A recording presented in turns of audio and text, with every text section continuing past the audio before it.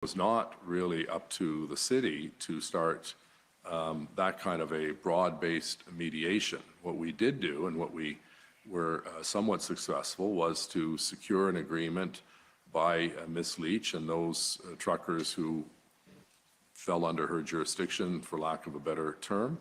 And I believe that was successful. We were able to get 40 big rigs and about 60 smaller ones out of the residential area and onto Wellington Street. Right. So that was not mediation. That was an individual, Mr. French, who came forward and offered at no charge the ability to see if there was some common ground between our police service and the protesters. But in terms of why the federal government didn't want to deal with a mediator, you'd have to ask them. So Mr. French steps forward. He says, I can help.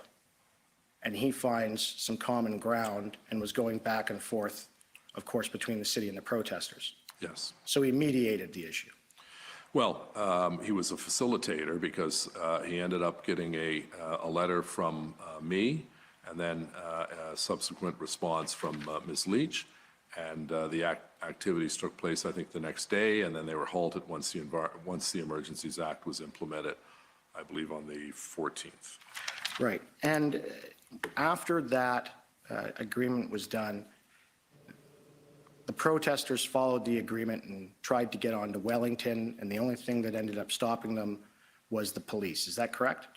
No, the police were there actually to help facilitate and traffic manage the congestion to bring them on to Wellington Street and away from the residential areas. So a senior officer was assigned, and my understanding was that it worked quite well, and then the Emergencies Act basically put a halt to that because all resources for police were needed to clear the area the following days. I put it to you that after the Emergencies Act was invoked, and you may have heard some of this evidence yesterday, that there was just a change, and that it was the city who decided not to follow through with the agreement with the protesters, and that was what happened with respect to that agreement.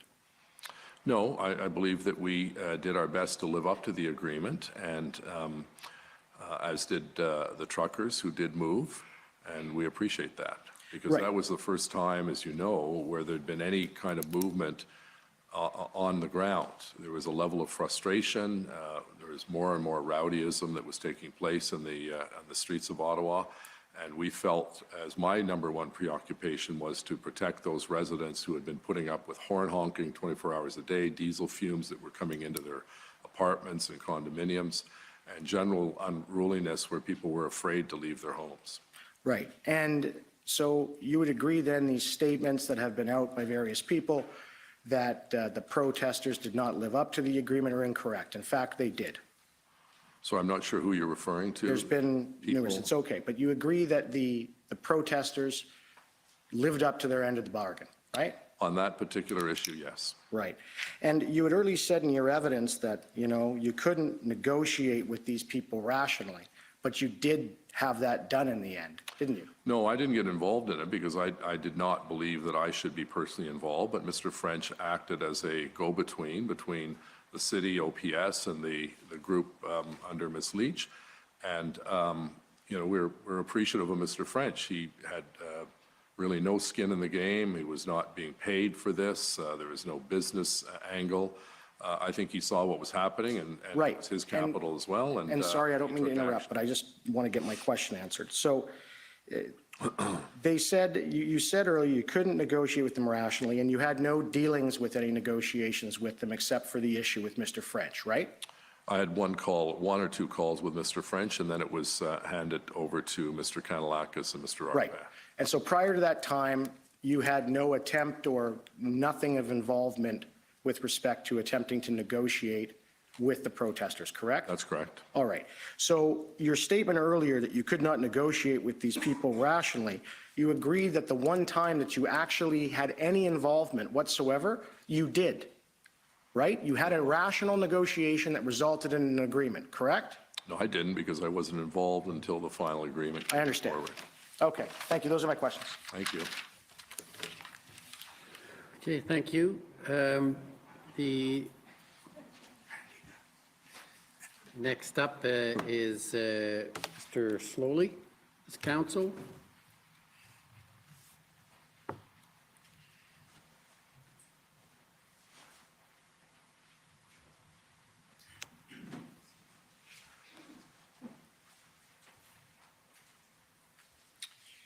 Afternoon, Mayor Watson.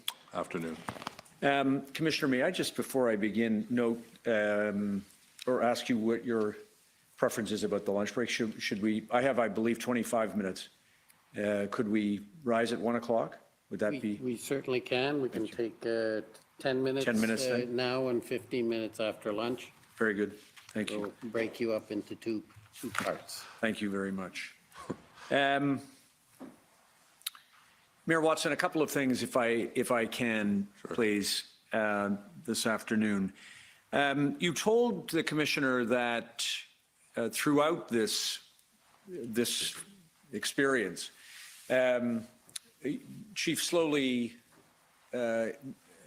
had your confidence. That's correct. And that was right up until the time he resigned. That's correct.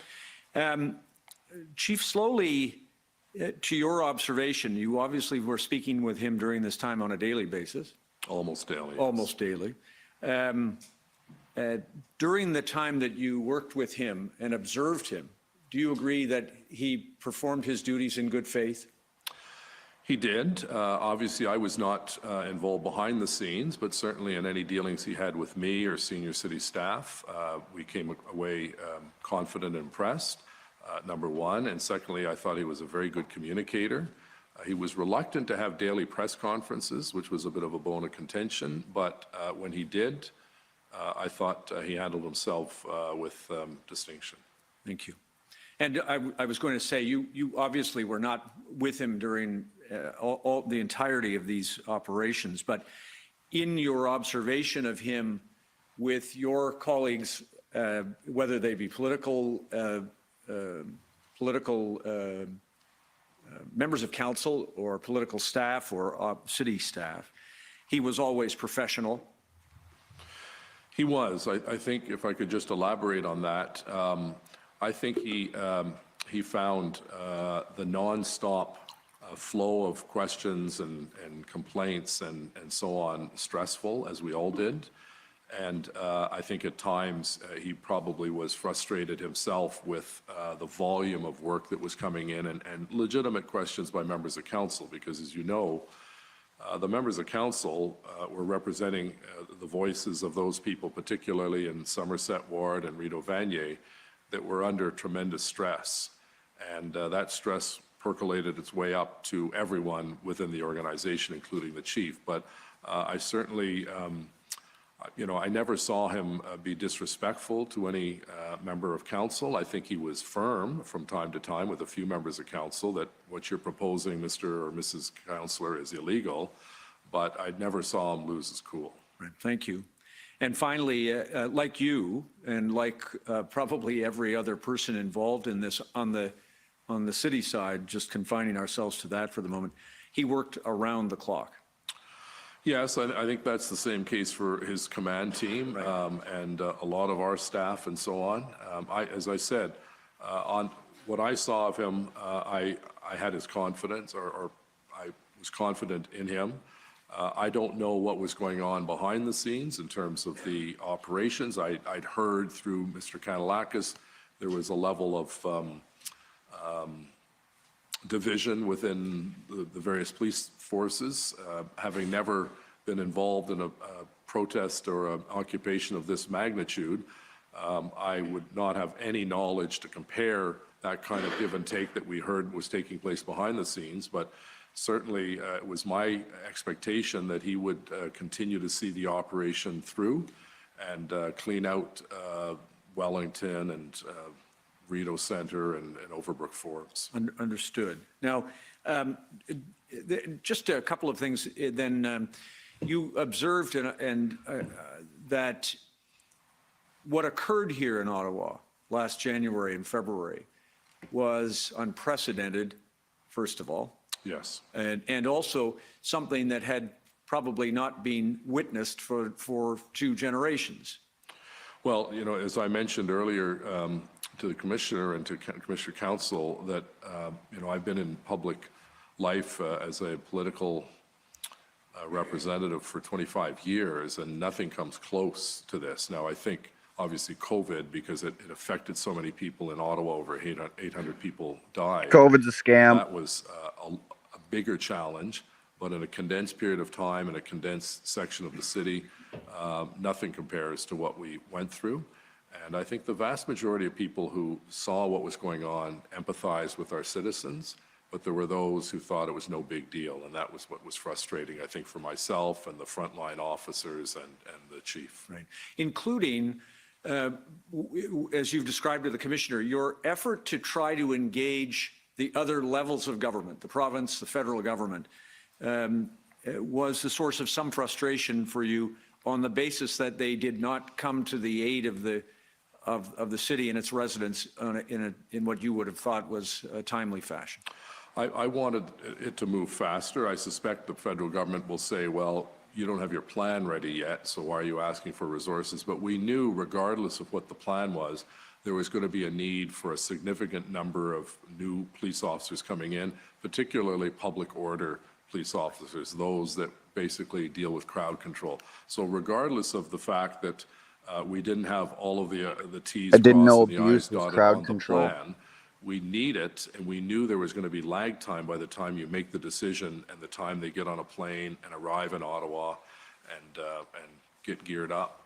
It was going to take some time. So yes, you know, the frustration I have and where I think there was a failure point was I wish all orders of government had worked faster to get the plan ready and to get the officers on the ground, and we could have resolved this hopefully by the end of week 1 instead of week 3. Very difficult. I think this is, tell me if you agree. Sorry, Very but we weren't letting that happen. to finalize a plan, an operational plan, until you know what resources you have. Do you agree? Well, I'm not a police expert, so I can't give you an informed decision. Certainly on the surface of it, we knew that we were going to need hundreds and hundreds of police officers because we were outnumbered 100 to 1 or 200 to 1. You just have to see the video of the raves and the dance parties and the honking of the horns and all of the other activities that were taking place that really stole neighborhoods away from the people who live in them. Right. What, perhaps more precisely, what I was getting at is that if the RCMP or the OPP in the aggregate had told the city through the proper channels that instead of 1,800 or 1,900 additional personnel, the only personnel available was 1,000 in the aggregate. Right. What I understand you were, in listening to your OPS colleagues and Steve Kay and others, was that the finalization of a plan would require some knowledge of what that number is. If you're sending 1,000 people, the plan is different than if you're sending 1,900. You agree? On the surface, I think that makes eminent sense, yes. Now, Commissioner Witt, may I suggest then, I think I've got just about 1 o'clock. Can we rise here and Yep, we'll rise until 2 o'clock. Thank you, Mayor. Great, thank you. The commission is in recess until 2. La commission est levée jusqu'à 14 heures.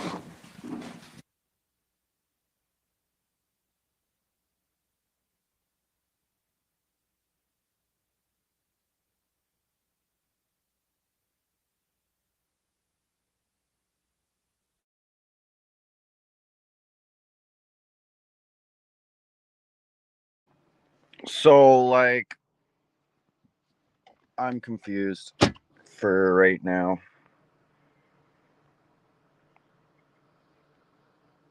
That's crazy. What are your guys' thoughts on that? I'm going to keep my camera off for a little bit. I'll talk to you guys, but, well, I'm having my morning cigarette, so I'm not going to have my camera on, but an hour break. Woohoo. Hey, Viola. So believe it or not, it says Procky is co-hosting, which he is, but he's also at work right now. He just threw this on for me so that I can control it. His 1,900 different than 1,000. And you notice how he fucking goes for recess before he gives Buddy a chance to even answer? Did any one of you just notice that? This guy is asking a fucking question. Pardon my language. He's asking a question, and then goes, oh, well, I'm getting 1 o'clock here, so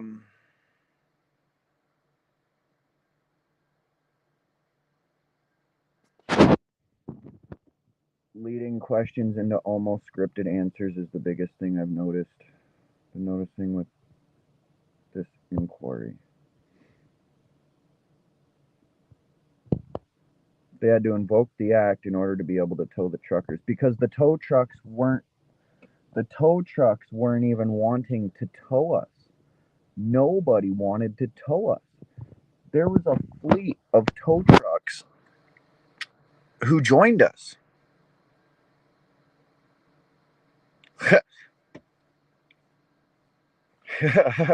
Joel, I love it. Love it.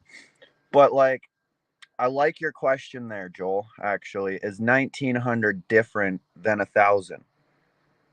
Well, yes, it is. Yes, it fucking is. You know? Like, I was there in fucking Ottawa. I know what happened. You guys could ask me a fucking question and I could give you the right answer because I was there, man. I was there. How do you deny stuff that was right in front of your face? Right in front of your face. And I recorded it all too. So, like, allow them to seize bank accounts and funds, punish the people, and strike fear into anyone thinking about joining and becoming involved, especially any leaders. Yeah, I mean, I had some stuff happen to my bank account a couple times there, and that's really what pissed me off and pushed me over my edge and made me like realize like this is some serious stuff here. So I don't know.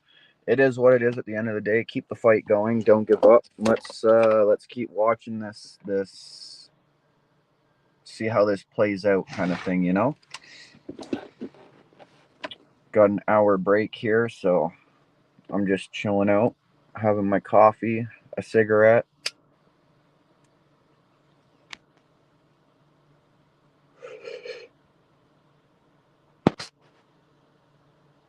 But yeah, like, you guys could ask me any question about Ottawa and I could tell you the proper answer.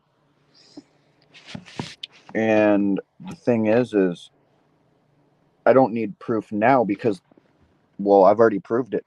I've already said it. I've already recorded it, you know? I've already documented it. It is what it is. Yo, Pierre Gosu, what's going on?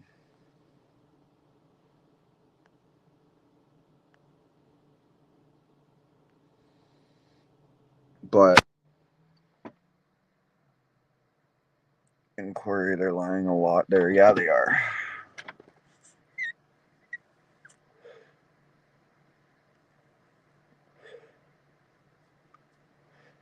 I just don't understand. I don't understand why they have to lie. I don't understand, man. Like, I get they're corrupt. I get they want more power, more money, you know, population control. I understand all that. So why the fuck lie about it, man? We already know what you're doing. If we were that dumb, really, really, really, really, if we were that dumb, do you think Ottawa would have happened? Do you think the Netherlands or Germany or Ireland or British Columbia or any one of those places I just said, plus some, do you think anybody would have stood up? If we were really that dumb and weren't aware and in tune to what is happening in the world, do you think any of that shit would have happened? Yes, I agree, Pierre Gosu. I 100% agree with that. It gave people hope again. It inspired people to move forward. It inspired people to get up out of the hole that everybody was forced into and say, screw this. You're not going to force me down anymore. We know. But honestly, most people just swallow the narrative and don't even think about it other than to parrot what they see on TV. It's true. A lot of that is true.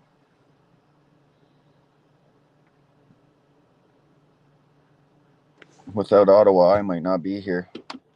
You know what? Could probably say the same, my friend. Could probably say the same. But then again, no, maybe not, because like I'm a good dad. I had my daughter full time. You know, I can go back and be with my daughter again anytime I want. But I'm fighting for her future. I will be back for her by next year. People spend a whole child's lifetime away from them, but I'll never do that. I'm spending enough time away from them so I can pave the way. So I can pave the way for my children, have nothing but truth, knowledge, inspiration, and a legacy for them to keep going. And I want to make sure that it's safe for them. And until I do that, I can't go home. Did you go to the Battle of Billings Bridge in Ottawa? I have no idea if I did. That is the C word, man. It's the way they say it. Is reality is what they say it is. They do think people are that dumb, and if you're not dumb, you're dangerous to them.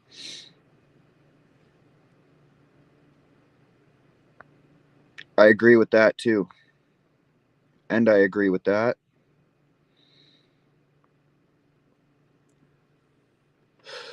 I think that we need to keep fighting because I look at this, obviously, like, I'm not at war where I have to have a gun and you have to have a gun and they have to have a gun and we have to be on a line and our captain tells us when to fire and, you know, not like that. But in my head, I'm treating it like that, like a war, because in a war, would you go home before the battle is won? Would you go home? Be honest. If the battle wasn't over, would you go back to your family? Because for the rest of your life, I guarantee you would regret ever leaving the battle before it was finished. So that's why I'm still here. I can't go home until the battle's over. Even paved a way enough for my children to walk the path so they can have their freedom.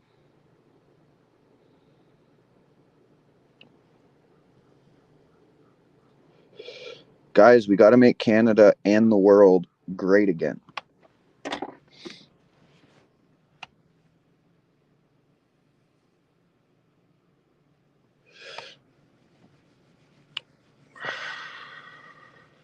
This COVID and vaccine and all that was all developed in a US biolab. Found that out.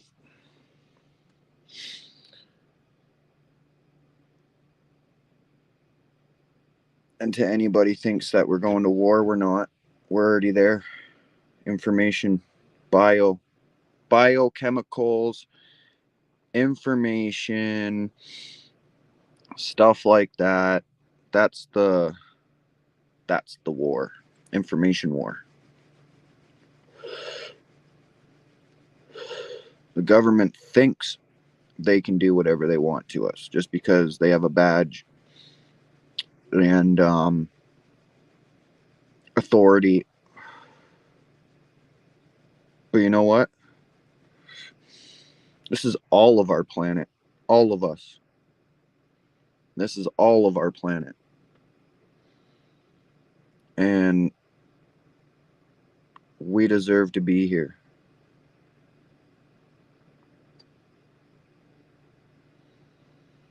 What's going on, Mrproccy? Ohana, much love, welcome, thank you, and much love from Canada to the USA.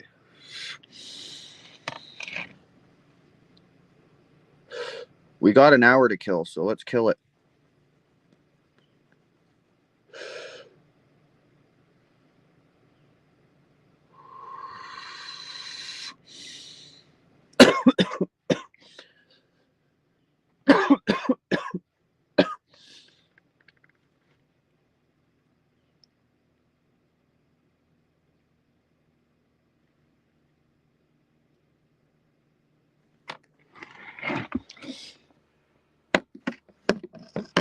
Get up, stand up.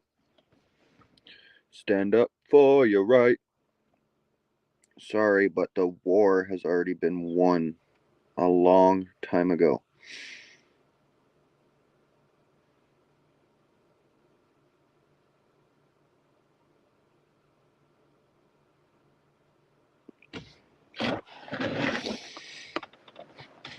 Yeah, Joel, I don't know. I think it's the tech that's ruining us.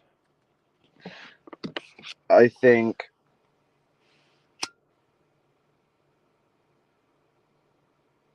in order for the government to keep their control, they have to do shit like what they're doing right now.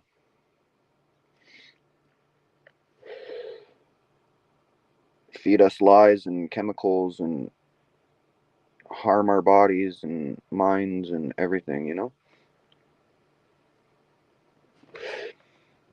Up to 21 likes. Good job. We're all family. Yes, we are.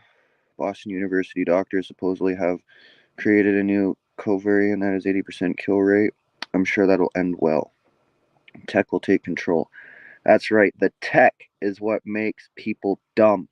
Yes, it is. But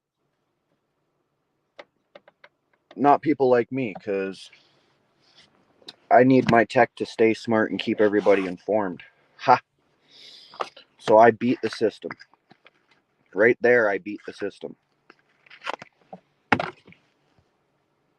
Now, instead of going down, I need to go back up. I'm back, baby. Let's do this.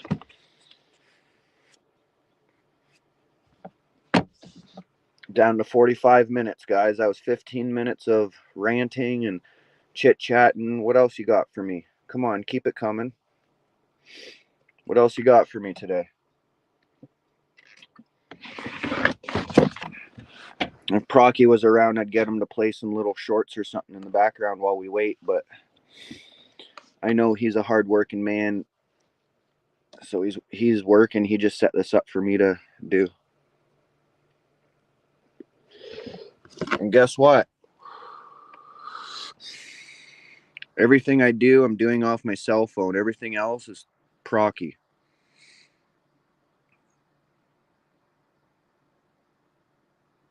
Broadcast info.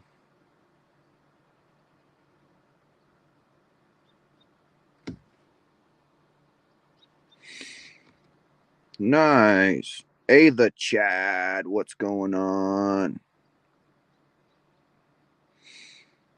COVID was man-made, he says.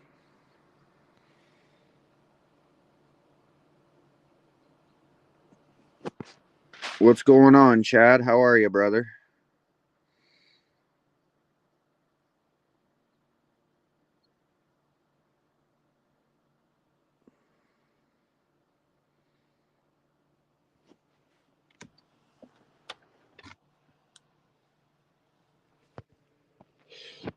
So this just in. The government is a bunch of scandalous liars, thieving bastards, and murderers. And don't forget, some of them like children. So be careful, be cautious. and stray away from government officials, especially ones that can just use their power over you.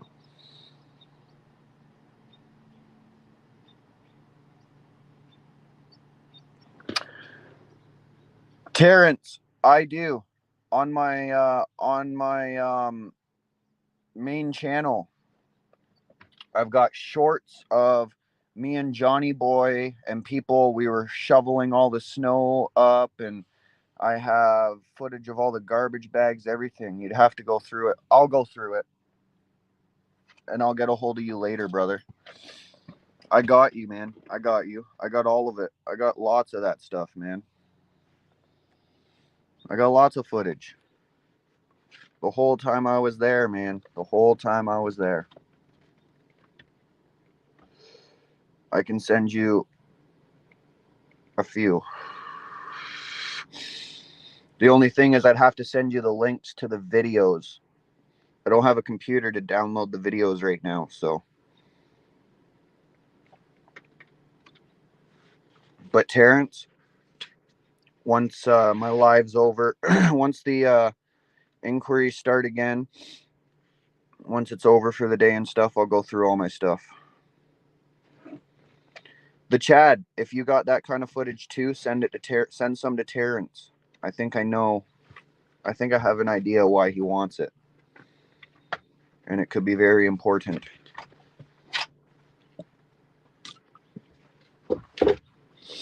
Terrence, can I shout out your Facebook?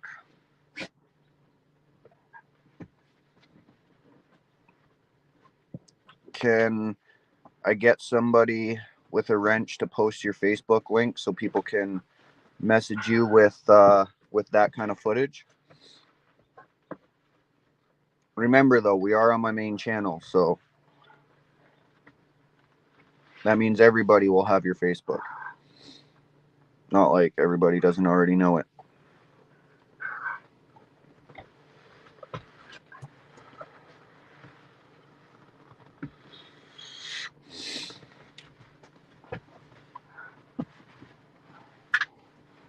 Yes, no, maybe so? Are the comments taking forever to load or something?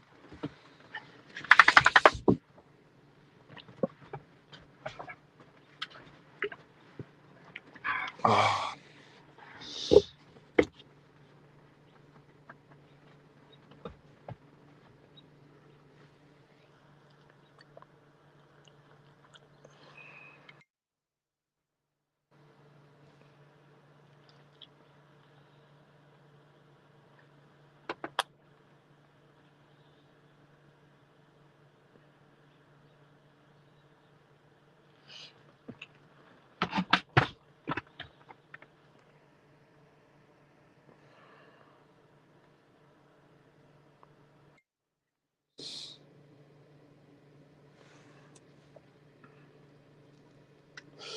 Sometimes you just gotta poop out the poison. Ha!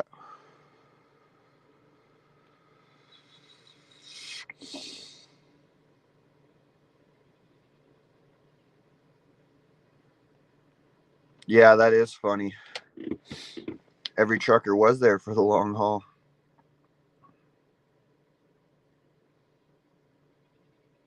What's going on, Dickard?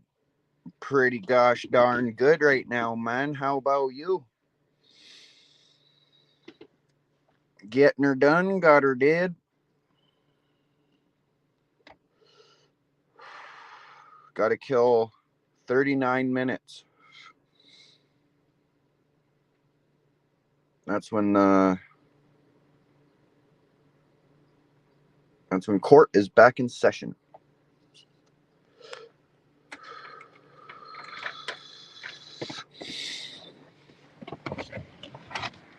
Proves they never came out and talked to the truckers. No, they didn't. Done my 8 now, back at home. Nice. Nice, nice, nice. Oh yeah, it'd be like what? 11, 12, 1 o'clock where you are right now, eh? Shit. Oh, excuse me. Julissa, good morning. Welcome to the show.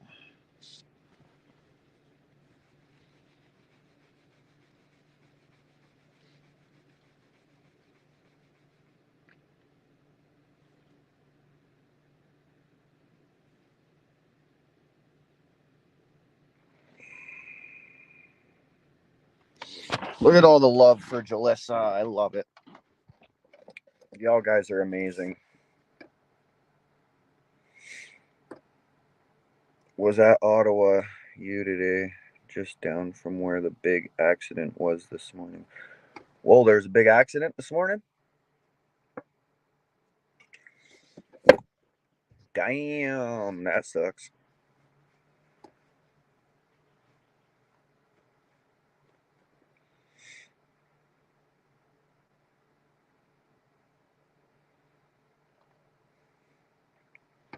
I should just record my drives every day, and if something happens, bam, it'd go viral. Post it up. Start making time-lapse videos.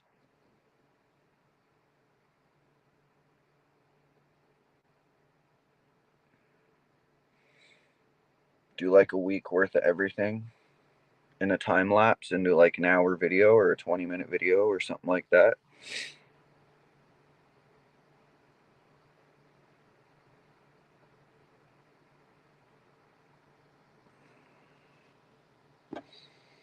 You thought you saw Dickard. How bad was the accident? That sucks. I hope everyone's okay.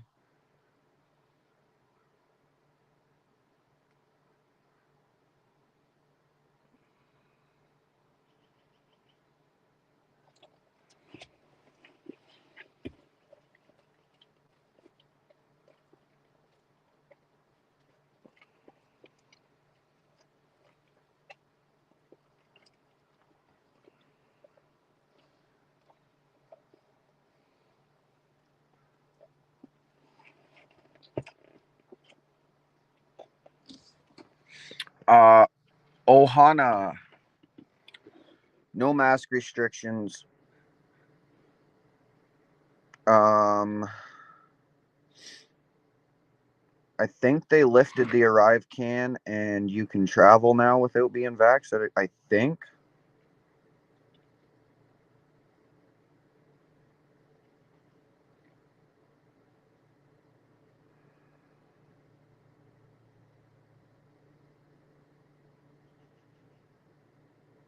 I did not, Brett, but now that you just told me, I think I may go over there and watch it.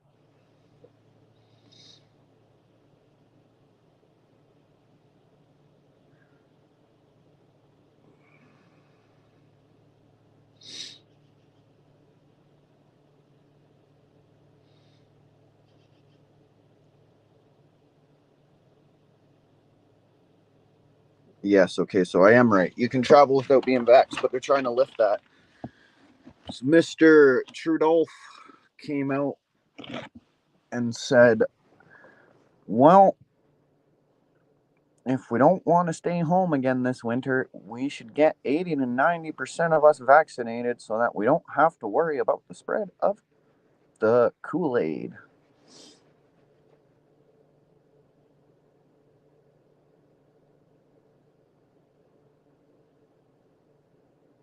A few weeks ago. So in other words, he's probably going to try and bring the restrictions back. But you know what?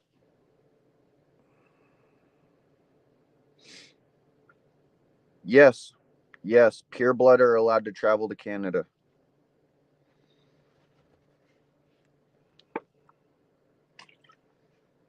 The pure ones are allowed to travel.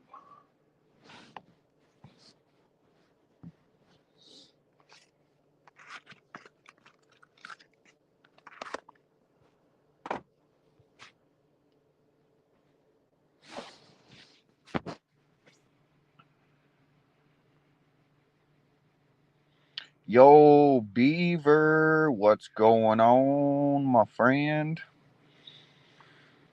I was actually in a Russell Brand live stream for once today over on Rumble. I was watching and commenting.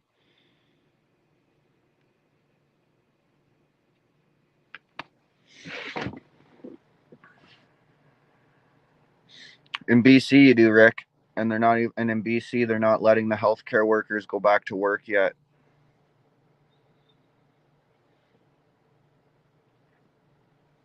I think Alberta is.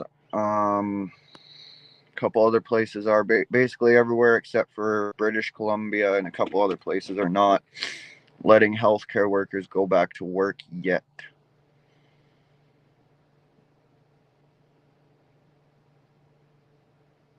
Which is just downright unbelievable.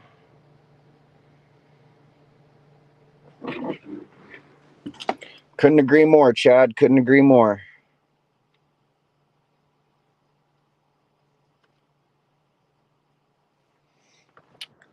And that's good, Beaver, man. I'm good. I am good. Yeah, I know it's stupid. Diff rules for different areas. Same country. Yep. Exactly. Exactly.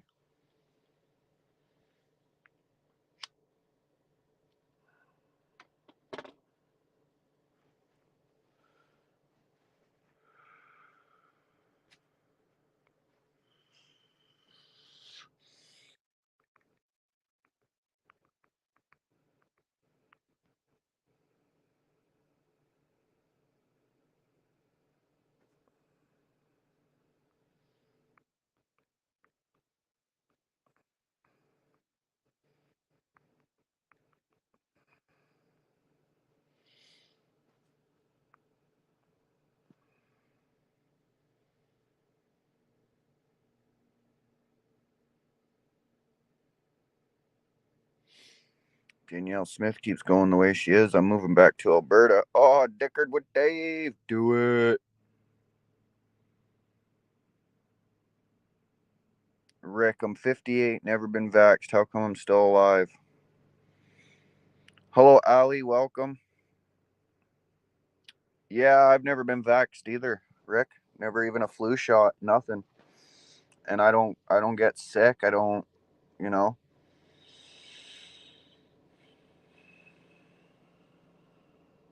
I think I might have like mild allergies, but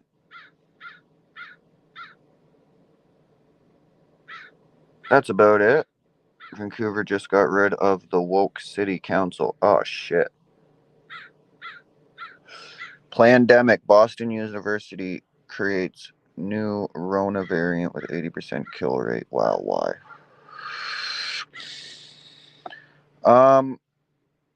Because they're murdering psychopaths.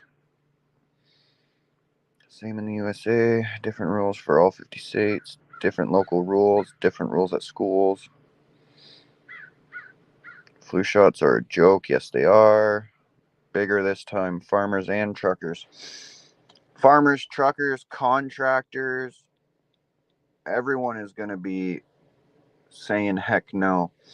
And pandemic, I have no idea. I just know that they want to kill us. They want population control. That's it. It's all about population control.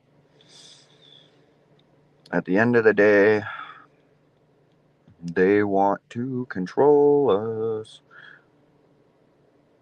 They want to tell us what to do.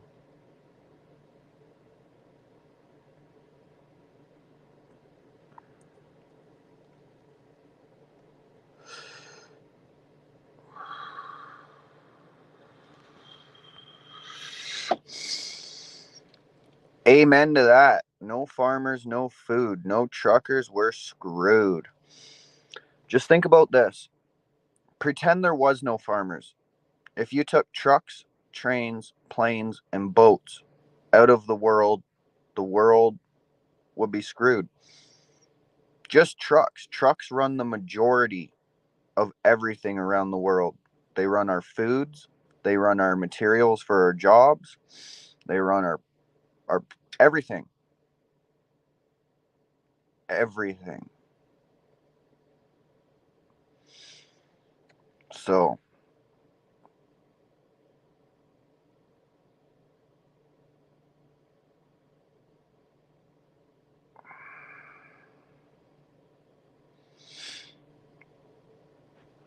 Danielle Smith election sabotaged by cross the floor is what the NDP to win provincial election here in Alberta. Apparently such action is to be rewarded. No thanks, not my kind of politician.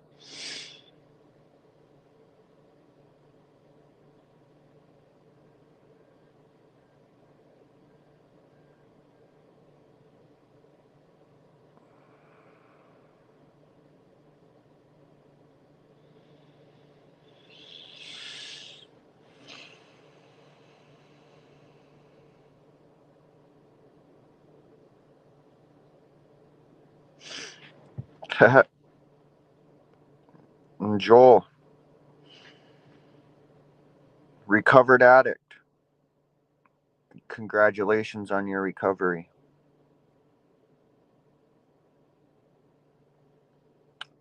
I am a recovered addict as well.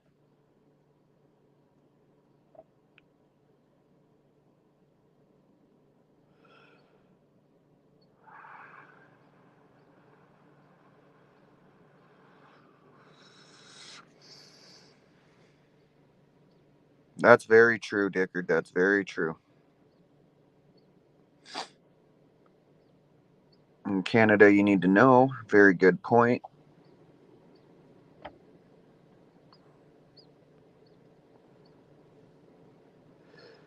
Very good point.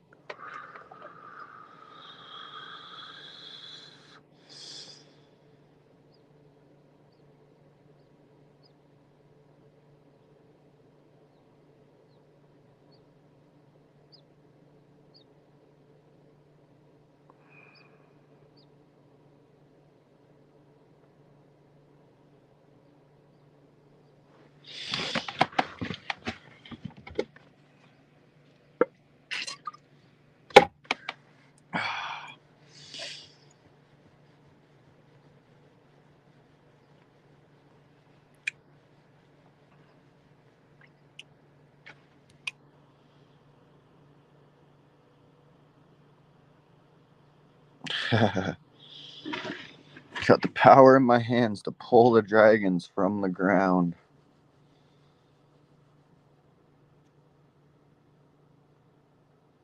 That's weird. On one live it says I got 12 people. On the other one it says I got 28. There's 28 people, but on my YouTube it's only showing 12. What the heck is going on with that?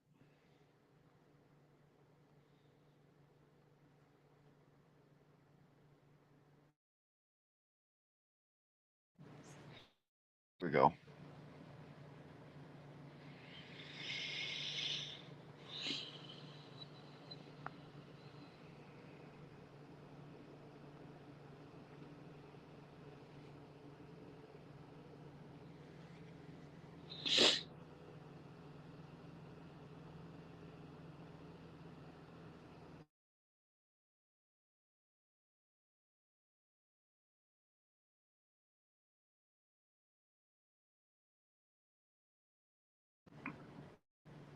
Let's go. Sorry, both aren't corrupt. NDP pure tyranny. They're the ones who were trying to get door-to-door injection offers and wanted everyone locked up. Prisoners in own homes. I see 26 watching now. I still see 28. It takes a while for StreamYard to load it. Now I see 26.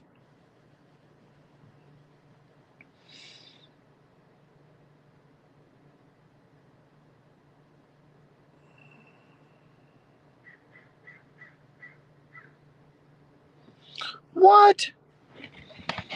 That's just ridiculous. That's just redonkulous.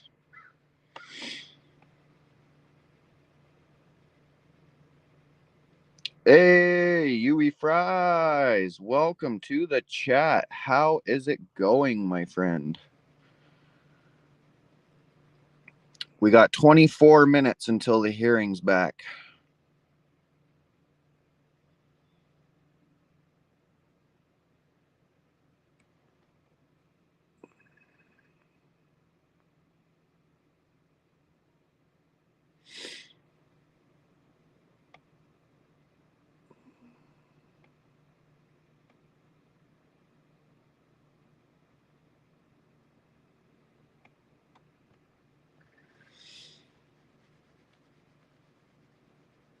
Hey, Wanda E., good morning. Welcome.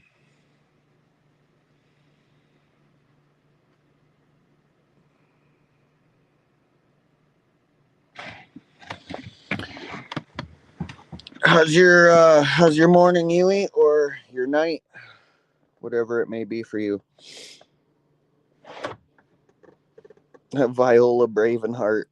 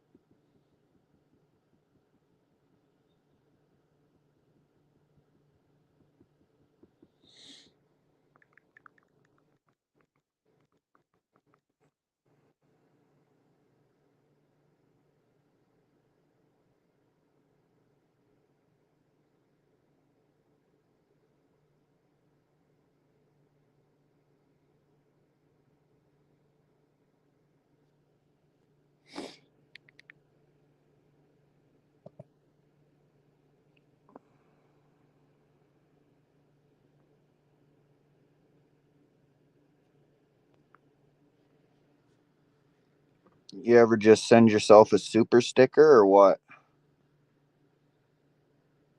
Oh, well, thank you, kind sir, for that super sticker. I appreciate that. Yep.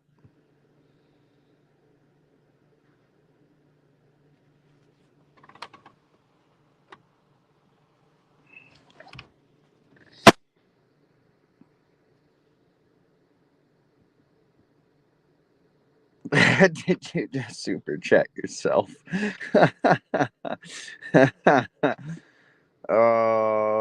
Yes, I did. Yes, I did. Yeah, the dog did it.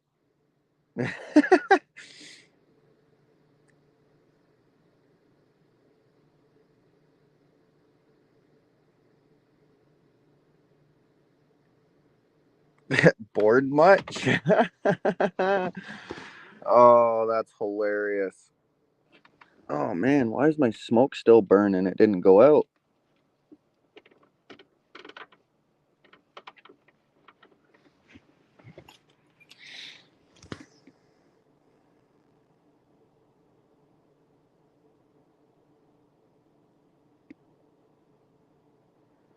I love it.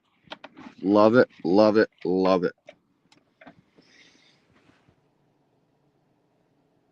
How's Lucifer doing?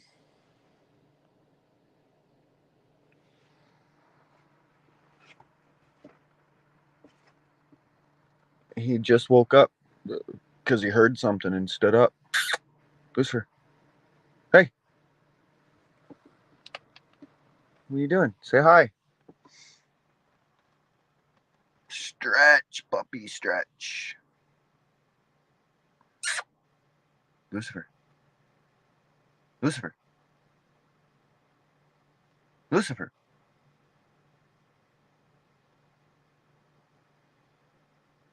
Hey. Lucifer.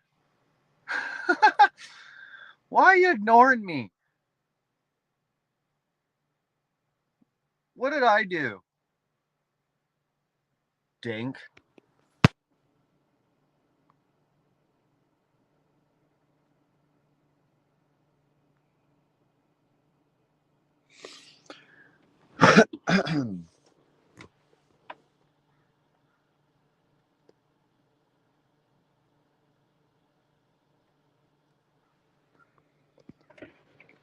What he said. Yeah, I love my puppy too. He's awesome, isn't he, Huey? He's a pretty boy. Enjoy your dinner, Viola. Peace, love, and freedom.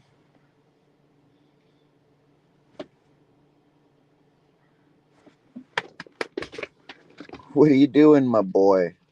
Hey, what are you doing?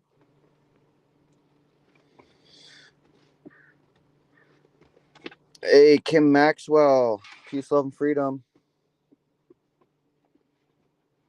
Hey, my boy.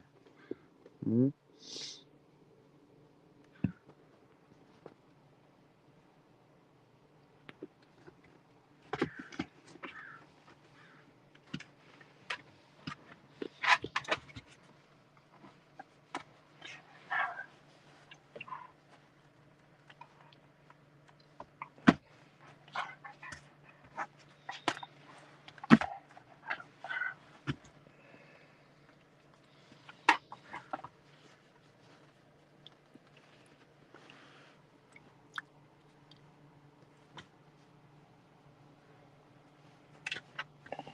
He's like, Dad, there's a bee. Dad, there's a bee.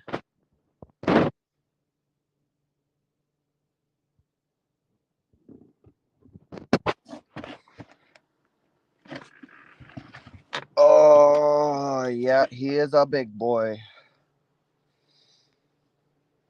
He's my big lap dog. He's a giant lap dog. He's a giant suck.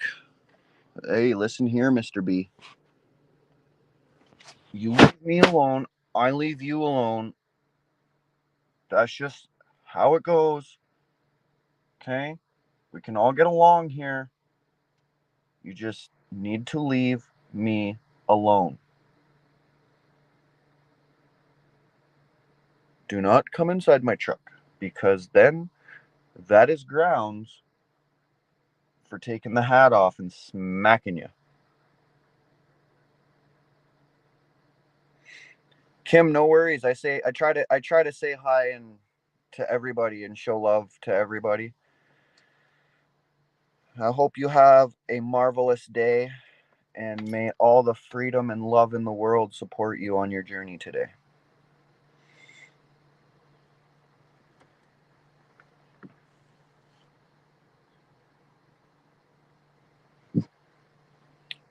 Yeah, save the bees, kill the horn, and it's bum, ba-da, bum. Hey, no barking at people. Shush.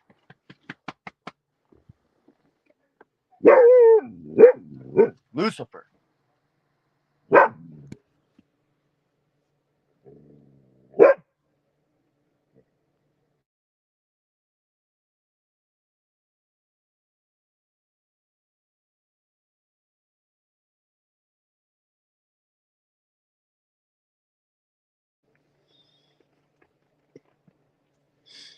Well, thank you, Kim. I appreciate that.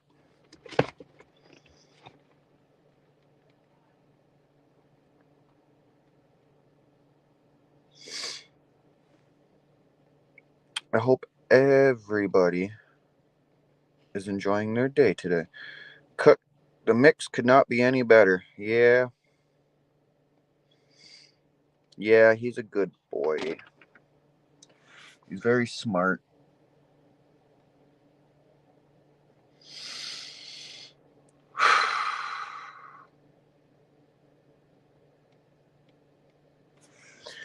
I think I need to go and get this puppy a treat.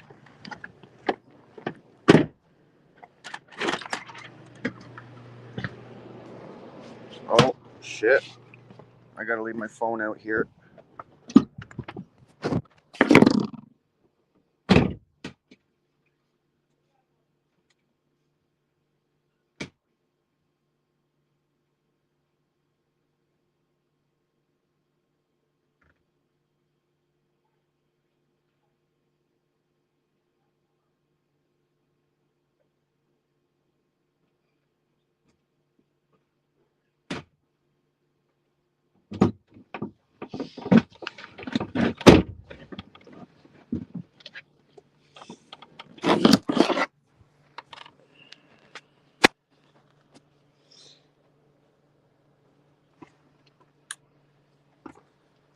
Sit. Give me a kiss. Good boy.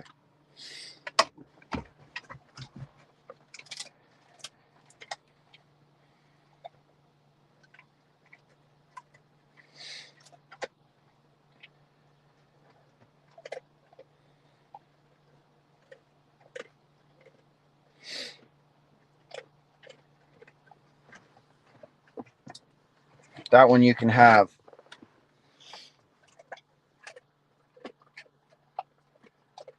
You know, it's one thing to put a treat in your mouth and give it to a dog. It's another when you put it flat on your face and see how good he does.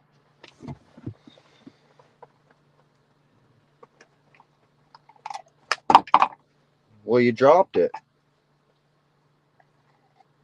There you go. Good boy.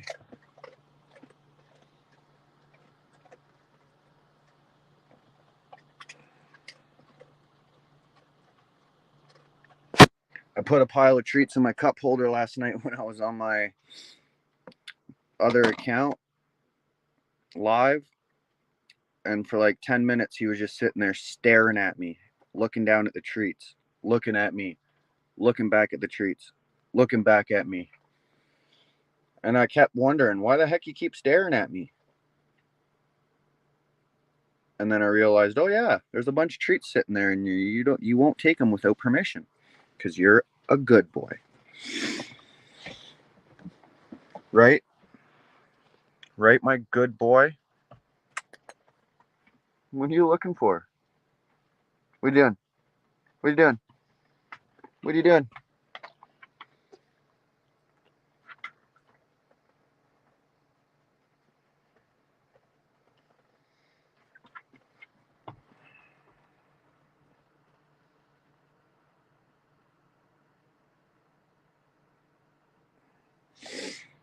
Well, we got about 11 minutes to go.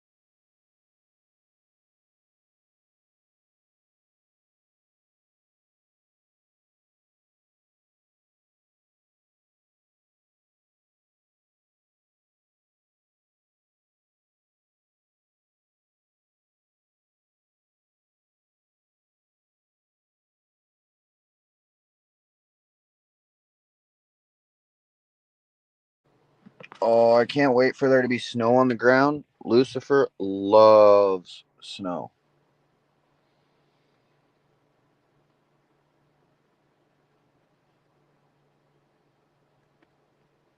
I am, near Kelowna, Yui.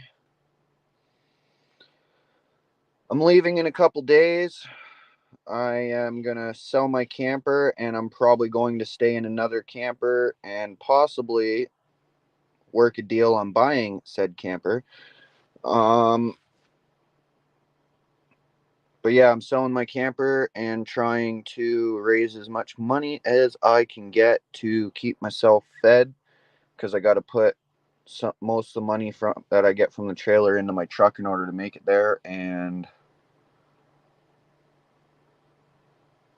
I have till the 21st to get all this done.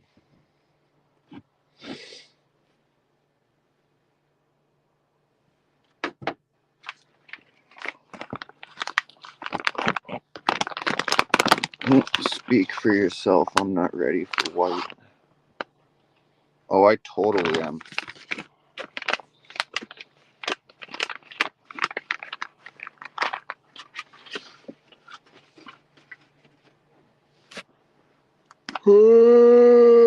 Excuse me.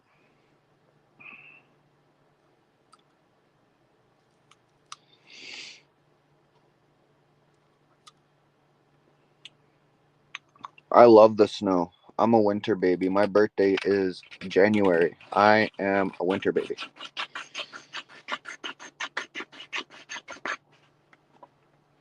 I'm an Aquarius.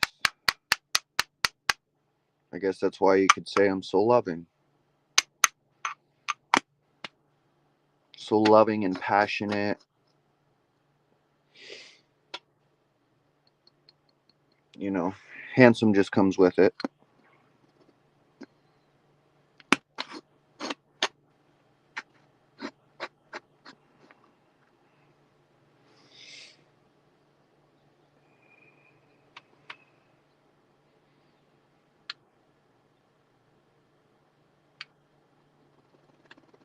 You hate shoveling it, do you, Rick? I love shoveling it. I like plowing it. That kind of sounded a little dirty, but I like to plow the snow. Snow plow the snow. I don't know. How do you say that properly? Without a bunch of us crazy-minded people thinking different about it, you know? Thinking, oh, man. I'm just kidding. I'm just kidding. But I used to haul one of those zero-turn plows. You stand on it. It's like a zero-turn, and used to use that for plowing. It was pretty cool. Me and my buddy would mess with each other, and I'd block him in. He'd cover my trailer full of snow so I couldn't get my plow onto it. I had to plow my trailer. We'd pull all kinds of pranks. He disconnected my trailer one time. It was hilarious. I go to pull away and my trailer's not attached. I'm like, yo. Let's just say he beat me to the shop that day.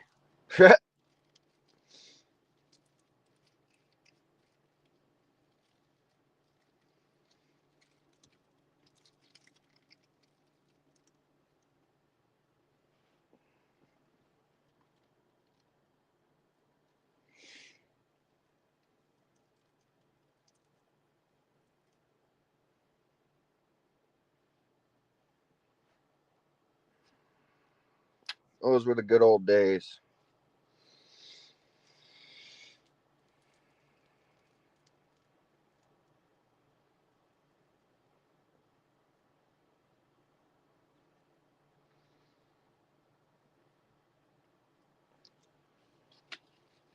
That was actually when the fake demic started.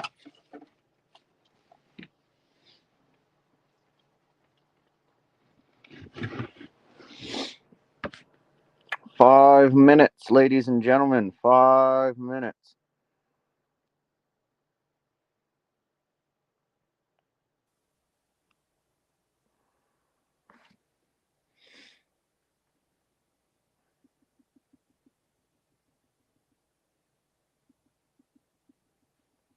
Five minutes till the hearing is started.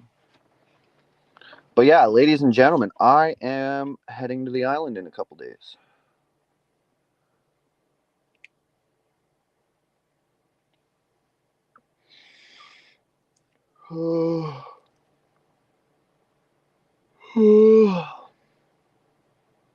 Go to the hot springs with Mrproccy. Have some beers and some smokes. Have a good night. Chill out.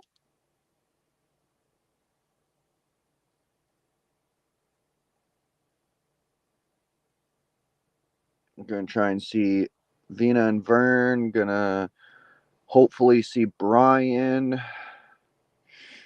And then when I get to the island, I'll be seeing Mr. and Mrs. T. I'll be seeing Ty Guy. I'll be seeing Timber Traveler.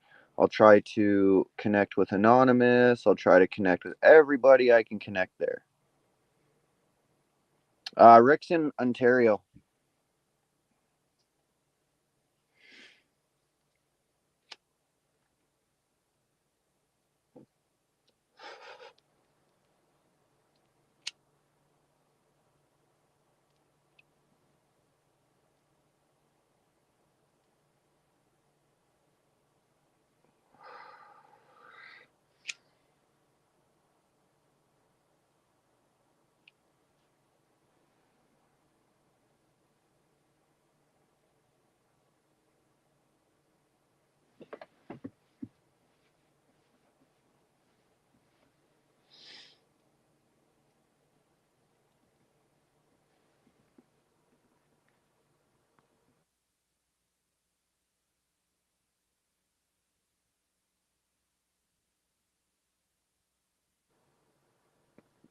Ladies and gentlemen, I think we are back.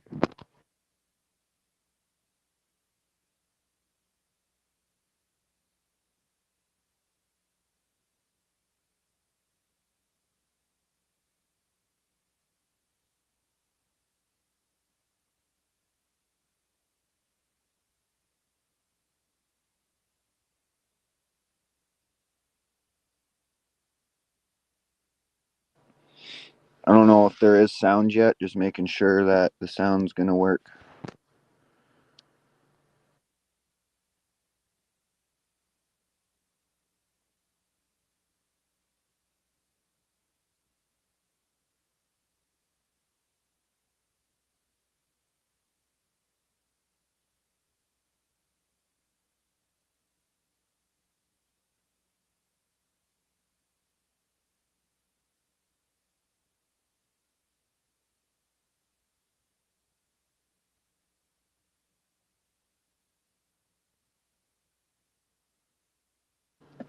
Oh yes, Ontario gets lots of snow.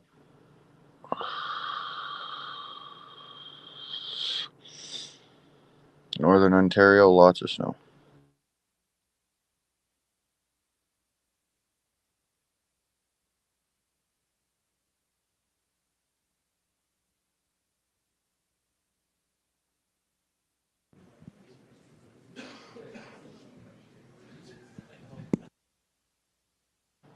Okay, there is sound.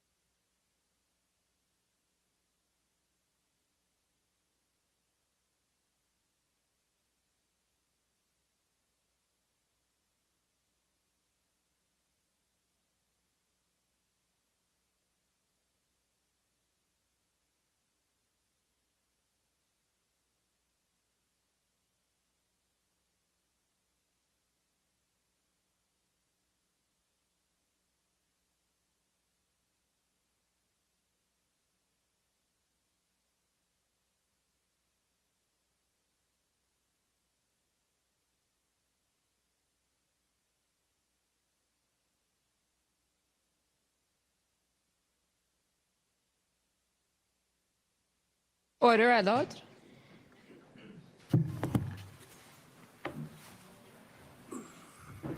The commission is reconvened. La commission reprend. Good afternoon, bon après-midi.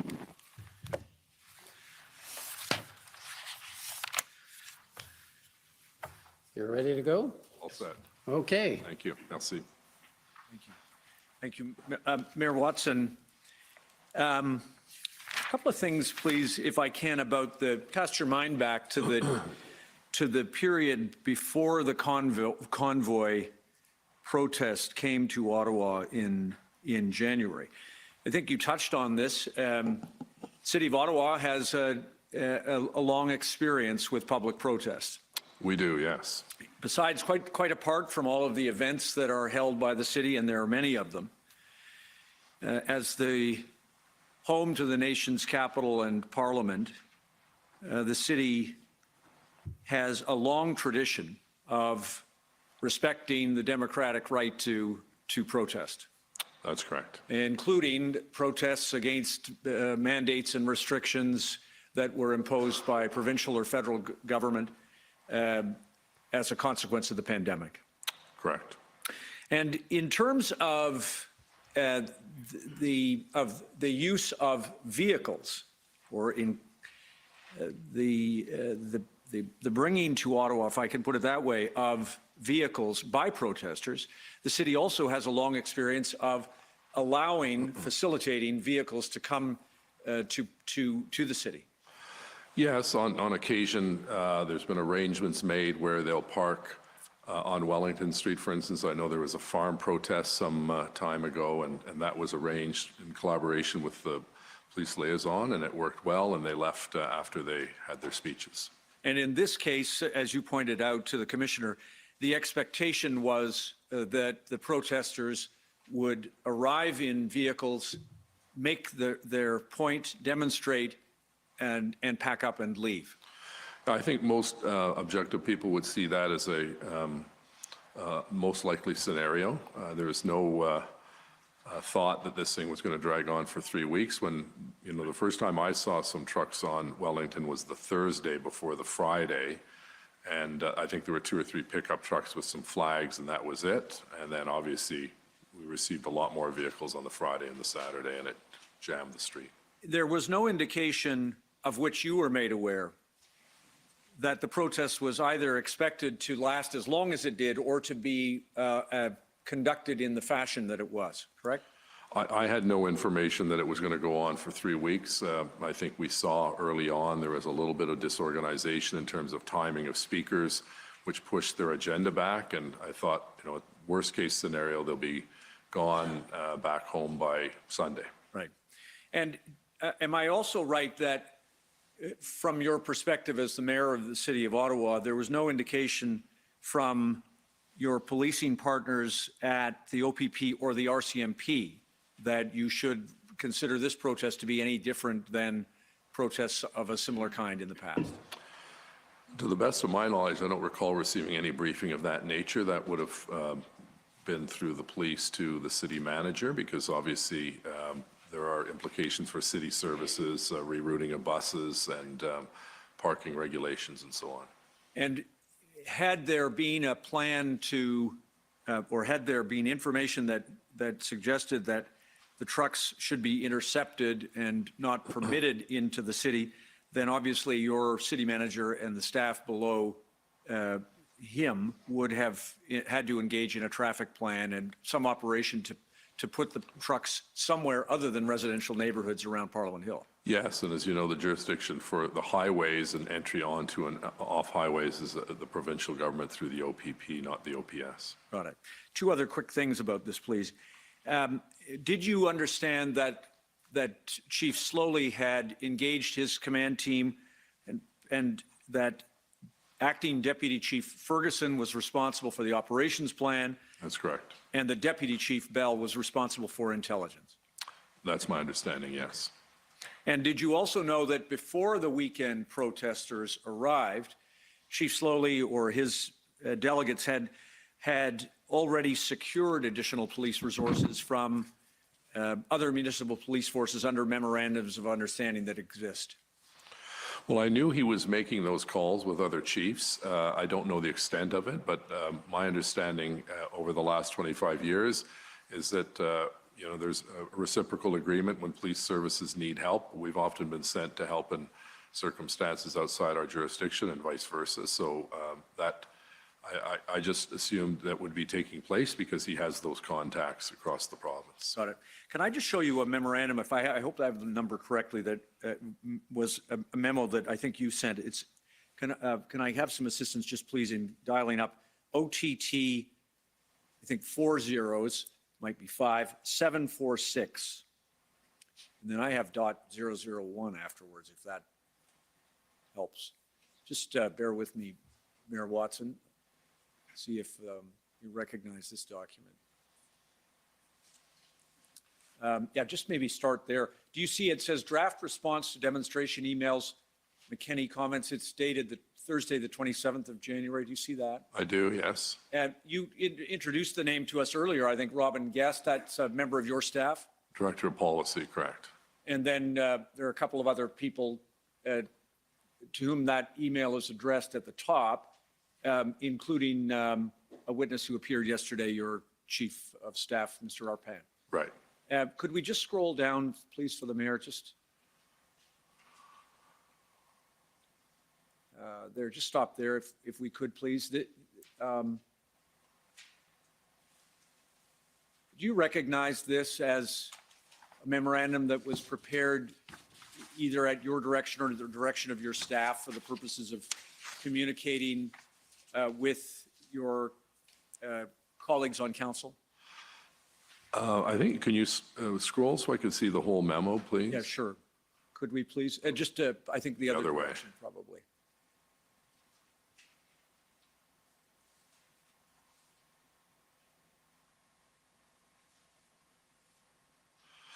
Yeah, this was a letter that was a draft for people writing me via email about the convoy, because the gentleman it was from, if you scroll up to the top again, Ben Poirier, he's our correspondence officer in the mayor's office, so he would have received a draft from probably Robin Guest in terms of this was the template that we would use initially when people started to write in with concerns about the convoy. Understood. And I won't go through all of it, but you described a reference to past practice, to the right to protest in our democracy, and the plans that were in place for a safe weekend.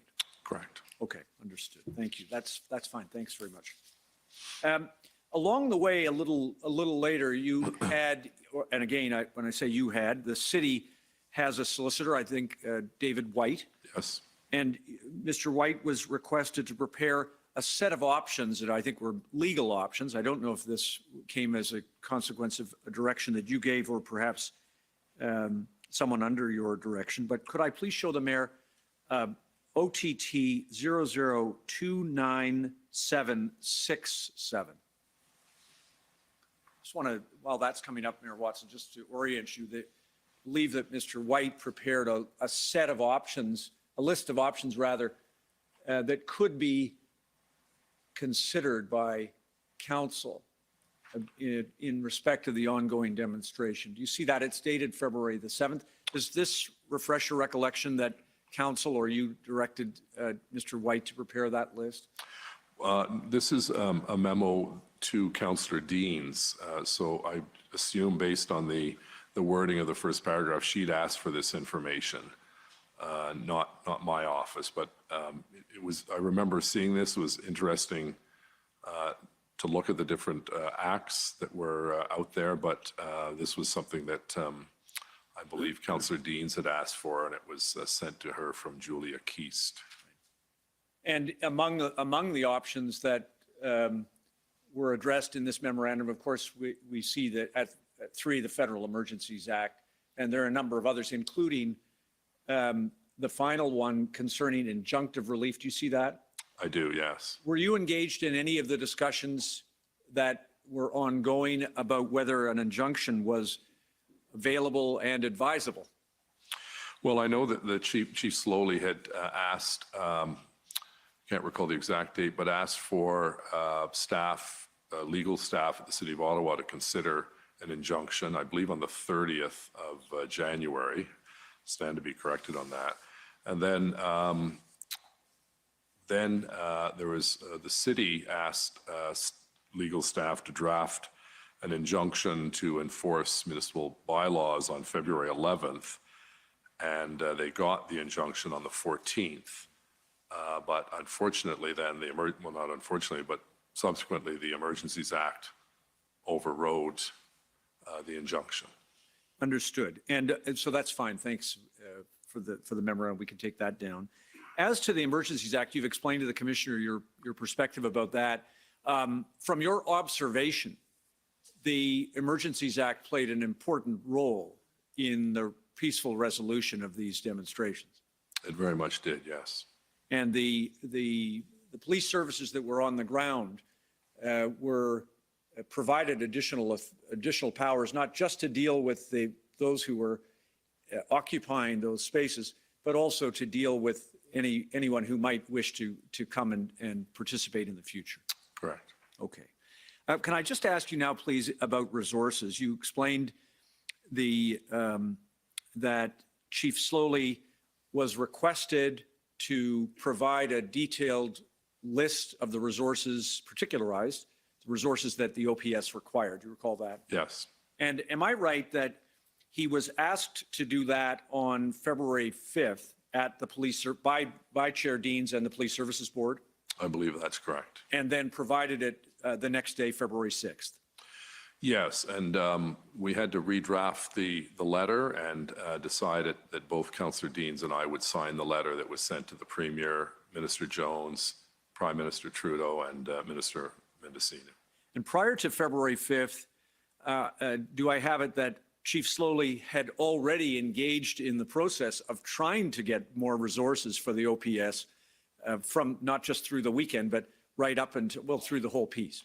Yeah, my understanding was that Chief Sloly was making many calls to other police agencies, municipal police services across the country, and that was taking a fair amount of time, but at the end of the day, I think it was helpful because they supplemented the resources that we got from the OPP and the RCMP.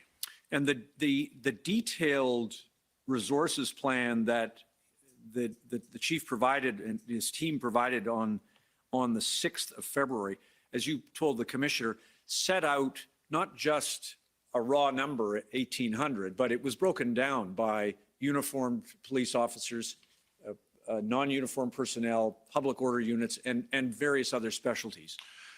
Yes, it was quite detailed, and to my surprise, there were references to additional resources for jails and lawyers and other people, not just frontline officers. So it was quite a detailed request, and that was the basis of the letter that we sent to the 2 other orders of government. Thank you. Correct. And you and Chair Deans and certainly Chief Sloly were under, I'll say pressure, but small p pressure from your council members to answer questions about not just these resources, but to identify that specific number that Chief Sloly had given and that you had conveyed in public. Is that correct? Yeah, so I don't know when that number became public, but at some point we knew it was going to get out. But I think the concern on the police services part was that it was best that it not be public, because that shows our hand to a certain degree in terms of the magnitude of the police operation to clean up our city. Understood. And just, you got to the question I was going to ask you, just to confirm, it wasn't Chief Sloly's idea to publish that number. It was, as you pointed out, it was inevitable that it was going to come out once there was this caught in the middle status and political requirements. That's correct. Okay.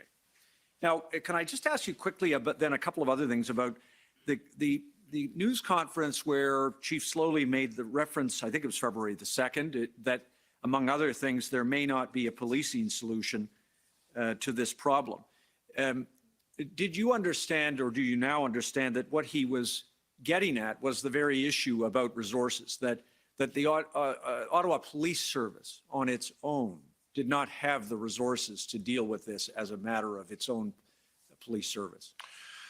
Yeah, initially I didn't understand that to be the case. I just thought he might be saying we need, whether it's a mediator or, some other resource to solve this. And most people, I think, were under the impression they were scratching their head wondering, well, if it's not going to be a police operation, what other kind of operation is there? So I think given time, that makes more sense when he says it's not going to be a police operation because he doesn't have the resources. But at the time, I was surprised that he'd said it in that way and didn't really elaborate or clarify what he meant. Right. Subsequently, of course, he was asked about it and did provide additional clarification, I think. I believe that is the case, correct. Now, and as to that issue, I think you've explained this to the commissioner, but just so that I have it, there was never going to be a solution to this problem unless there were a lot more police service members than Ottawa Police Service have. Absolutely, yeah. There's no way, I think even a layperson like myself recognized that the Ottawa Police Service was outnumbered in terms of the resources they had. Plus, as I mentioned earlier, we have a whole city to police. We can't take all of the police from rural Ottawa and suburban Ottawa. There's still calls and activities that require police services. They couldn't all go down to the Bylaw Market or Centertown. That's why we needed to supplement them with the other 2 forces plus municipal forces. And do you share the view that there wouldn't have been any different outcome no matter who was the chief of police if the matter was the resources? Yes, I truly believe that. We needed those 1,800. That was the best estimate of the police service and their expertise. And in combination, we also needed the Emergency Act, or I believe truly that we would have been in a stalemate for several more weeks, which would just be intolerable for the public. And just then final, two quick things then, if I may, Mayor Watson, the resignation. I appreciate that you've told the commissioner that you learned of it when it was announced. Did you have a chance to speak to Chief Sloly in the aftermath of the resignation? I did. It was several weeks later. I invited him to lunch to say thank you for his service. I think when these things are done in a public fashion, it's not the kindest way to bid goodbye and to thank someone who had served their community. And so I brought him to a restaurant and we had lunch. We didn't get into a lot of the details, obviously, of what he went through, but I just thought it was my opportunity to thank him for his service. And I think you've said previously that you regarded his resignation as a true act of leadership. Yes, obviously there were concerns on the part of some members of the Police Services Board, and I think he did the honorable thing. And I stated that in a statement I released. There was, with your indulgence, Mr. Commissioner, I have one, Mayor Watson, I'm on borrowed time, so that means you're on borrowed time.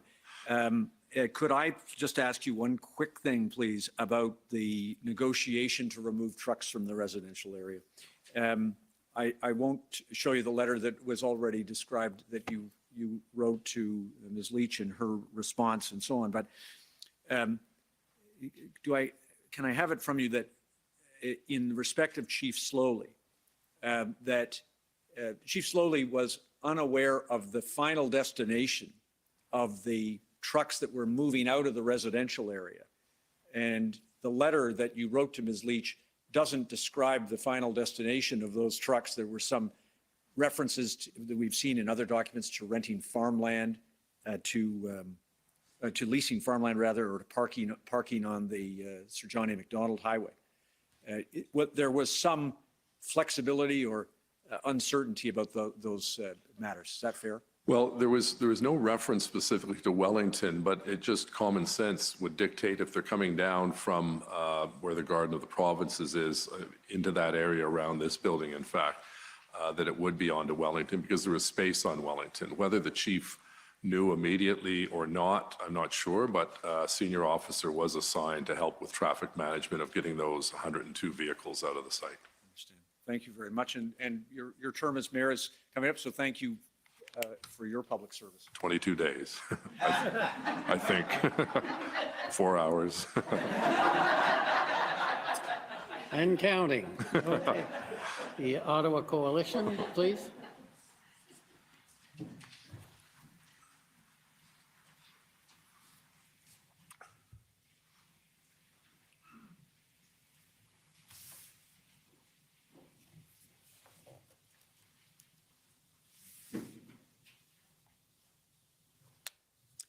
Thank you, Commissioner. My name is Paul Champ, Mayor Watson. I represent the Ottawa Coalition of Residents and Businesses. Just have a few questions for you, Mayor, following on your testimony. One question that you just answered to previous council, you'd indicated that there was no indication that this protest was going to last. But wasn't it true, Mayor Watson, that we were aware that by the time they arrived in Ottawa, even that first weekend, that they had raised several millions of dollars on GoFundMe to, keep providing them with fuel and food and other resources? We knew about that, correct?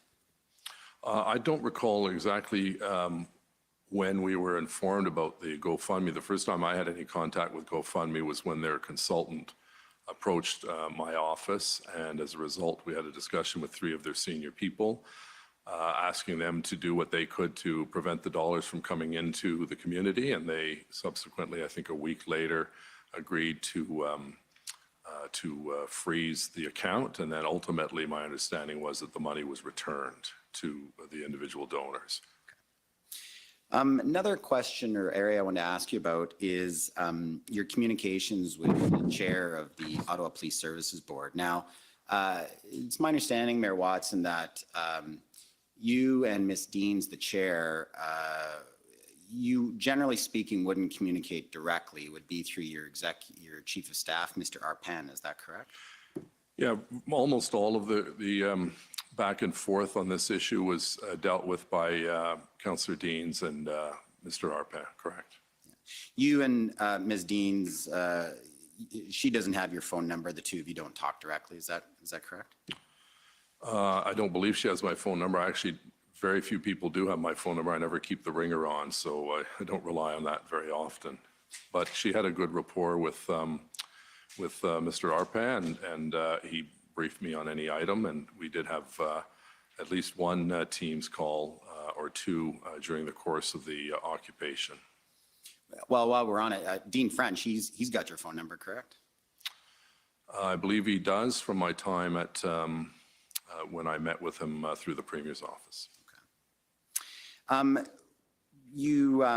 Throughout this protest, you've told us that you would have regular communications with Chief Sloly. Is that right? Yes. or his deputies. Well, yeah, and that's that was my next question. How much or how often would you speak with his deputies, Acting Deputy Chief Ferguson and Deputy Chief Bell? More with Deputy Chief Bell because I knew him better. It would vary. Sometimes there'd be 1 or 2 calls a day. Sometimes there'd be no calls if there's no information. I often got a lot of information from the police via Steve Kanalakis, which was a more appropriate route, and he would provide me updates. As you know, or as you may know, Mr. Champ, my office is right next to Mr. Kanalakis, so we see each other literally every hour during the crisis. So, so you were getting some information from Chief Sloly and sometimes from his delegates, primarily Deputy Chief Bell? Correct. Okay. And Deputy Chief Bell had your phone number? I don't know if he did or not. Not sure. How would the two of you connect? Well, usually through a Teams or a Zoom meeting, or he'd be in my boardroom. And what about Acting Deputy Chief Ferguson? How often did you speak to her? I don't recall I had any conversations with her. I think at some point she was, there was one point I think she was on leave, but I didn't really know her. I saw her at press conferences, for instance. When there was a press conference, she was often there with the chief and the other deputy. Right. Now, we heard your testimony, Mayor Watson, that you were hearing from both the federal level and the provincial level that there were some concerns about the Ottawa Police Service's operational plans to bring an end to the occupation, correct? That's correct, yes. And you'd heard a little bit that because of some dispute or disagreement about the OPS operational plans, this was causing some delay in the deployment of boots on the ground? No, I wouldn't equate that the lack of a plan with the request for boots on the ground. We needed both. We needed the plan, but we also knew that it was going to require a significant amount of time logistically to get these police officers from coast to coast to coast to arrive in Ottawa and get them set up and get them sworn in if they were RCMP or municipal police services from other jurisdictions in Canada. So the two had to go in tandem, and I think as the previous lawyer talked about, the reality is that we knew that we needed 1,800, and we had to be flexible enough to determine if we're only going to get 1,000, then the plan would have to change. So I think it was in flux, but there was no question from my briefings by Mr. Kanalakis that there was some argument in the command structure as to what the right plan was. At the end of the day, I believe they chose the right path because it solved the problem and it brought our residents back to some degree of peace and quiet. Yeah, no injuries or anything like that when the plan finally enrolled. I think I agree with you, Mayor Watson. Yeah, no deaths, no serious injuries, and given the fact the number of people that were involved and the anger level, I'm very grateful that the police did a very professional job. Yeah. And a very, and I was like most other, I think, Canadians, certainly Ottawans, glued to the television watching this take place as the officers were moving in from Rideau and Sussex, Coventry, as well as Wellington Street and the residential areas. I think everyone in downtown Ottawa is quite grateful to those police and their service. Yes. Now, with respect to some of the concerns or disagreements over the OPS plans that you were hearing, there's some disagreement in the command structure or something like that? Is that what you said you were hearing? No, my understanding was that the people who were responsible for the plan, which were the 3 police forces under the jurisdiction of the OPS and Chief Sloly, there were disagreements. I don't know what the magnitude of the disagreements were, and nor should I be meddling in the development of a plan. So sure. This was information that was relayed to me from Steve Kanalakis. And as you pointed out, there was some concerns raised by both the Premier and the federal minister. And you were aware, Mayor Watson, were you not, that there was, well, Chief Sloly no doubt was doing his best to serve the people of Ottawa, that during his tenure, you were aware he was experiencing some difficulties with conflicts and friction in the ranks of the Ottawa Police? I don't have any specific evidence of that. I think there were some rumblings and rumors, but I could not, no one came to me directly to say there were concerns. I think anytime there's a new chief that's brought in from outside, there's always some degree of animosity that people think that should be an internal candidate and so on. And Chief Sloly was brought in really as an agent of change. You know, we'd been well served by Chief Bordelot, but I think it was remarkable that we had, for the first time in our history, an African-Canadian leader who had served the people of Toronto very well for over 30 years. And I was very supportive of his hiring. As you know, I didn't sit on the police board at that time when he was hired, but when I was introduced to him, when Councillor Deans brought him around before the announcement, I was impressed with his qualifications and his way of handling himself. And in fact, I think before he moved into Ottawa, I had breakfast with him and just got to know him a little better. Just stepping back a bit about the information you were receiving from the provincial and federal levels about concerns with the OPS plans. We've heard from Mr. Arpan that neither he nor yourself shared that information with Councillor Deans, the chair of the board. Can you tell us why you didn't share that information with Councillor Deans? Well, these meetings with the Premier and the Prime Minister were held as confidential meetings, and I didn't think it was appropriate to breach that confidentiality. But the Ottawa Police Services Board, you're aware, they're responsible for the direction and for directing the chief and monitoring his performance. You were aware of that? Yeah, but not directing operational matters. And what was being discussed by the Prime Minister and the Premier and myself was resources to help him implement the plan and rid the streets of the occupied truckers. So it was your concern with maintaining the confidentiality with the Prime Minister and the Premier. That's why you didn't want to share that information with the chair of the Ottawa Police Services Board? That's correct. You didn't think that that information might be helpful for the board to know when they were having their interactions with the chief? No, because the concerns that had been raised by the Premier and Ms. Jones were general in nature. There were no specific allegations or of wrongdoing on the part of the chief. The same with the federal Minister Blair. I think Minister Blair knew Chief Sloly, obviously, as a former chief of Toronto Police himself. And he, like others, at that political level in those confidential meetings, was expressing concern that the plan was not coming together as quickly as possible.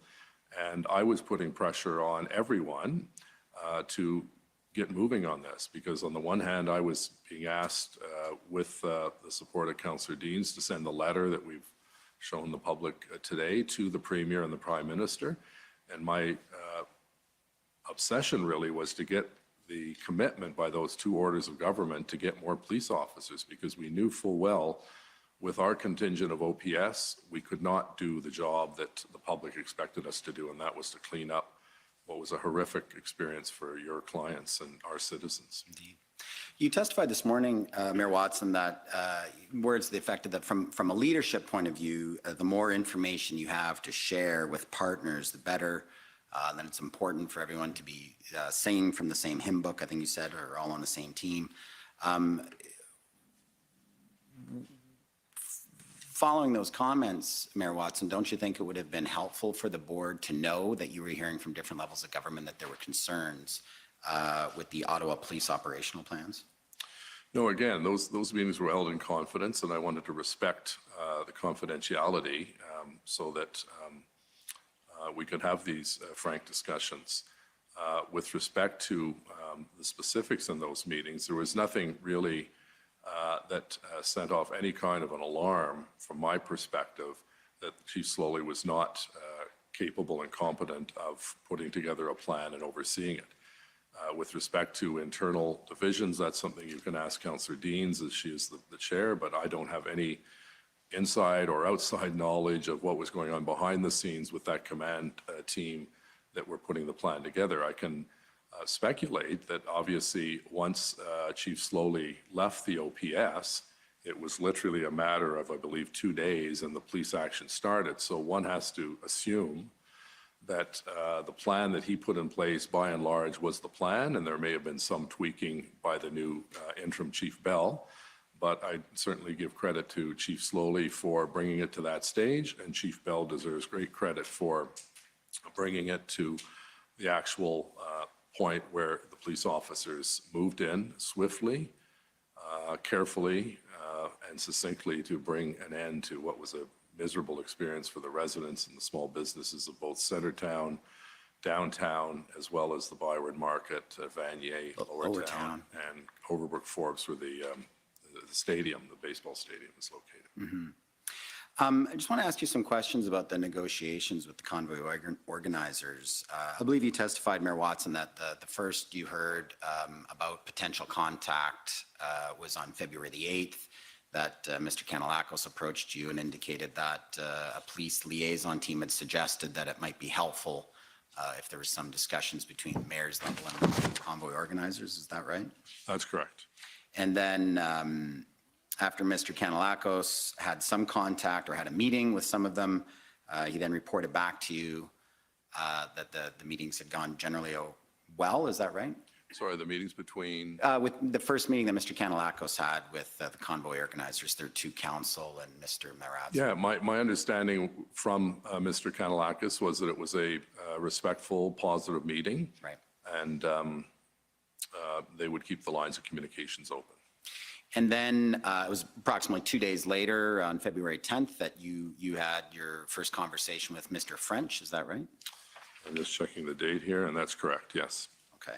And then that led to negotiations roughly over about 2 days to come up with those two letters between yourself and Ms. Leach. That's correct. And you had a number of conversations with Mr. French. Is that right? No more than two.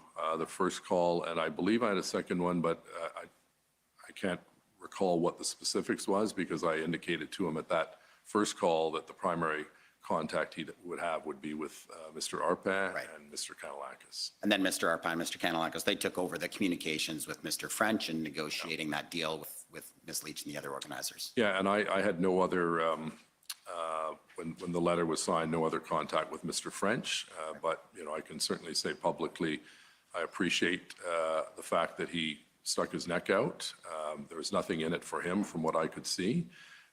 Lots of comments about Mr. French himself and, you know, his time with the Premier, but I found that he was acting in good faith, and that resulted in the letters, which resulted in taking some pressure, not all the pressure by any means, but some small pressure off that portion of the residential area, you know, down by the Garden of the Provinces. In your two conversations with Mr. French, he indicated to you that he was aligned with the protesters, that he shared their point of view on many issues. Sorry, who was that? Mr. French, he indicated to you he was aligned? No, he didn't indicate that he was aligned. He indicated that he had contacts with some members of the trucking industry, but he didn't offer an opinion that he supported their grievances or anything like that to me in that phone call. It was simply that he had some kind of connections. I don't know whether he made those connections through his private sector life or through his time in provincial government, but it was very much along the lines that he saw what was happening and he saw that it was getting worse, and he called me. I literally had not seen or heard from him, I think, since he left the Premier's office. He didn't suggest to you that he saw the protesters as patriots or anything like that? No. Now, so then you hand over the matter, the file, to Mr. Arpin to work out some kind of deal, is that right? Yes, with Mr. Kanellakos' help, because he had met with others that were from that same orbit a couple of days or 2 days earlier. Right. And did you give any direction to Mr. Arpin to interface or work with the Ottawa Police in his negotiations? I didn't give any specific directions to him, but certainly the police were aware that we had this contact because the police were the ones that asked Mr. Kanellakos to engage with representatives of the protest group, because as the liaison team mentioned, they no longer had any communication. Something went wrong where they stopped talking. And so this group went in to see Mr. Kanellakos, and then 2 days later we had the Dean French issue. So the police were involved, and both Chief Sloly and Deputy Chief Bell were aware that we had this call from Mr. French, and ultimately they signed off on it. I think Chief Sloly wanted to make one change to the letter, but unfortunately, the letter had already gone out. And the police then, whether it was the chief or the deputy, then assigned a senior officer to go and help with the facilitation the following day to get the vehicles away from the residential area as much as possible. Right, so there's the initial contact on February the 8th through the PLT, or the police liaison team, but then Right. the contact was with Mr. French's on the 10th, and then the letters are worked out on the 12th, I think finally exchanged on the 13th. That's correct. Between the 8th and the 12th, do you know when Chief Sloly and Deputy Chief Bell were informed that Mr. French was involved and you were working on negotiations? No, I don't recall the exact date. It was obviously sometime between those two dates, but I don't recall the specific date. I remember discussing it with Chief Bell, or Deputy Chief Bell at the time, in my boardroom, and he had no problem with it. And that was, again, sometime between the 8th and the 12th. I can't recall the exact time. I don't have a record of that. So Deputy Chief Bell was in your boardroom at City Hall and was talking about it with you? Well, he was there for one of our regular briefings, and we raised it with him at that time. And I don't know if he knew about it at that time, but certainly he didn't express any opposition. He felt that if it helped get some of the pressure off, one of the things he pointed out was that it shrunk the footprint of the protests, which helped the police in the long term contain the situation when they finally went in that weekend. Did Mr. Arpan have experience in hostage negotiations or anything like that? No. Do you know I what don't. background experience he had to negotiate a deal like this?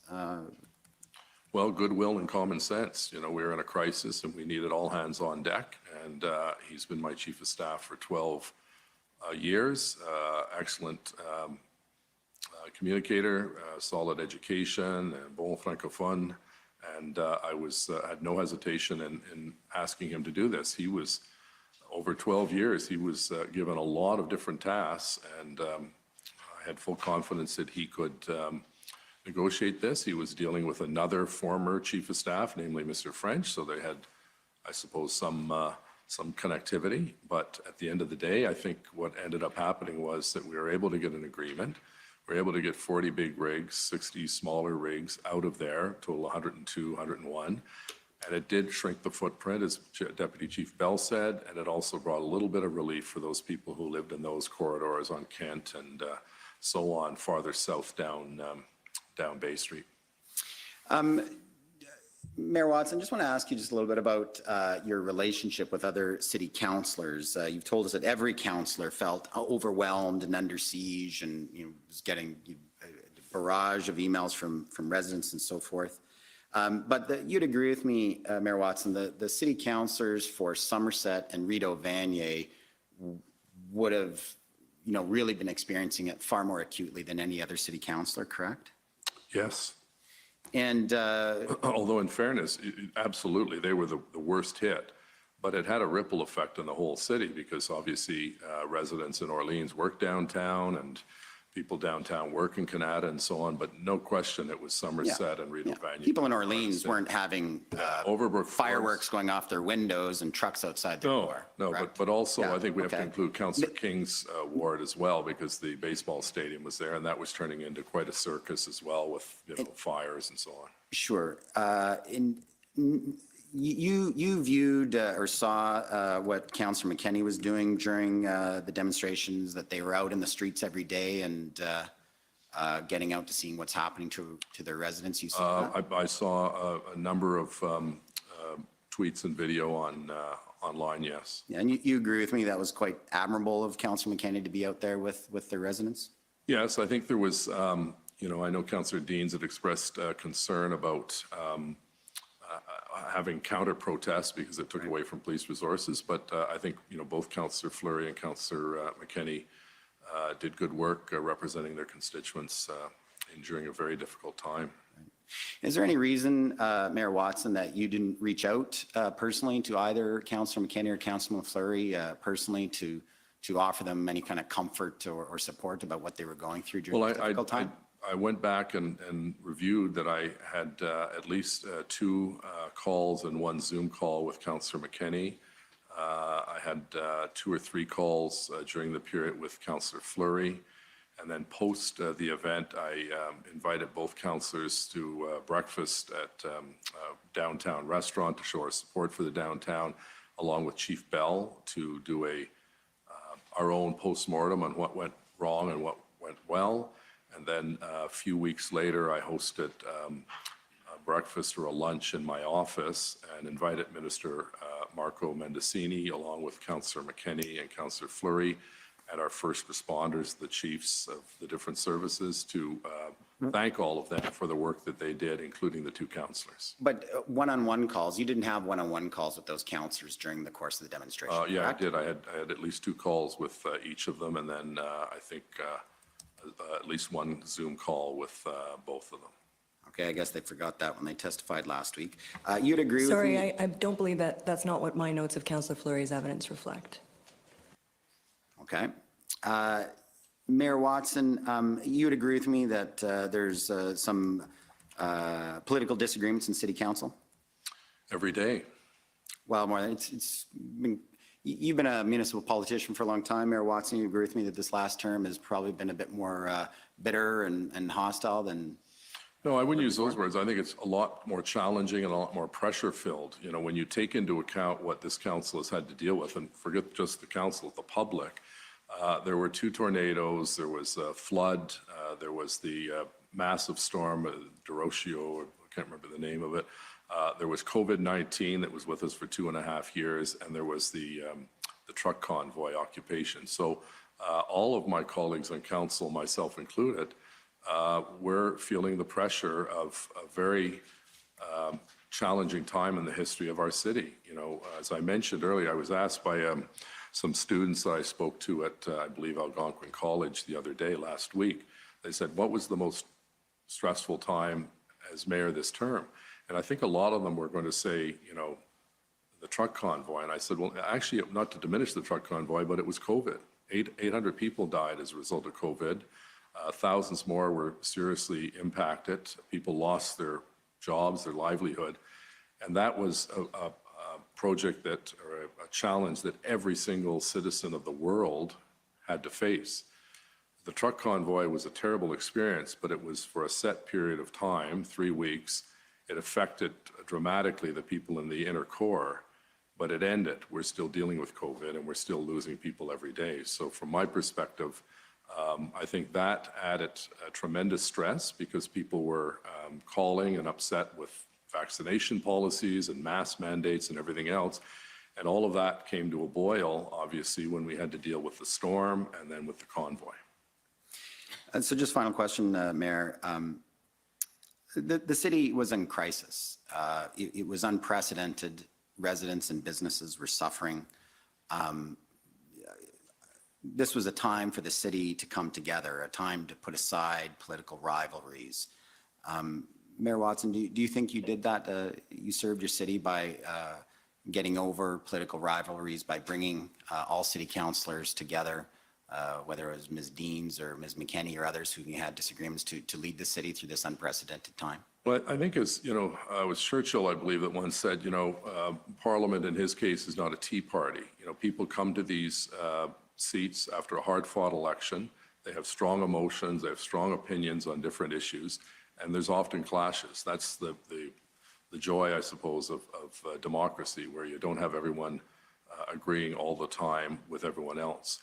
What our council went through was horrific, and what I tried to do was to provide as much information, do as much work as I could do with the federal and provincial contacts that I had made over the course of my public service career, to bring realistic solutions to the problem so that we could give the city back to the people of Ottawa. And ultimately, we did do that. It was not a error-free, problem-free situation, and even council voted that we apologize to the public, which we did, because we let down an awful lot of people in Ottawa with a situation that we had never seen before, and there was no roadmap to guide us. And given the fact that no one lost their lives, no one was seriously injured, people were affected, but the police, I believe, should be commended. And secondly, I think the Prime Minister did the right thing by bringing in the Emergencies Act, because that solved our problem. It's easy to sit back and be a Monday morning quarterback, but the people who were suffering the most were the people of Ottawa, not the people of the West Coast or the East Coast. And so I thank those colleagues, all colleagues, particularly the two that were affected the most, Catherine McKenney and Mathieu Fleury, but all members of council were feeling the pressure because they were getting emails from around the world, with some pretty vulgar, foul language and lots of threats against individuals, myself Sex included. bots coming in. I think that's all my time. Thank you very much, Mayor Watson. Thank you. Thank you. The next is the Ottawa Police Service.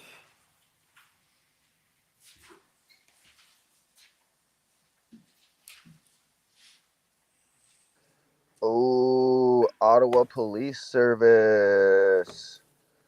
They were the most Good afternoon, corrupt Mayor out of all of Watson. them. My name is David Michikowski, and I'm counsel for the Ottawa Police Service. Mayor Watson, I understand it's not an uncommon experience for the budget for the police to be a hotly debated matter by council. That's correct. That's an understatement, but correct. And I know that for 2022 budget year, which I guess was completed that process in November, December of 2021, the budget increase that Chief Sloly had requested was, I believe, a 2.86% increase from the previous year. And what the Ottawa Police Service Board approved was a 2% budget increase. Is that your memory? I recollect that is in the ballpark. You probably have more specific figures, but there was also, you had to include the assessment growth of the city as well, which was, I believe, about, stand to be correct, about 3% on top of that.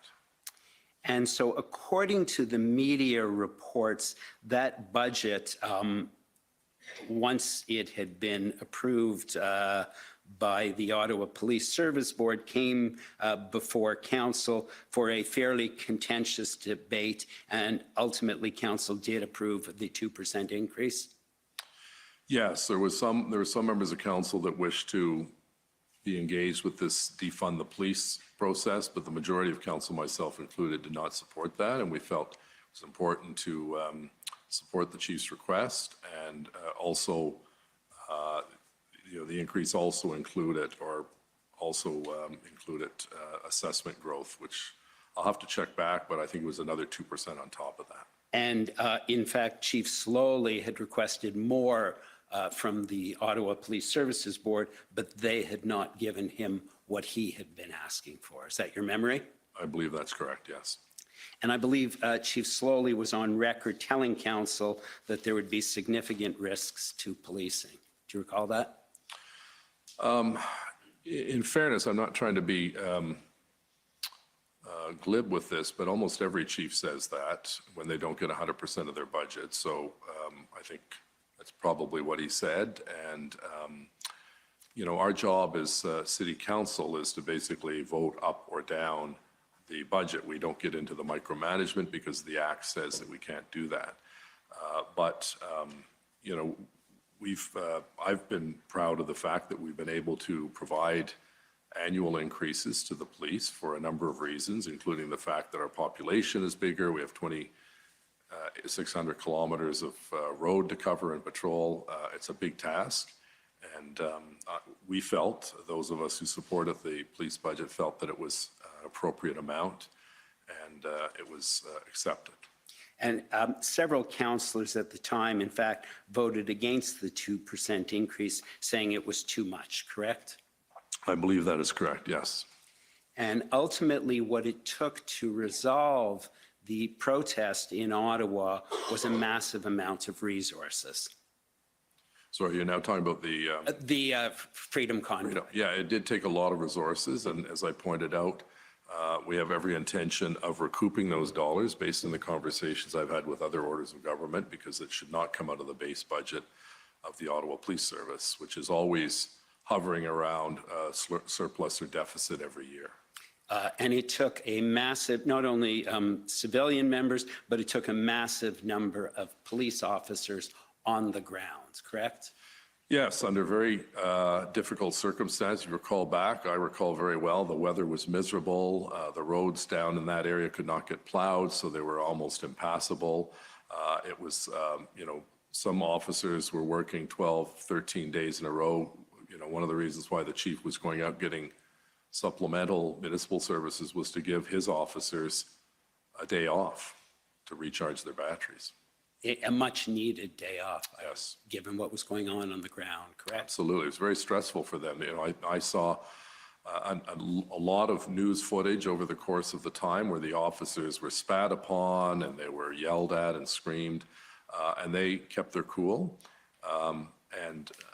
For that, we're grateful. There were some incidents where I felt, the images of the police being buddy-buddy with someone protester was not appropriate, and my understanding was that the police reminded their officers, first and foremost, they're there to be neutral, and when they did their job, they did an excellent job.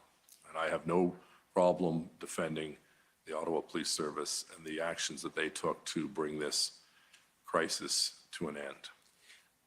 And ultimately, you have no problem, I take it, in agreeing with me as well, that it was brought to a successful resolution under Interim Chief Bell.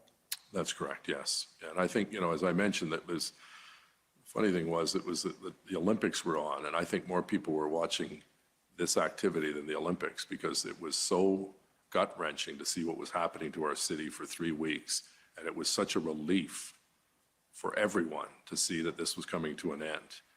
And it was wrapped up roughly in 3 weeks. There were, scattered groups here and there that lingered on. I remember walking up a couple of days after just to go to the Rideau Center and, a number of people yelling at me, effing fag.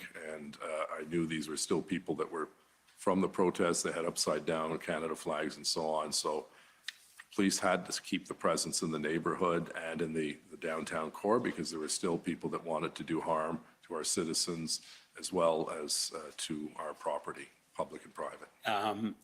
Really, this was unprecedented in terms of your career in politics. Is that fair? That's right. Nothing comes close to it. I think back my first month in office, I was thrown into the ice storm. That was dramatic, but it was not hurtful to people. It was difficult when people lost electricity and so on. But this was something that affected thousands of people very personally, and was unacceptable behavior by fellow Canadians to come into someone else's neighborhood and act in that selfish a fashion. And in fact, you yourself, I believe, as well as Chief Sloly, received threats during the protest? Yes, and I believe some members of council did as well, and I received one, I think 1, 2, or 3. A couple of people were charged, and some guy from New Brunswick was coming down here with guns in his trunk to shoot me, and he was arrested. And the police obviously took those seriously and took appropriate action? They did, and our corporate security the same, because people had been outside my house, not necessarily associated with the convoy, but other groups protesting, so they installed a security system. Thank you very much. I have no additional questions. Thank you. Thank you. Now the Government of Canada.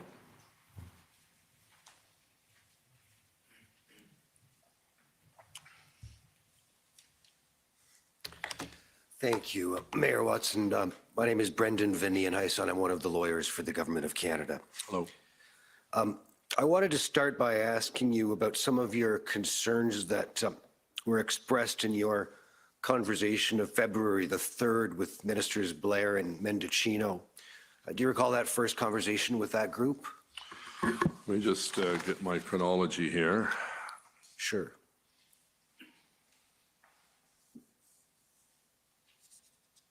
Yeah, so that was with the deputy minister, or was it, let me just see here.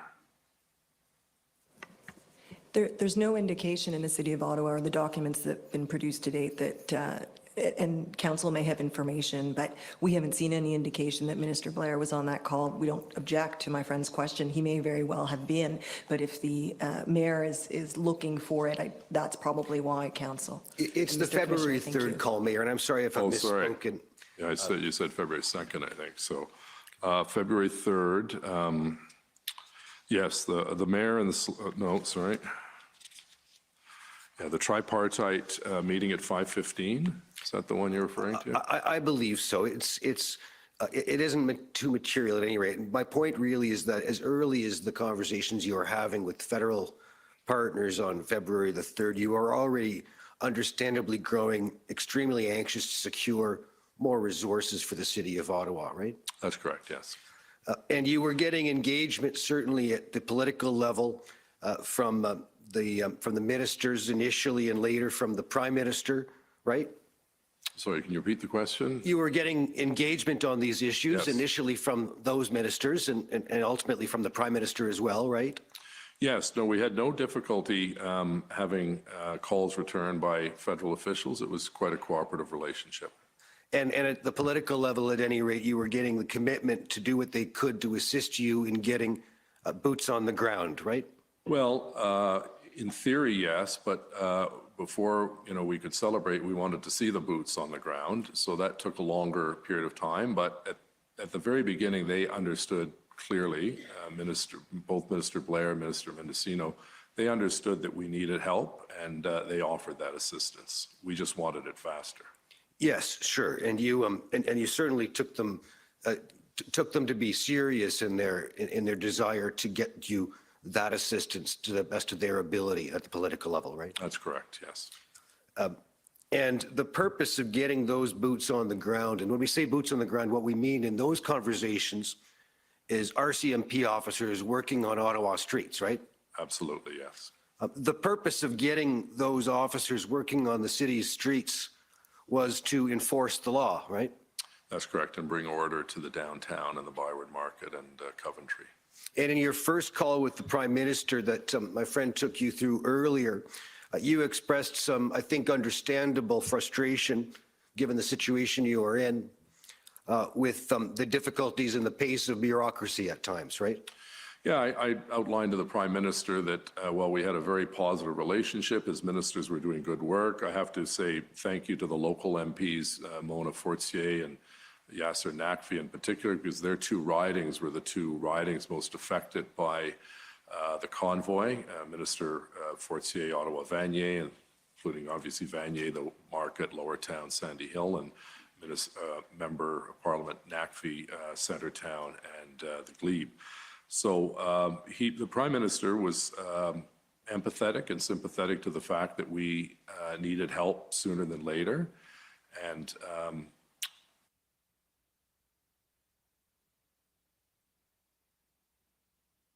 what we asked for.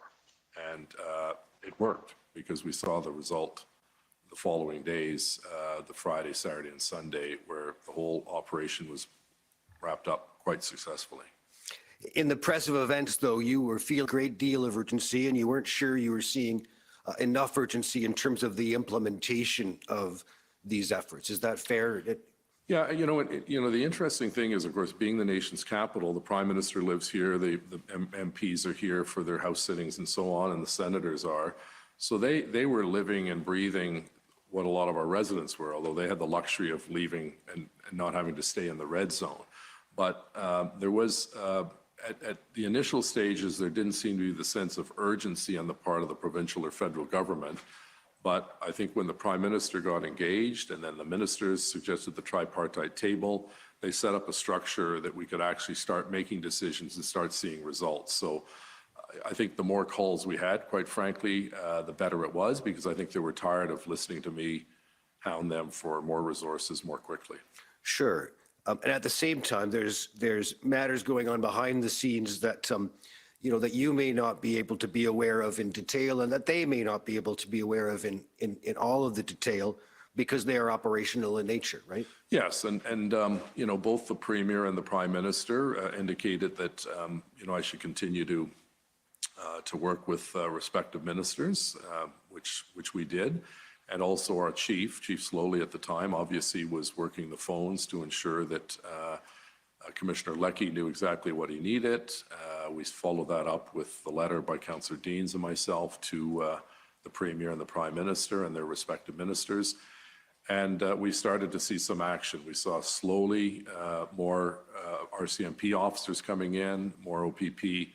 And then when the plan was finalized and ready to go, we had the necessary resources of the 1,800 in the city to bring an end to this terrible situation. You, I think very fairly earlier this morning, acknowledged that some of the delays are simply practical delays, particularly when you're dealing with the National Police First, the RCMP. For example, you told us that you understood these officers might in many cases need to travel some distance to get to Ottawa, right?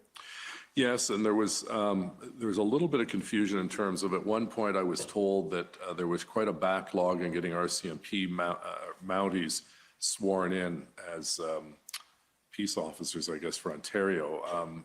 That may have been a situation early on, but apparently they started to do in bulk and 2 sessions a day, so it sped up because my understanding is that they would not have authority on City of Ottawa property if they weren't sworn in. Sure, and I'll come to that in a moment. But just first on some of the practical, there's an element of that's just practical delay, right? Where you're looking at travel, the need to check into the hotel, the need to eat. These things take a bit of time depending upon where an officer is coming from, right? Yes, I think that's a legitimate issue. My point was, though, that if we'd started the process earlier and we didn't have this lag time, we may have been able to go in on the 2nd week instead of the 3rd week. But sure, it's just common hindsight. sense, right? If you start something earlier, you finish earlier. But the question is, what's done as matters unfold. So, and one of the things that would take a bit of time too, then once you're checked in, once you've had a meal, maybe gotten sleep and so forth, is to receive shifts and operational orders and be equipped to go out and start policing, right? That's right, because the vast majority of these officers, maybe not so much for the RCMP, who may have been stationed over the years in Ottawa, but most of those officers would not know where the police station was, for instance, for the Ottawa Police. So they had to go through some kind of an orientation to ensure that they knew what their instructions were. And, lining up frequency on radios and all sorts of other things that professionals told me had to be done in order for the person to hit the ground running. Sure, and you need then to also ensure familiarity. You need to ensure, as you say, familiarity with the place that is being policed, and also that's part of the need to do things in a safe fashion, right? That's correct.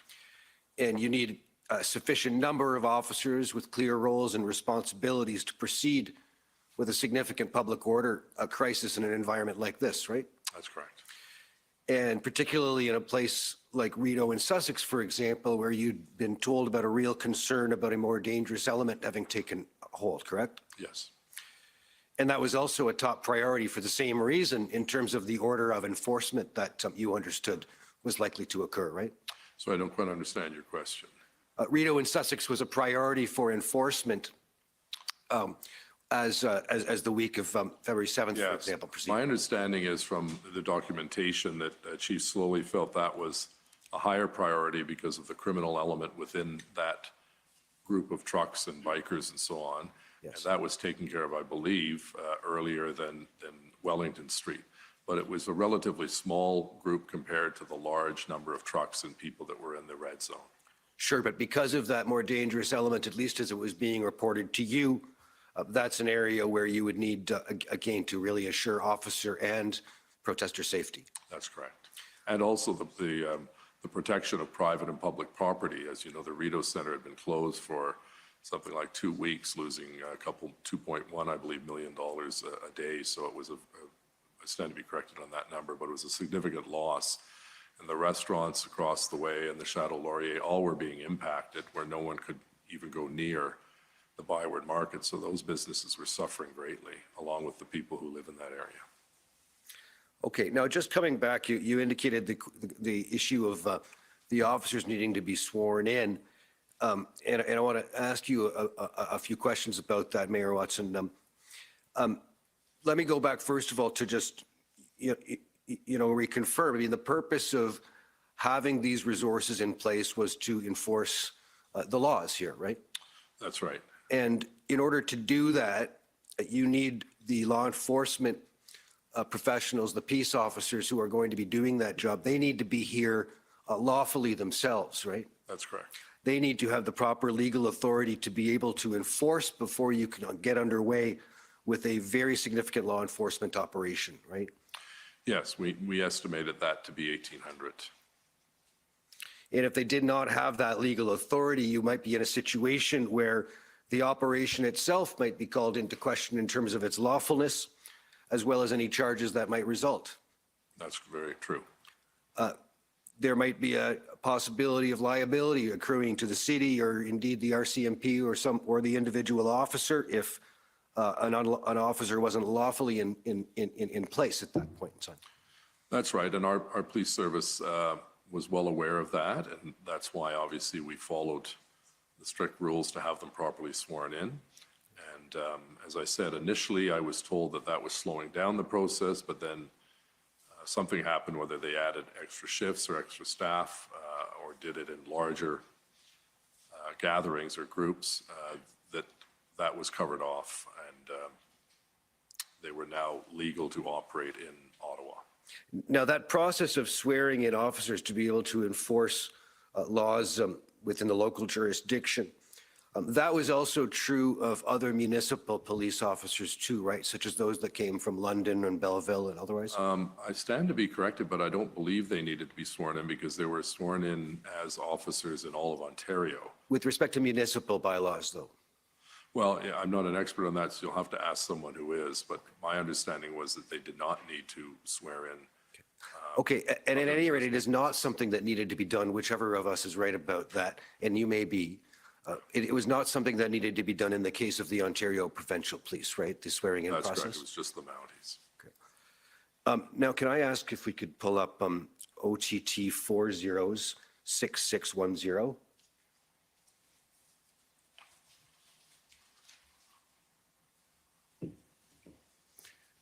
You are, of course, at the Ottawa 7 Emergency Council meeting, Mayor? I was, yes, I was chairing it. And quite a number of motions were passed, unsurprisingly, with respect to actions the municipality should take in response to the convoy that had then been entrenched for just a little over a week. Yes, there were many, many motions.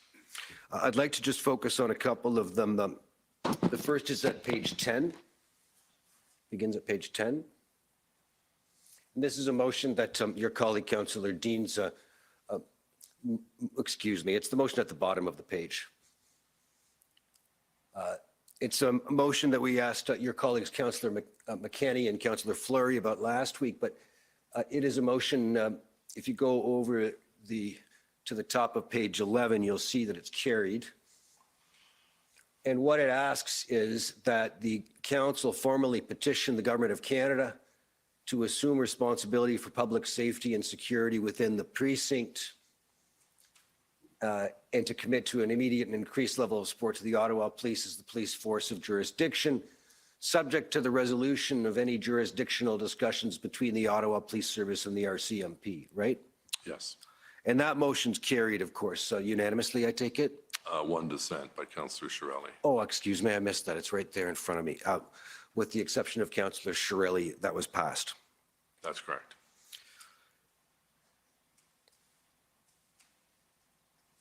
I want to turn now, if we can, to a comment that Chief Sloly sent to you the next morning, and that's at, if we can pull up, please, OTT 405837.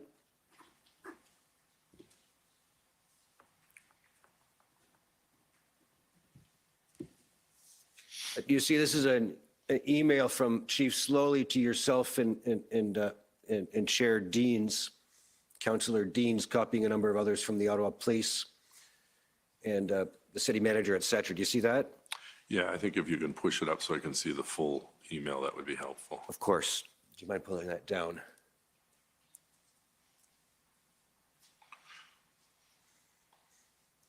And we'll take a moment to look at that, Mayor, but my question is going to be, first of all, is this in reference to the motion we just looked at? Yes, it is.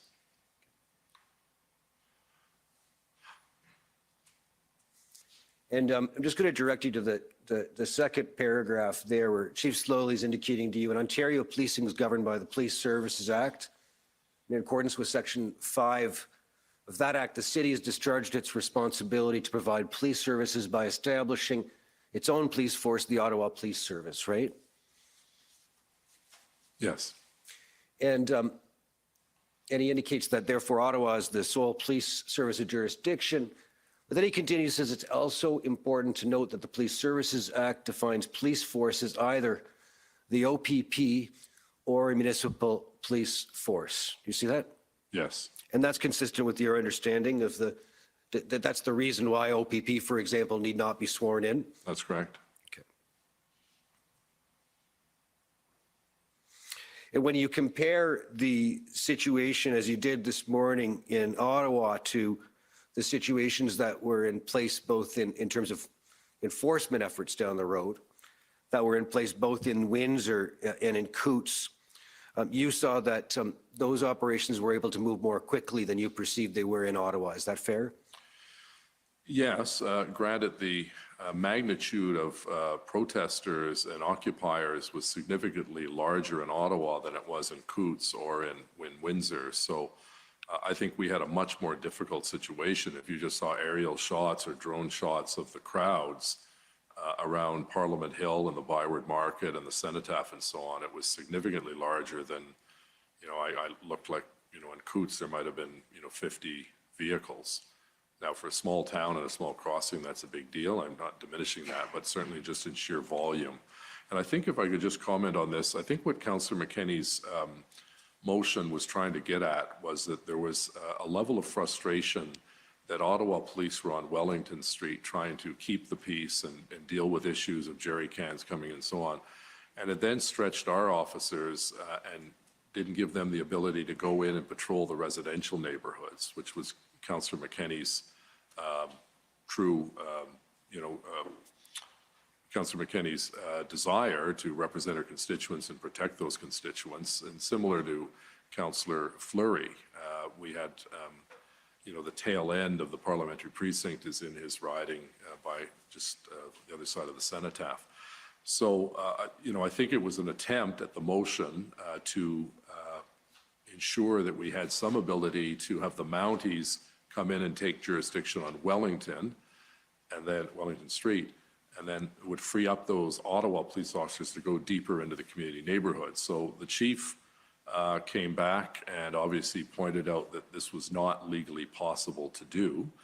And then there was the other issue that we really haven't talked about. I think we talked about, one of the lawyers asked me about, was the issue of what do we do with Wellington Street on a go-forward basis in terms of access and so on. So that's one discussion, and this is another discussion. But it's clear that Chief Sloly was not consulted on this, or otherwise I think he would have told the mover of the motion that what they are proposing is not legal. Well, I think, and the point he's making, to your point, I think really is that there's both legal obstacles and there's practical obstacles to getting this to move forward as quickly as everyone wanted, right? Yeah, I think, there was the sense that, well, why don't we just take the Mounties and maybe PPS and put them on the street and then move everyone south? And I think, Chief Sloly was trying to be respectful and not embarrass the councillor, but I think he felt an obligation to inform them of the law. Surely. This is not a situation like it was in Coots, where the RCMP was already the police force of local jurisdiction and didn't have to worry about any of those legal obstacles. Yeah, and certainly I knew the desire to get greater presence in the Centretown residential communities. And as a result, I certainly raised it with Chief Sloly on at least 2 occasions that you needed to see a large presence. If we keep announcing we're protecting the Central Core, you needed to see a large presence, not 1 or 2 officers walking down Kent Street or O'Connor. It had to be visible. And, again, we couldn't always do that until we had more police officers to share the burden. Now, you told us this morning, I believe, that before the 14th of February, when the Emergencies Act was invoked, that you, in fact, were not familiar with the particular authority that existed under that act. Is that right? Yeah, just the one memo that we showed earlier that showed that that was one of the options. I think they listed 5 or 6 options. It was very brief. It didn't give any details. But when it was introduced by the federal government, and to be very clear, I've been consistent on this since day one, we needed that act. And it's fine for someone out, west or down east to say, well, it was overkill. No, we needed that act. We needed to give our police resources the tools they could use, such as tow trucks and so on, to actually solve the problem, or this thing would have gone on for many, many more days, if not weeks. So I was not familiar with it, but when it was introduced, our legal staff provided me with a copy of it and highlighted the points that we felt we could use to our advantage to clear up this terrible situation. And one of the points that you've raised in that regard is the important point of the towing issue. And I'm sorry, Mr. Commissioner, just have to finish this one question. Okay. But the second aspect of it, Mayor, am I right, was that the regulations passed under that act permitted RCMP officers, regardless of the niceties of being sworn in, to enforce provincial and municipal laws in the streets of Ottawa. Is that fair? Yes, that was something that was brought to my attention. I'd heard a contrary view to that, but I stand to be corrected. But my understanding was that it would allow them, without going through the whole swearing-in process, to be automatically, in essence, deputized to enforce Ottawa bylaws and Ontario laws. And that enabled the clearing operation to occur later the week of February 14th. That's correct. Thank you, Mr. Commissioner, for your indulgence. Those are my questions. Thank you. Okay, next, we have the Democracy Fund. Good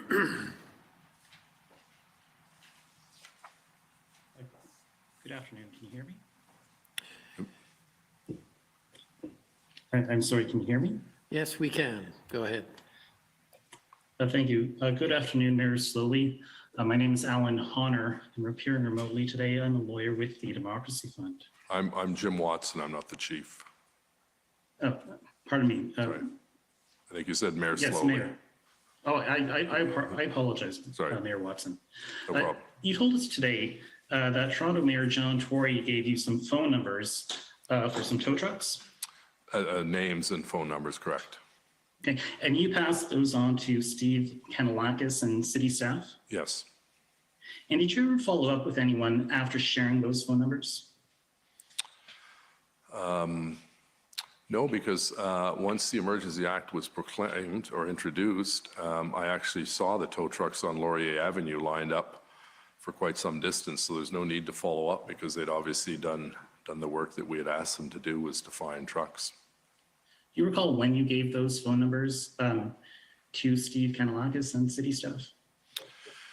Well, you'd have to go back and check my text messages, which I believe are on public record, and the phone numbers and the names and the text from John Tory were on that. And it was basically, I would think, an hour or so after receiving them, I would have walked next door, or had someone walk next door and give them to Steve Kanalakis. I don't know if... But let me interrupt you. I'm just asking you if you recall when you shared those phone numbers. What is the date? Do you know?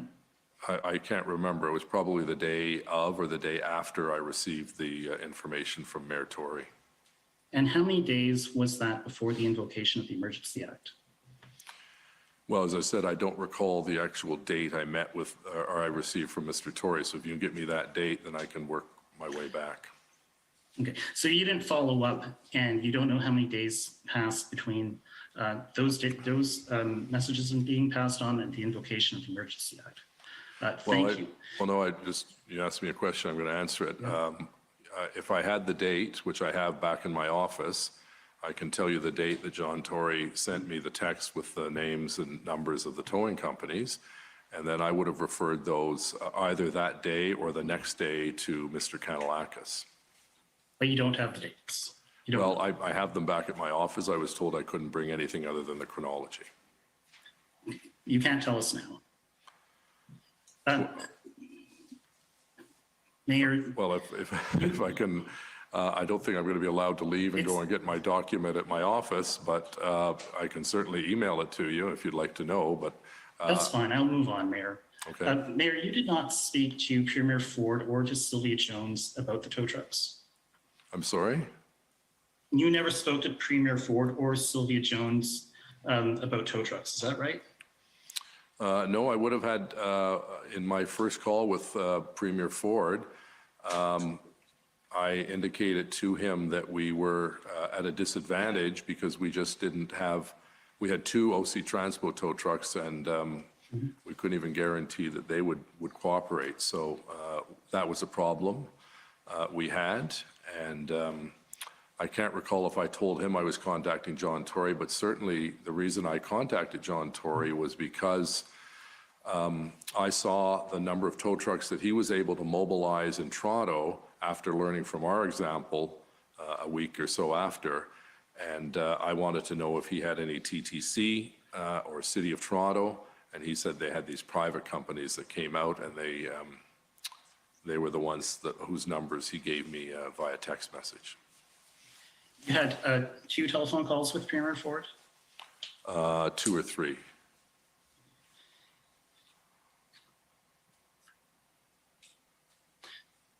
Mayor Watson, do you know, you would agree with me that one of the biggest issues for the city was the lack of ability to move the trucks?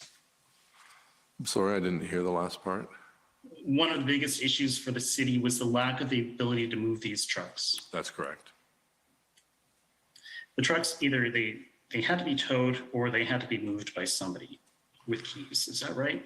Well, they had, yeah, someone would have to drive them out, or they would have to be hooked up to a tow truck and lifted out. And that's what happened with those that refused to leave, and they were brought to a compound.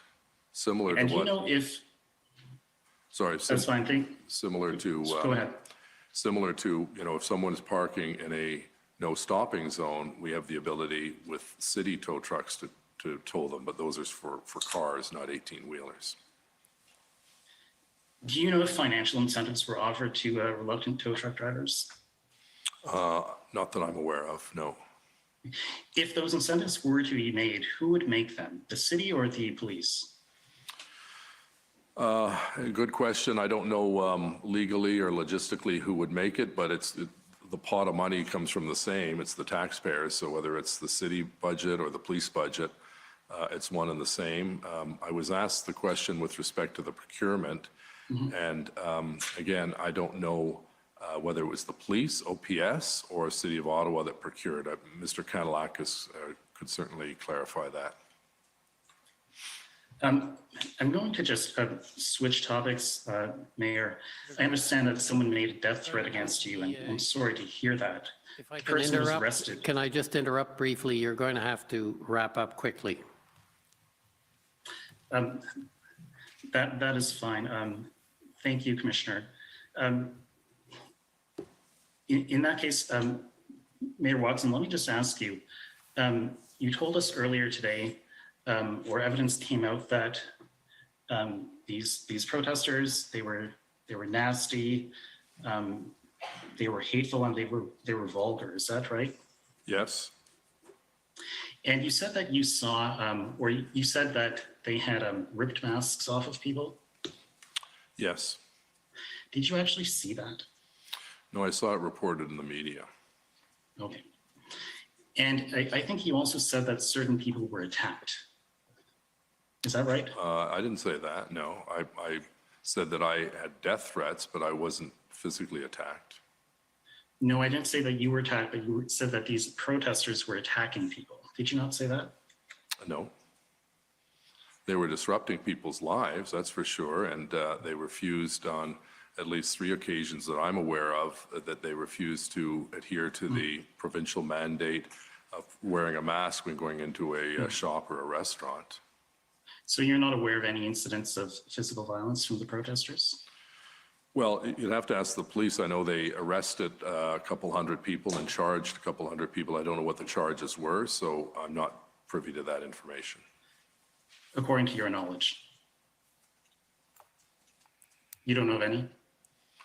So I don't know any. Of any physical attacks? Not to my own personal knowledge, no. All right, thank you. Those are my questions. Okay, thank you. Next, call on the CCF. Thank you. Mayor Watson, can you hear me? I can now, yes. Good afternoon. My name is Sujit Chaudhry. I'm counsel for the CCF. We just have a few minutes, and I know it's been a long day for you, so I have a number of quick factual questions I hope you can answer. Sure. So did you ever request Prime Minister Trudeau to invoke the Emergencies Act? No, I didn't. Did you ever request Minister Mendocino to invoke the Emergencies Act? No. Did you request Minister Blair to invoke the Emergencies Act? No, I can save you. I didn't ask anyone to invoke the Emergencies Act because at the time I did not know what was contained in the Emergencies Act. At the time, were you familiar with what was contained in Ontario's Emergency Management and Civil Protection Act? I was given a copy of it and I read it, but I can't recall the specifics of it at this point, but I was certainly shown it and was a copy of the documentation was sent to my office from the provincial government. Did you ever discuss the act? Pardon me, sir. Yeah, no, with the Premier? Yeah, or with the Solicitor General? No. So you never requested that the Premier declare an emergency under that act?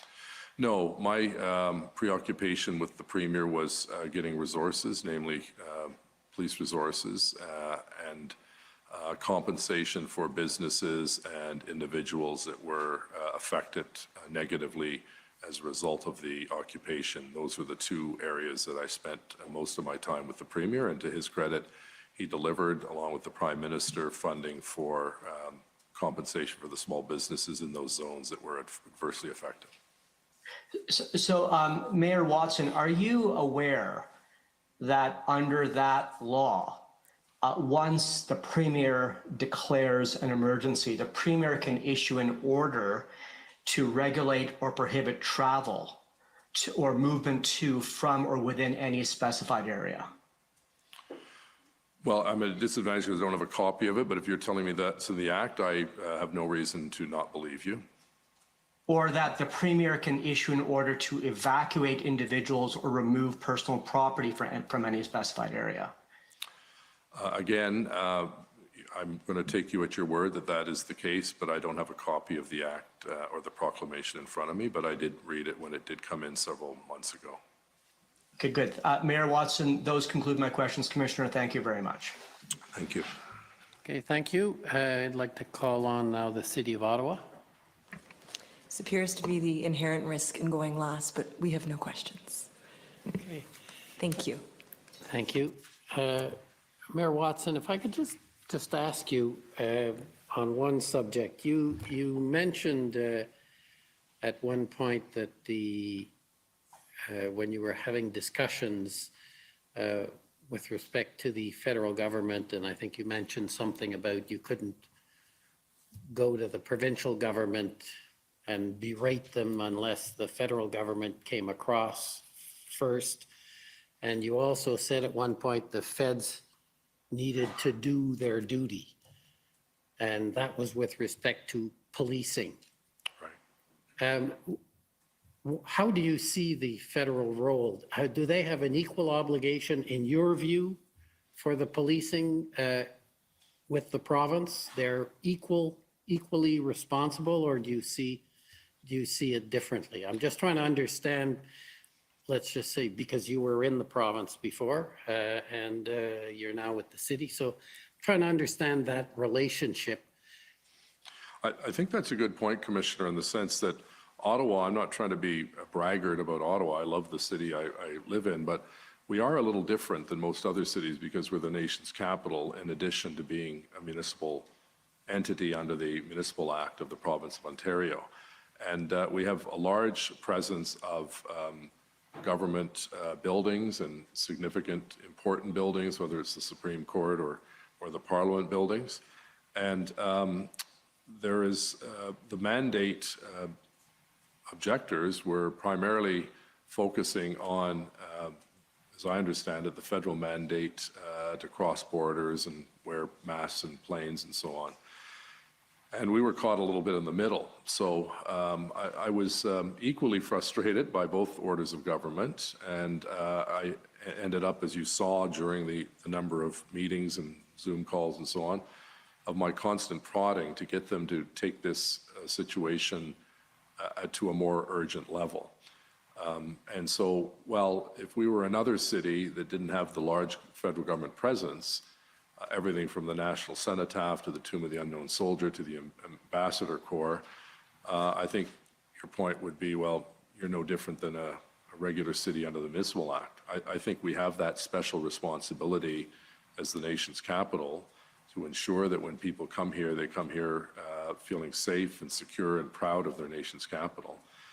And I just wanted to get across to both orders of government that we could not do this on our own. We were literally, our back was against the wall. It was a very frustrating experience, but, you know, and I've been critical of both orders of government, but I do have to say, if you'll allow me, I appreciate, yesterday I was with the Prime Minister and the Premier at an announcement, and the Premier was asked if he supported the Emergencies Act, and he said he stood shoulder to shoulder with the Prime Minister. There was that unanimity. Myself as Mayor, the Premier, and the Prime Minister, all were at wit's end as to how to end this peacefully without any harm to citizens or protesters. And the end result, notwithstanding a very miserable experience for people who lived here during that 3 weeks of hell, the police did an excellent job getting the situation resolved. But we now have to remain vigilant because this thing can pop up at any time. Yeah, I guess my question was, you said the feds need to do their duty, and my question is really, do you see the federal government and the province having equal responsibility for policing in this area? Do you see that? Yes, for a number of reasons, but I think it was a joint responsibility because we needed all hands on deck, and we went farther than just the provincial police and the federal police. We went and reached out to municipal police forces across the country that brought resources into the city to help us as well. So the answer to your question is yes. Thank you, and thank you for the time you took to come here, and good luck on your last stage in a very distinguished career. Thank you very much, sir. So now, while Mayor Watson leaves, I believe we're going to be filing some documents. Sorry, before we do that. Sorry. Oh, I forgot. Mayor Watson, there is a possibility of re-examination. I'm sorry. It's not actual re-examination, but I have been asked to just reference the document that Mayor Watson has in front of me by Doc ID, so that it can be clear for the record. And the document is the timeline of events submitted by the City of Ottawa in its institutional report, correct? That's correct. Okay, and the reference for that is OTT.IR.502. Maybe 6 zeros, but 2 is the last number. So that's just for the record. Thank you. Would you like? Should I give this to someone? No, you can keep that. Thanks. Okay, thank you. Thank you. Mayor Watson. Thank you, sir. So now we're going to just, before we go to the next witness, we're going to file some documents, which is going to be a weekly event.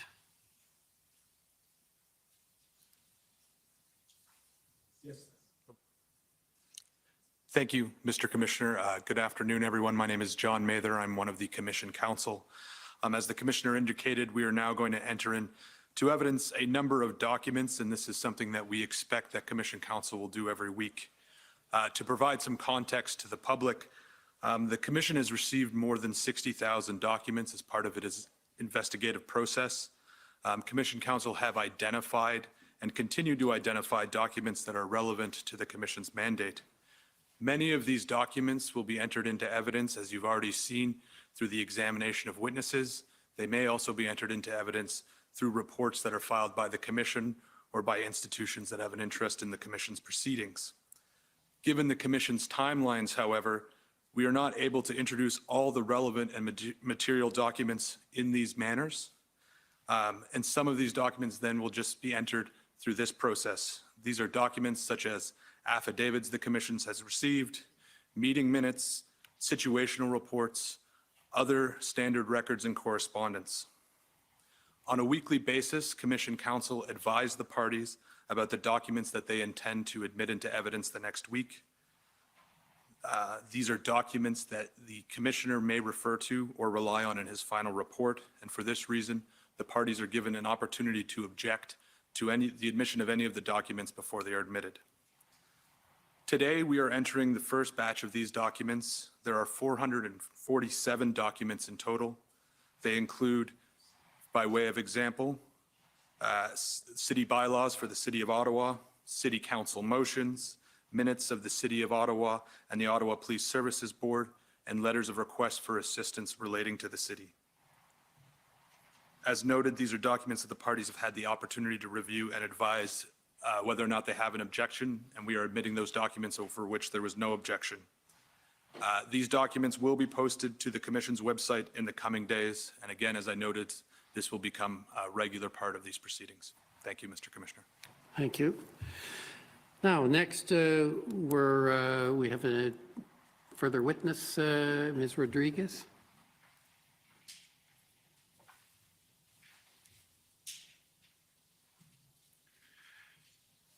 And perhaps what we can do is start that evidence and maybe take a break in, say, about somewhere around 4 o'clock, if that's agreeable. Yes, of course.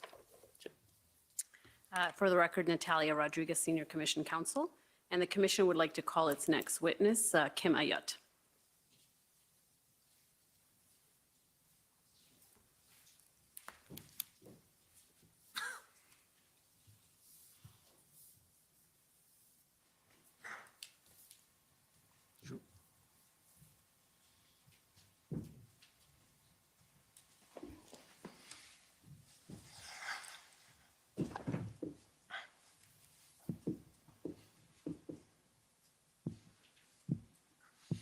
Will you swear on a religious document, or do you wish to affirm? I prefer to swear on the Bible, please. Please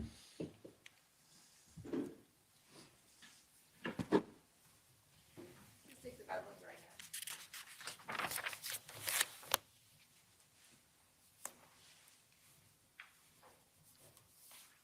For the record, please state your full name and spell it out.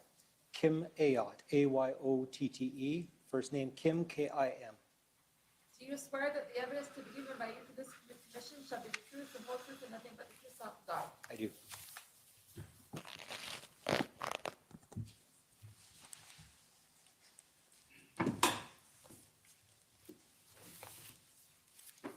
Good afternoon, Mr. Ayotte. Good afternoon. Nice to see you again. Very nice to see you. Thank you. You had an interview with Commission Counsel on August 8, 2022. Do you recall that? Yes, I do. And have you had a chance to review the interview summary that was generated from that interview? Yes, I have. And at this time, do you have any corrections to make to that summary? I do not. Okay, so we will now proceed to enter that into evidence. It's WTS 20. And I'm just going to pull it up. And this is your witness summary, correct? That is correct. Okay, excellent. Thank you. I want to cover a few short areas with you just to maybe clarify a few issues that have come up in the last few days. You were not originally intended to testify, and some issues have come up that we think you might be able to clarify for us. The first area is with respect to the issuance of permits. Can you confirm whether any permits were ever sought or issued for this protest? I'm not aware of any permits being sought, and I know that none were issued. Okay. Now, there was some suggestion, I believe, that that a permit was granted for some porta potties. Do you know anything about that? There were no permits granted for porta potties for the City of Ottawa. I personally authorized the use of some porta potties at the early stages of the protest. Okay, but that was not in response to a permit request, was it? That's correct. It was not in response to a permit request. Okay, and this was just your own incentive? That's correct. Okay, thank you. I want to talk a little bit about bylaw and fire services, and your role as you're the general manager of the Emergency and Protective Services, correct? Yes, that's correct. And so bylaw services reports into you, is that right? Yes, they do, through a director, Roger Chapman. Right, and is that the same for fire services? Yes, through the fire chief, Paul Hutt. Okay.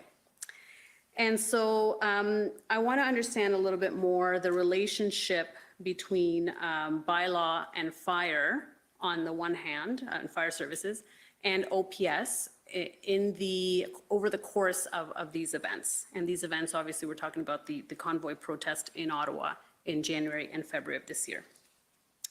I want to take you, just to refresh your memory and provide some context, to OTT 2120, so 2120.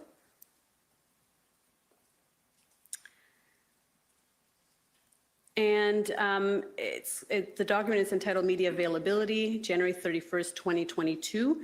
And you're the custodian of this document. It was brought to us by the City of Ottawa, was produced by the City of Ottawa, and you were listed as the custodian. Did you author this document?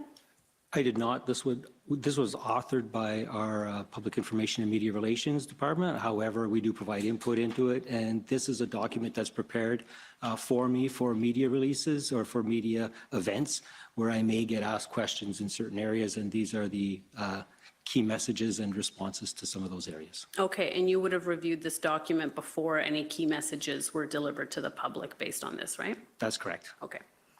And so if we look at the fifth bullet point, so there's a few questions there.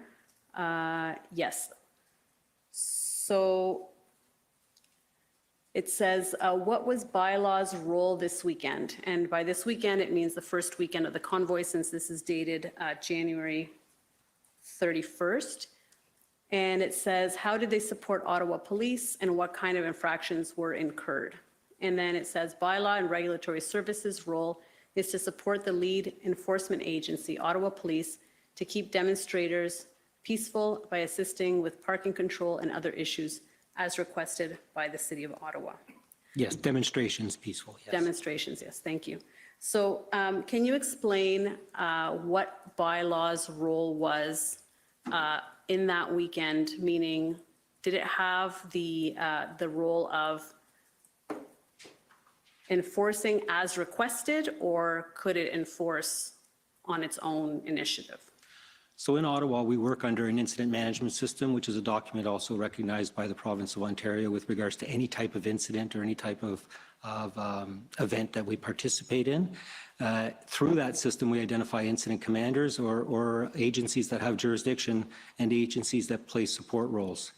And in this particular case, as it was a protest or demonstration, it fell under the authority, the sole authority, quite frankly, of the Ottawa Police Service, and we were playing a support role.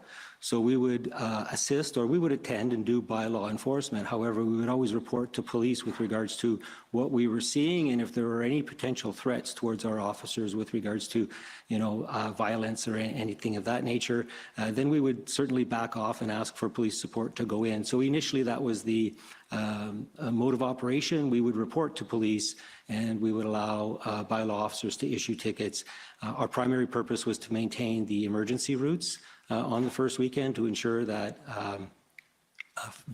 emergency vehicles such as fire trucks and paramedic vehicles, et cetera, police vehicles, can actually make their way around the city, as all of those things were pre-planned prior to the demonstration to look at every risk in every building, to identify how we would respond should there be an incident at any one particular building. Now, did you participate in the update that Chief Sloly gave, the briefing on January 26th with respect to what to expect when the convoy arrived? I believe the mayor was involved and Steve Kanalakis. Were you there as well? Yes, I was. Okay.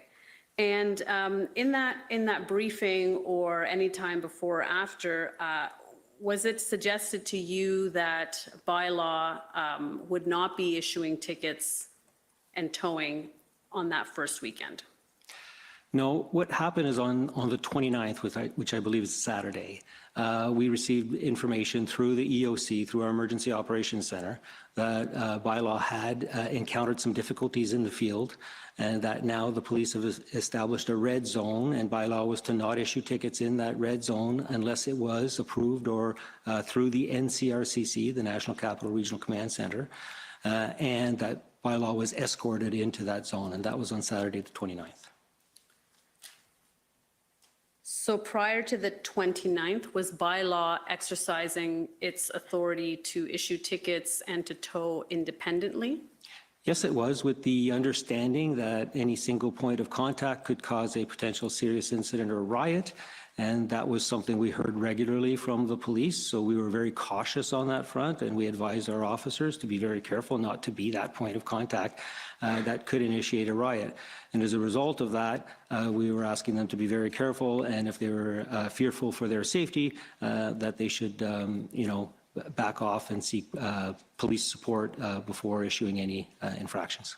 Okay, so on Friday, the 27th, when they started to arrive, Saturday, the 28th, bylaw was functioning as it would normally any regular day, issuing tickets and enforcing as it normally would. Sorry, Council, just for clarity, Saturday is the 29th. I just don't want the witness to be confused. Oh, okay, thank you. Sorry, my apologies. I keep thinking that Saturday was the 20, okay, gotcha. Sorry, so Friday, the 28th and Saturday, the 29th. So up until that point on the Saturday, on the 28th, everything was bylaw was acting as it normally would, and on the 29th, something occurred for that to change. Yes. What we mean by bylaw acting as it normally would, again, is a support function to the police. It's tantamount to if we have a major house fire, fire is in charge and their incident command, and then the police come up and they don't tell police what to do, but the police support the fire operation. Actually, a better example would be if there was a shooting and there was a victim inside of the house and our paramedic service was to respond.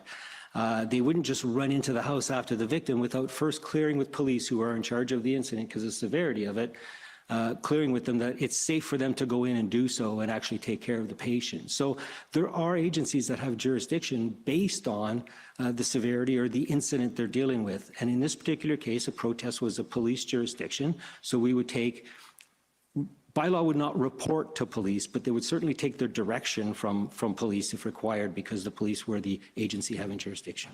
Okay, so that was decided at the outset that that's the way it was going to work prior to the arrival of the convoy, right? That's how it always works for protests in the city of Ottawa. Okay.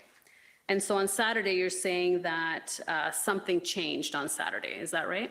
I received notification from the EOC through regular briefings, and we receive a lot of them, that yes, there was bylaw encountered some difficulties. I wasn't given all the specifics with regards to what had happened, but I was told that as a result of that, the stance has changed and that a red zone has been established, which is probably concurrent with the red zone that was established for traffic management, et cetera, and that bylaw should not go into the red zone unless a directed or approved, I can't remember the exact words used, but there is documentation on this and supported by protection of the Ottawa Police. Okay, and when you say the red zone, what did you understand that zone to be? So the red zone would fluctuate throughout the protest based on the amount of vehicles coming in. So originally the red zone was, primarily the downtown core, and then it expanded to include Rideau and Sussex because of the activity there. It also included Coventry eventually, and then it expanded up south of Wellington based on the vehicle locations. So again, where the protesters were generally where the red zone would expand and contract based on police activity. And so it was fluid, quite fluid. And so what was Bylaw's role outside of the red zone? Bylaw's role outside of the red zone was to continue to enforce city bylaws, recognizing that if they encountered any vehicles with protest paraphernalia or any type of suggestion that vehicles were involved in the protest, which happened in certain hot spots throughout the city, whether it was the Vanier Church or Bronson Avenue, that if it was related to the protest, it still required some sort of police either support or notification that you're going in and enforcing your laws. And when you're saying that there was an integration then with NCRCC, does that mean that calls to bylaw to 311 were being redirected to NCRCC? Yeah, it depends on the call, because some of them were, whether it was anti-masking, pandemic type calls, or whether it was, parking calls or noise was a big one, obviously, illegal fires, et cetera. So in the hot zone following the 29th, yes, those calls would go to Ottawa Police to triage and the NCRCC if they were to be acted on. And so I just want to clarify in your witness statement, just to make sure I make sure that is in line with what you're saying now, in your witness statement, and we can pull it up if that's helpful to you, but it says OPS directed the city on January 29 to instruct bylaw officers not to ticket or tow vehicles anywhere in the red zone without police approval. Is that essentially what you're saying about what happened on January 29th? Yes, that's a paraphrasing of what I had been advised of through the EOC. Okay, so this was told to you through the EOC. Beth That's Gooding would have been the one to inform you of that? That's correct. Okay. And so that stance from January 29th about the red zone and that bylaw was not to ticket and tow without police approval, that didn't change throughout the protest, did it? Well, in the enforcement stance changed, and I believe it was in approximately February 4th, where police wanted to take a more aggressive enforcement posture, and they established a special team where bylaw and police would work together and just go out and start ticketing in full force. So that was called a quick response team, I believe is what it was called at the time. Right, but the stance that bylaw could not ticket or tow without police approval, that was maintained throughout the entire protest. In the red zone, yes. In the red zone. And as you said, outside of the red zone, if there was some sort of indication that the vehicle in question was related to the protest, then the police would make the decision as to whether or not to ticket or tow. Is that right? That's correct. And if I didn't say so earlier, it was primarily as a result of officer safety. You know, our officers are not trained to the level that police officers are, not equipped with the same type of tools that police officers are equipped. They are trained to deal with conflict, but mostly verbal. So, I mean, we're very concerned about what we didn't know. Right? I was not informed of all of the intelligence that the police had with regards to the element of the crowd. And what I was basing a lot of my decisions on was based on what I was seeing south of the border when, you know, buildings are burning and riots are happening and people are dying. And when we were preparing for a worst case scenario for this event, that's the image I was trying to, one, avoid, but to prepare for in the event that we got to that point. Right. And Mr. Kanalakis testified yesterday that sometime in the second week, there was an integration between OPS and bylaw to ensure bylaw safety. Do you have a sense for when that was? Do you know? In my head, I believe it was around February 4th where they established those quick response teams, and that's where they would work together. And you're saying that was primarily for bylaw officer safety, correct? It was for everybody's safety, right? Our concern is not just for the bylaw officers. That's my primary concern because they're not my officers. They work with me. But I'm also concerned for the protesters' safety, for police officers' safety. There were a lot of people in the protests who weren't angry, but there were a lot of people in the protests who were angry. So, you know, we have to protect everyone. And when 311 calls were being redirected to NCRCC, was that within the entire municipality of Ottawa? How did that work exactly? I can't speak to how the 311, triaged the call at that point in time. I know that bylaw would have worked with them directly to say, you know, here are the, you know, standard, questions you would ask. And based on the information you receive, it would either go to the police or it would go to bylaw. And are you aware of any instances in which bylaw wanted to act and wanted to enforce some bylaw violation and they were prevented from doing so? For most part, throughout the incident, you know, not enforcing what they do for a living was a morale hit for bylaw officers. They were frustrated that in the media they were being criticized for not doing their job when in fact they were told not to do their job. You know, for the senior leadership, we understood why that was there. We tried to relay that to our bylaw officers, but yeah, there was a morale issue and a want to go out and do their job. And they certainly proved that in the follow-up protests that came to town, whether it was Rolling Thunder or even on Canada Day, they enforced a lot of their activities then. So if a vehicle did not appear to be related to the convoy, that vehicle could be ticketed or towed? There had to be some discretion. So if it was in a no stopping zone, it was towed no matter what, even if it was related to the convoy, because we needed to keep the emergency routes open. And they did an excellent job keeping the emergency routes open. We did ask our officers to use some discretion because, you know, the perception of us ticketing our citizens, of a vehicle and then not ticketing one because next door it's a convoy was just not proper and it wasn't appropriate. So we did ask them to use discretion and to be careful on when they ticketed citizens that were mixed up in with the convoys. It just looked like we were taking sides, and that's not appropriate, and that's not what we were trying to do. Great. And quickly, it appears based on the evidence we've received so far that there were numerous fire code violations and other infractions that would involve fire services, such as open fires in barrels, stockpiles of fuel, illegal fireworks, etc. Not just in the red zone, but in residential areas as well. So I want to ask about how fire services, which is also under your direction, was able to exercise its function within this system that you've now described, where Bylaw is essentially integrated with the police.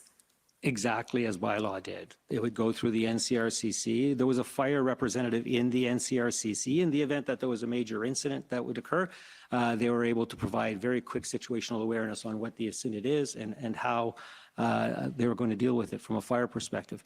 But with regards to enforcement of the fire code and open air burning, it was the exact same thing. We would either receive a complaint through 311 and we would advise the NCRCC and they would say, we know we have a fire. They go, yeah, we know it is. We know there's a fire there. And the police would actually make the decision, do we go in or don't we go in? Some of it was based on their resources.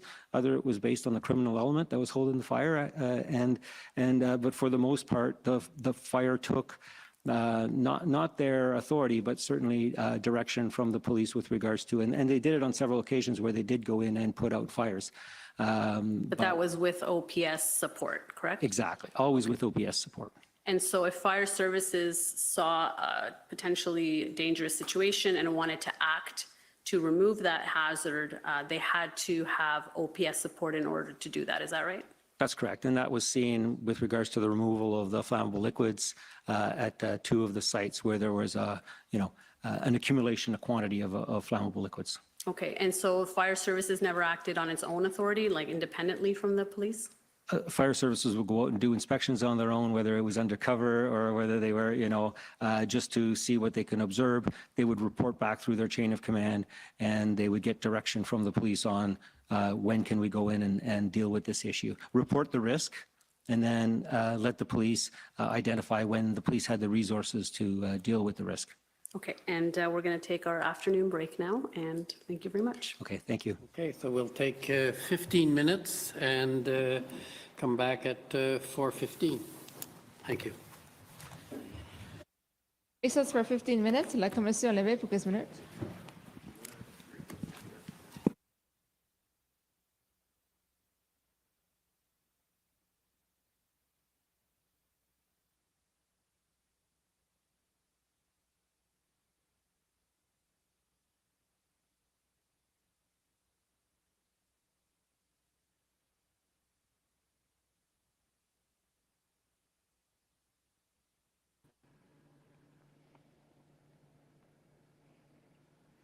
What's going on, everybody? We're on our little intermission now for 15 minutes. What is up? How's it going? What do y'all think of the lies that they're spreading? Also, I tried to go somewhere, and I think I just ran out of gas. My truck was going up a hill and basically shut off. I had to turn around, pull a quick U-ey, and coast down the hill like a bad ass. After the convoy and before Canada Day, there were demonstrations in front of Parliament with flags and dissent.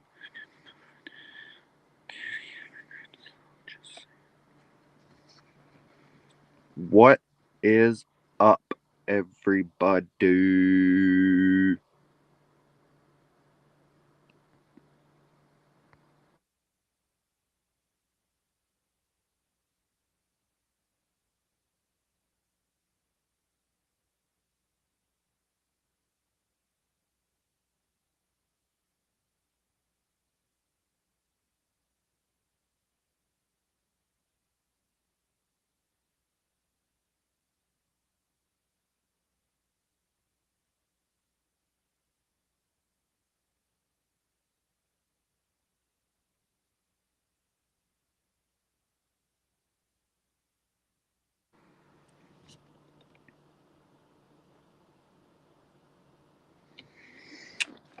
Well,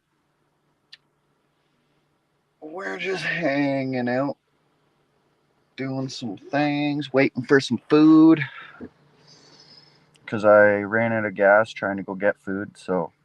And I don't own a jerry can, and there's a gas station pretty far away, so. Yeah. Yeah. Yeah. Yeah. Gotta figure that one out. But anywho, my food might be going to the wrong place.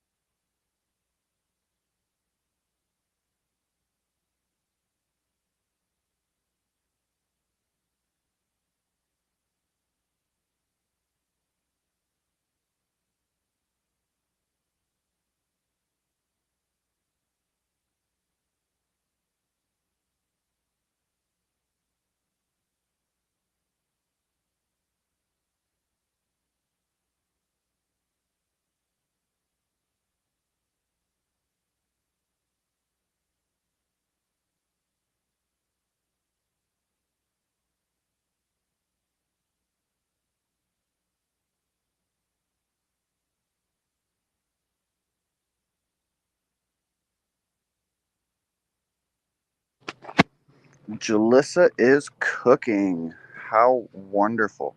Sorry, everybody. I am, told you, like I said, back and forth and in and out, doing a bunch of stuff.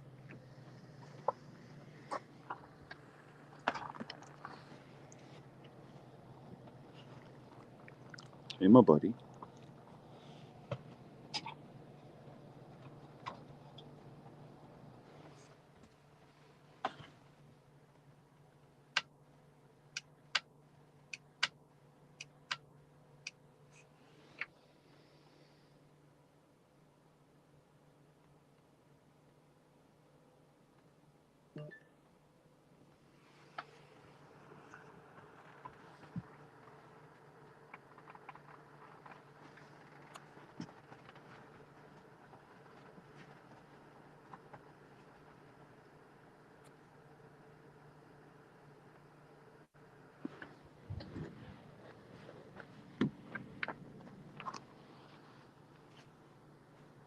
Cooking up a storm. What are you cooking, Jalissa?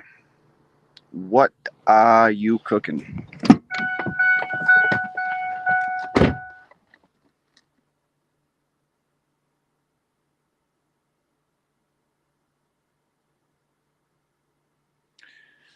Yeah, so far, eh, Brian? So far, so far.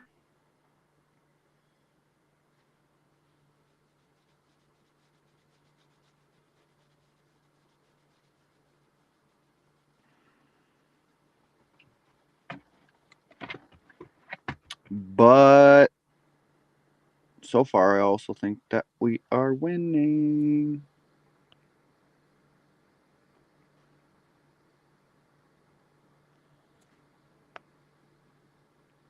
Boom, bada, boom, bada, boom, boom, boom.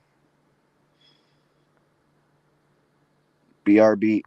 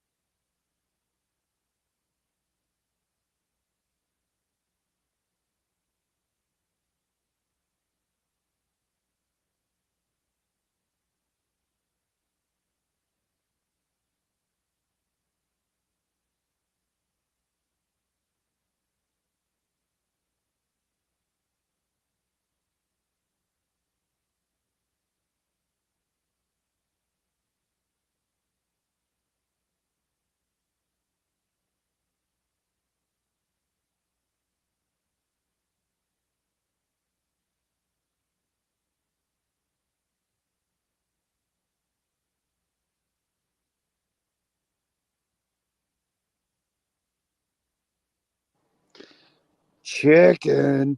I love chicken. Hey. You just made a mess all over my seat. Did you really just dump all your food out? That's hilarious.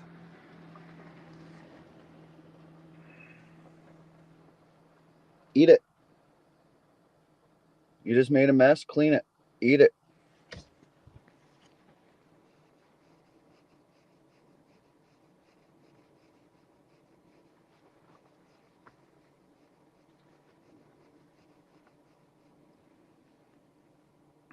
So how's everybody's day going?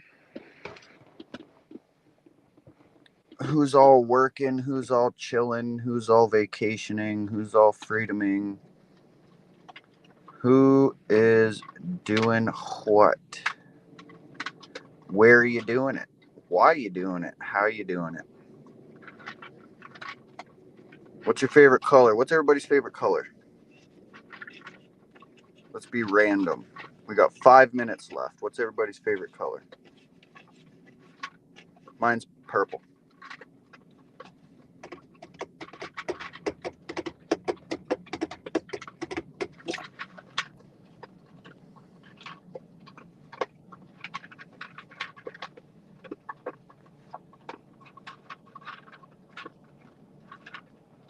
Nice.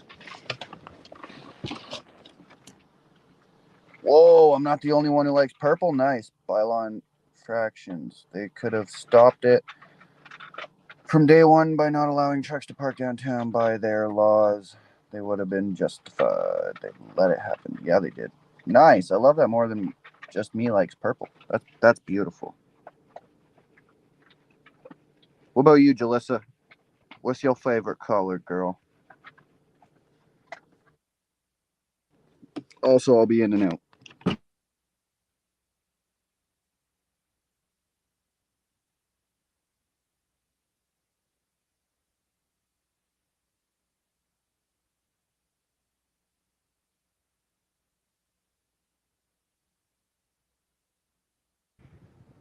Pink.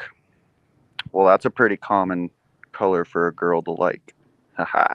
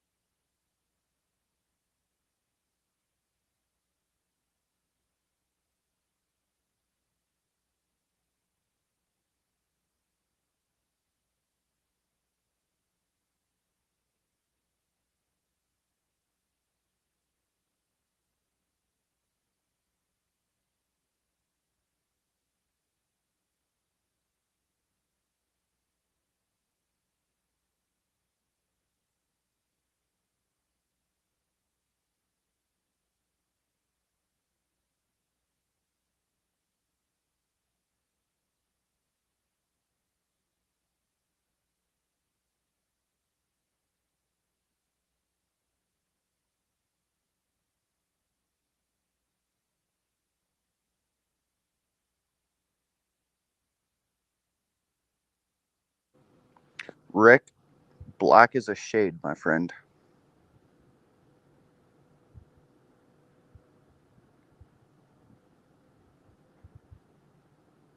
Second favorite's green.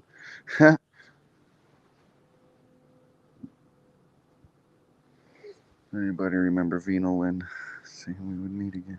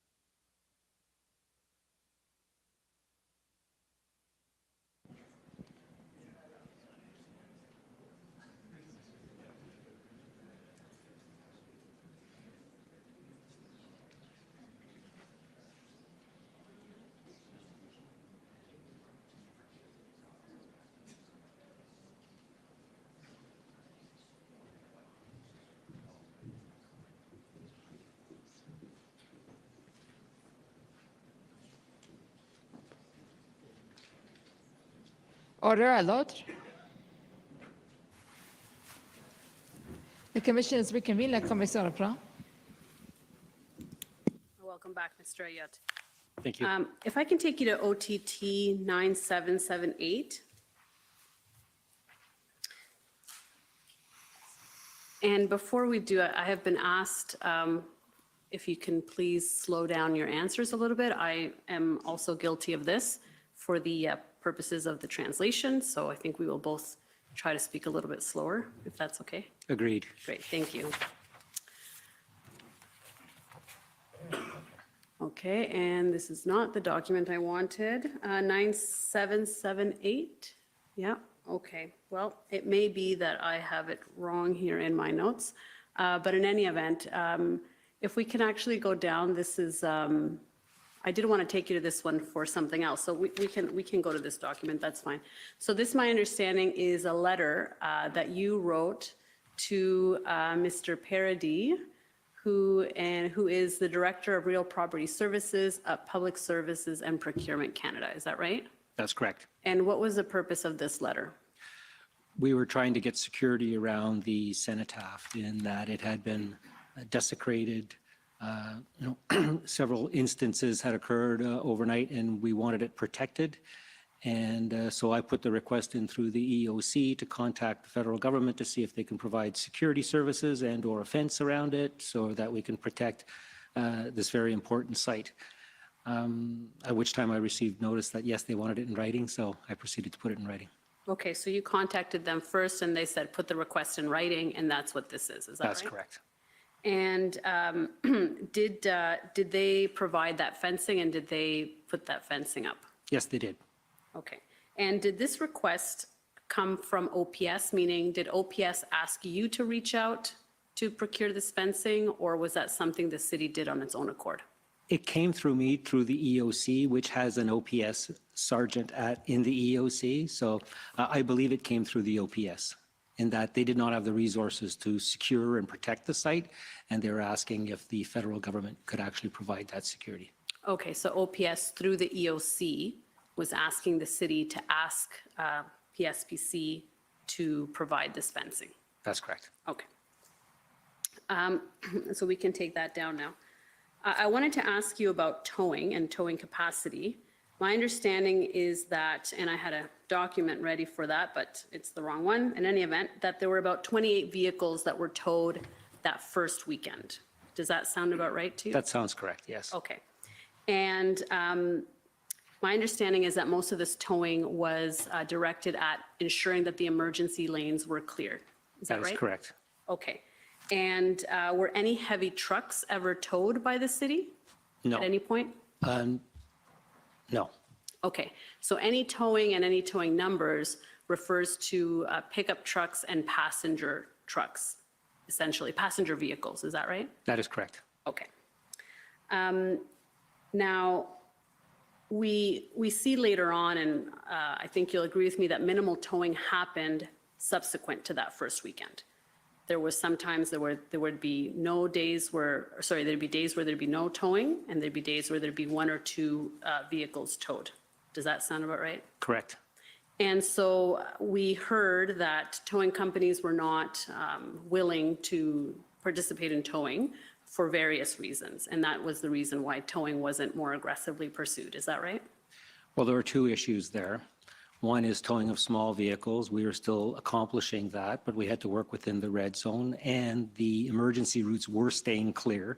So I think the protesters got the message early on that we were going to have zero tolerance in the emergency routes for the protection of the citizens and themselves and the buildings of the City of Ottawa. But the secondly is the larger vehicle towing was the real challenge for obtaining those tow services. And so we reached out, well, the EOC again reached out looking for resources. We were getting it from all different directions. The police asked the EOC to see if they can make some contacts. The police were also making contact with various tow companies. They were asking if we had any contact with the province. So through the EOC, again, we were contacting the province to see if they had resources. The mayor suggested that, Mayor Tory in Toronto had contacts. We did receive those from the mayor. And again, we would inquire with regards to the availability of towing. And for the most part, it was no.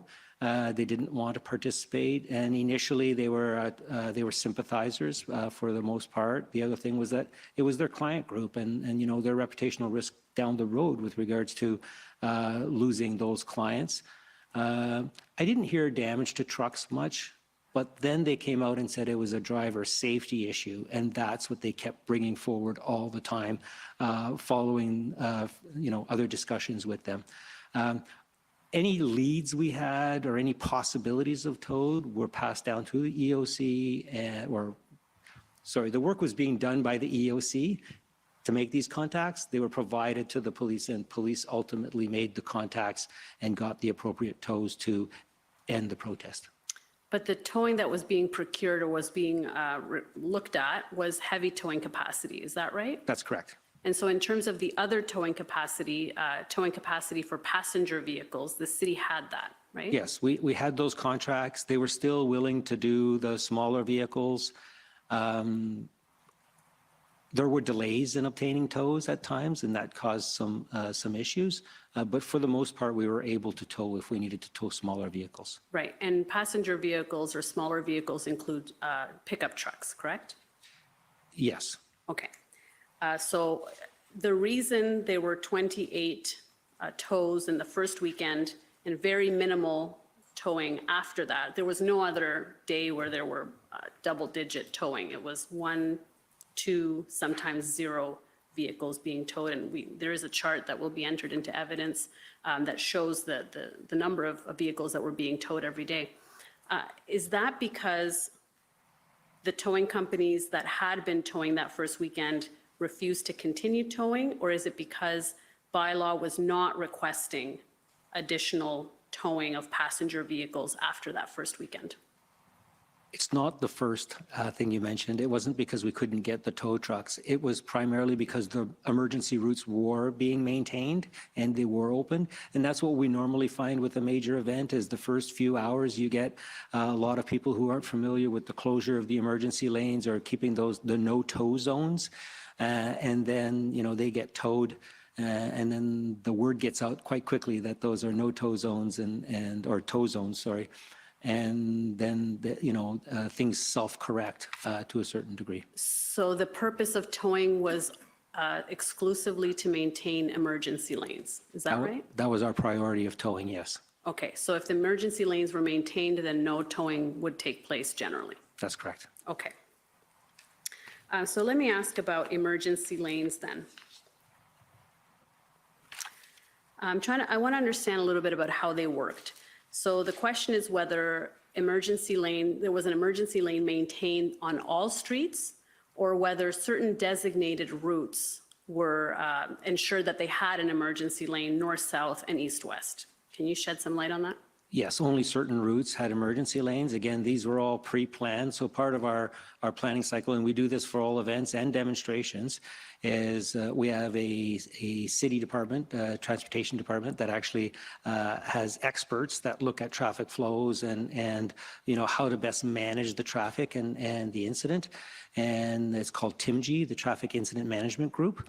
And they work closely with police to identify, how are we going to manage the incident that's being proposed or coming forward. And they would close certain lanes. For example, Kent Street was closed completely. There was no emergency lane on Kent Street. And there were a few other streets like that. But for the most part, we had the emergency routes that we had identified through the TIMG group were maintained throughout the protests. Sorry. So if an emergency occurred on Kent Street, a street that you've indicated was completely blocked off, so a building in the middle of Kent Street, there is a fire or some emergency, how would the emergency vehicles get to that street? We were able to access it through other streets. So, the streets that are running perpendicular or parallel to it, the buildings were accessible by other means. Okay, so... it's not an ideal situation, but it was the best situation that we could come up with based on the planning. Okay, and I assume then that there would be some areas that would not be completely accessible if a lot of streets were closed off completely, or there were several streets that were closed off, then there would be at least some buildings that would have been inaccessible to emergency vehicles. Every building was pre-planned in that they would, fire and paramedic service would look at their CAD and look at what they were dealing with in the preparation for all of this. And they do it for other city events such as Canada Day, et cetera. And they go, okay, so how are we going to get there if there's an incident? And what's the biggest risk incident that we have in this building? So let's say for fire, it would be a fire, a major fire. And then how would we access it? And we ensure that we have multiple access to every building. Even so one street could be closed, but you might still have 3 other streets that actually, encapsulate or surround that building. So those buildings were all, we were sure that we can attend all of those buildings. It wouldn't be an ideal response because sometimes you'd want to put your ladder truck, let's say, on Kent Street to actually bring the ladder or tower up to access certain floors, and that wouldn't be available. But there was always a plan to how do we actually assess and manage these types of situations when we're faced with them. So we were comfortable from an emergency service that we could access the buildings that we needed to access given any emergency. Okay, and when you said the CAD, they would look at their own CAD, what did you mean by that? Yeah, so fire services has a computer-aided dispatch system. So it's a Sorry, can you repeat that? computer-aided dispatch system. Yeah. So it identifies, the streets, where the hydrants are, the buildings, the height of the buildings, what the risk is for the building. So, a hotel would have a much higher risk level than a government building that's unoccupied, or a government building that's not occupied in the evenings or on the weekends. So based on the risk level, will dictate how many resources we actually have going to those calls. So it's not always just one fire truck going to an incident. In fact, sometimes people will say, oh my God, that must have been a big fire. There was like 6 trucks going to it. Yeah, it might have been a false alarm. The reality is those 6 trucks were required in the event that it was a real incident. They needed to set up. There are so many different tasks that need to take place in the initial minutes to be successful that those resources need to be there. Okay, and in this case, were there any delays from EMS or fire, ambulance to be able to access any points within the areas that were occupied with trucks? There were no substantial delays. We did get some complaints with regards to paramedics not being able to access, or a paramedic trying to get through a street and it was taking a little longer. But we investigated every one of those complaints to look at it with regards to our response standards to see whether or not they still fell within our response standards. And if they didn't, was it an acceptable risk? Was it reasonable? And we didn't have any high-level risks that we were concerned with regards to any response. Okay. Now, I just want to ask about the relocation of the trucks as part of the negotiation between the protest group and the City of Ottawa. I want to take you to OTT 30057.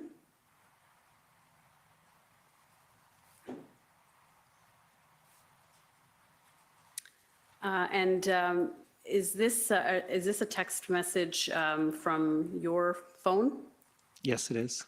And it says Chris Protester in brackets. Is that the name that you entered for that phone number? That's correct. Okay, and who's Chris Protester?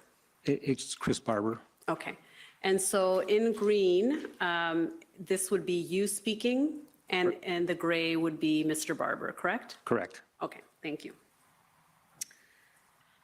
And if I can just take you to page 4 of those exchanges.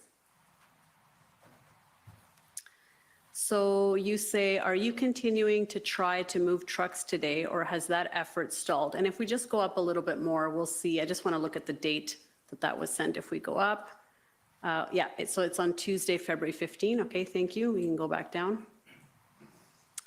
Are you continuing to try to move trucks today, or has that effort stalled? And he says, we moved maybe 40 yesterday. I wore myself out yesterday with that, rested up now and preparing to get at it again. And then you say, thanks, Chris. So we have heard that there were about 40 heavy trucks that were relocated as a result. Is that your understanding as well? Is that what Mr. Barber was telling you? Yes, I concur with him that was my approximation as well at the time. Okay, and there were an additional passenger vehicles that were towed as well? Yes, because Were there were relocated. trucks and cars and pickup Right. trucks. And to move the trucks, they had to move the smaller vehicles as well, and they were relocated. Not necessarily all on Wellington, but they were relocated. Okay, so this 40 number refers to the heavy trucks only, right? Correct. Okay. And we know that shortly after this message, the effort to relocate trucks stopped or was ended. You also had discussions with Superintendent Drummond, who I understand was the OPS liaison to this relocation effort. Did he explain to you why there were no more trucks being relocated to Wellington at a certain point? No, he simply indicated that the police were no longer allowing trucks on Wellington. Okay, and he didn't give you an explanation for why? No. Okay, thank you. Those are all my questions for you, Mr. Ayotte. Thank you very much. Thank you. Okay. Thank you, Council. First up is the Ottawa Police Service.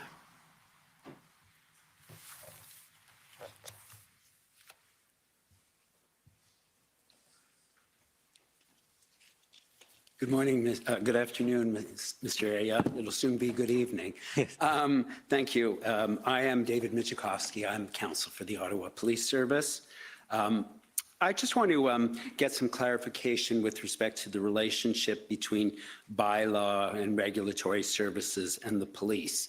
And you mentioned Roger Chapman, is that the name? Yes, he's the Director of Bylaw Services, correct. And so if you could please turn up OTT 0359.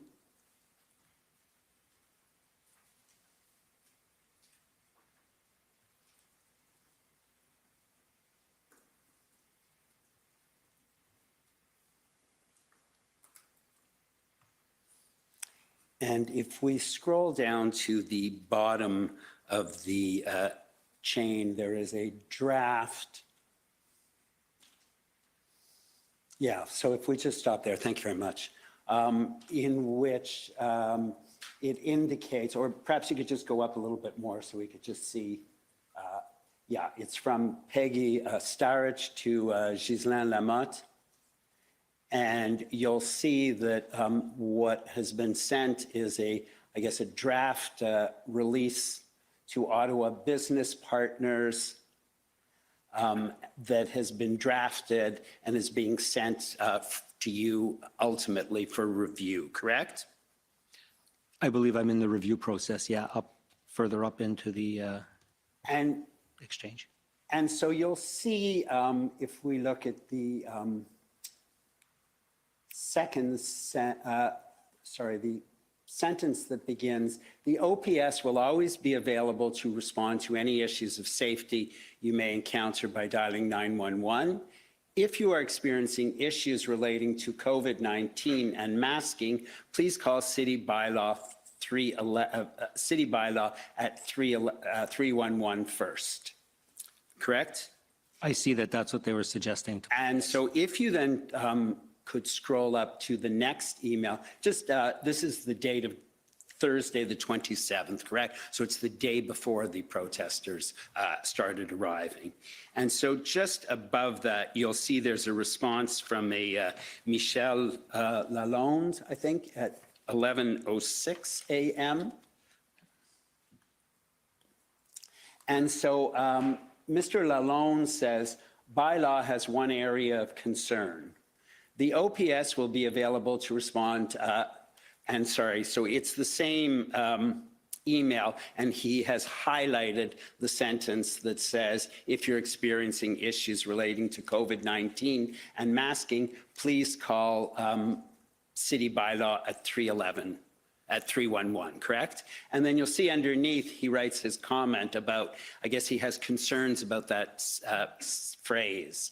And he says, since this relates to a protest demonstration, COVID-19 complaints are to be directed to OPS for response.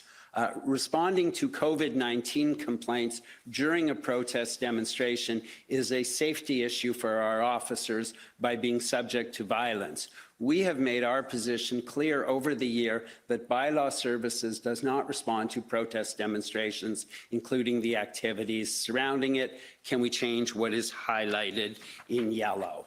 And then if we scroll up above that, you'll see there's a request for a revised text. And then if you scroll up to the, continue scrolling up, please.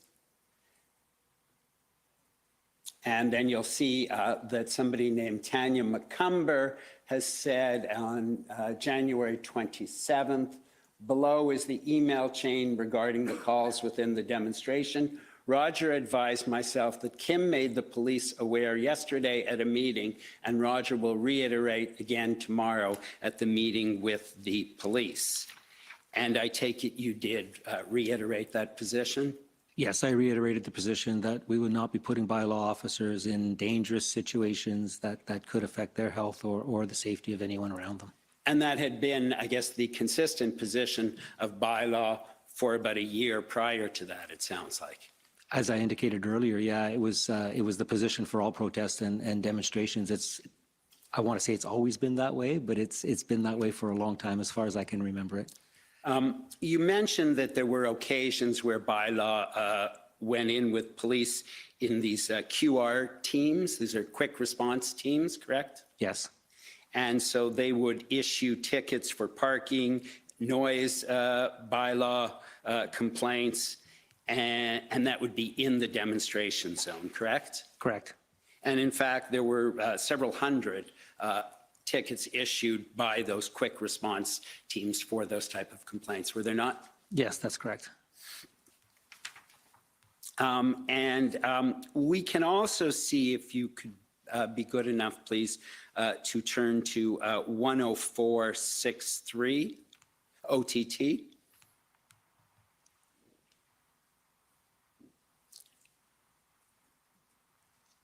And if we could just look at the first page, those are your notes, Mr. Ayotte, is that correct? Embarrassingly, yes. They're pretty legible. So if I could You just caught me on ask, a good day for these, because some of If my I- other notes are not that good. I could just ask to look at number 3. Sorry, I wonder if we could just see the date of your notes. February 2nd. February 2nd. Okay, perfect. And number 3, the market was in the red zone, but that zone has been shrinking as a result of police demobilizing the demonstration. So you were able to then to provide some enforcement in bylaw enforcement in that area as well. That's correct. Kind of like what I was explaining earlier, the red zone would contract and expand based on how the protesters, they would expand on the weekend and contract during the week because of the amount of additional people that would come in on the weekends. I understand that on the first weekend, so that would be the weekend of starting Friday, the 28th, 29th, 30th, there were, is it fair to say, thousands of trucks in Ottawa?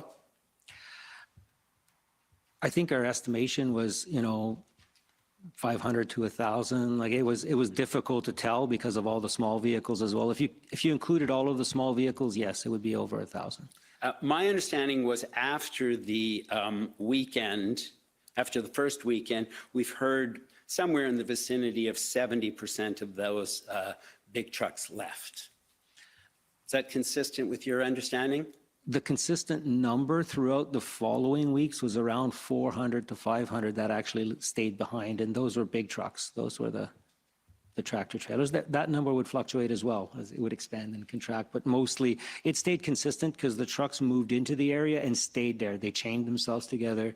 They made themselves difficult to move, and as a result of that, they were there for the long haul. So that'd be about 400 or so, I think. Correct, yeah. And you'd agree with me, I assume you were following some of this on social media while it was going on? I have people send me social media links. I'm not the social media guru that others are, but I was following some of it on social media. And yes. you would agree with me that there was a lot of misinformation about what was going on, what the demonstrators were doing, what they might do?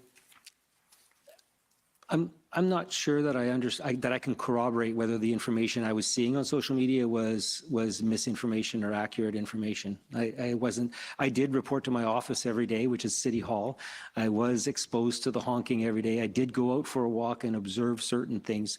So unless you can give me some specific information with regards to what the misinformation might be, I'm sorry, I'd rather not speculate. Fair enough. We'll be hearing it from others. Sure. So, that's okay.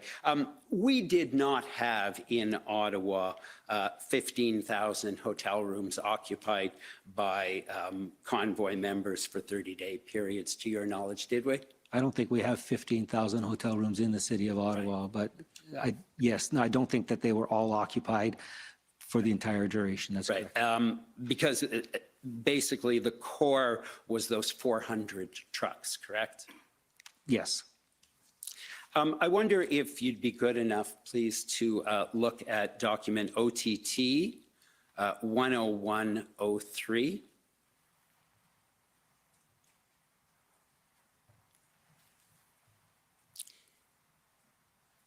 And if we can start at the top, I guess. This is some iMessages, I assume, between yourself and Beth Gooding. Correct. And Beth Gooding is the Director of Public Safety. Have I got that right? That's correct. And she was the incident commander of the EOC. And this is on February 15th. So that's the Tuesday. Correct. And the movement of trucks, as I understand, pursuant to the mayor's agreement, was on February 14th. Is that right? Correct. That's when it started, yes, to move the trucks. And on the 15th, as I understood your evidence, the police had stopped assisting in the moving of trucks and were encouraging the truckers to go home. Is that right? Yes. And on the 15th, then, you were discussing what happened in that agreement, what the effect of it was, correct? With Ms. Gooding? And so I was trying to obtain numbers of trucks that had moved. Sure. Because that was the key question that I was being asked from the city manager and the mayor's office. And so if you'd be good enough, please, to look at Beth Gooding's message at 1:24 p.m. Correct. And so you'll see you're asking her about the number that are still there. And she says, I think there's about 337. 357, but that Chief Sloly had been saying 400, so that there's a delta of 43, correct? Yeah, so what I read from that is that the 400 was the original number, and now the police are saying there's 357, so what had moved is 43. Right, and then we see at 1:26, you tell her that what you're interested in the numbers is the big trucks and whether they move. That's what you want the information. That's correct. And so you tell her at 1:56, if you could please scroll down. You tell her that according to the protesters, I think they moved about 40 the previous day. Is that right? Yes. And she said that that basically aligns with what the NCRCC has said, correct? Correct. And at you continue then to discuss how many, and how it's difficult to count them. And if you could please look at 4:19 p.m. You have to scroll down a bit.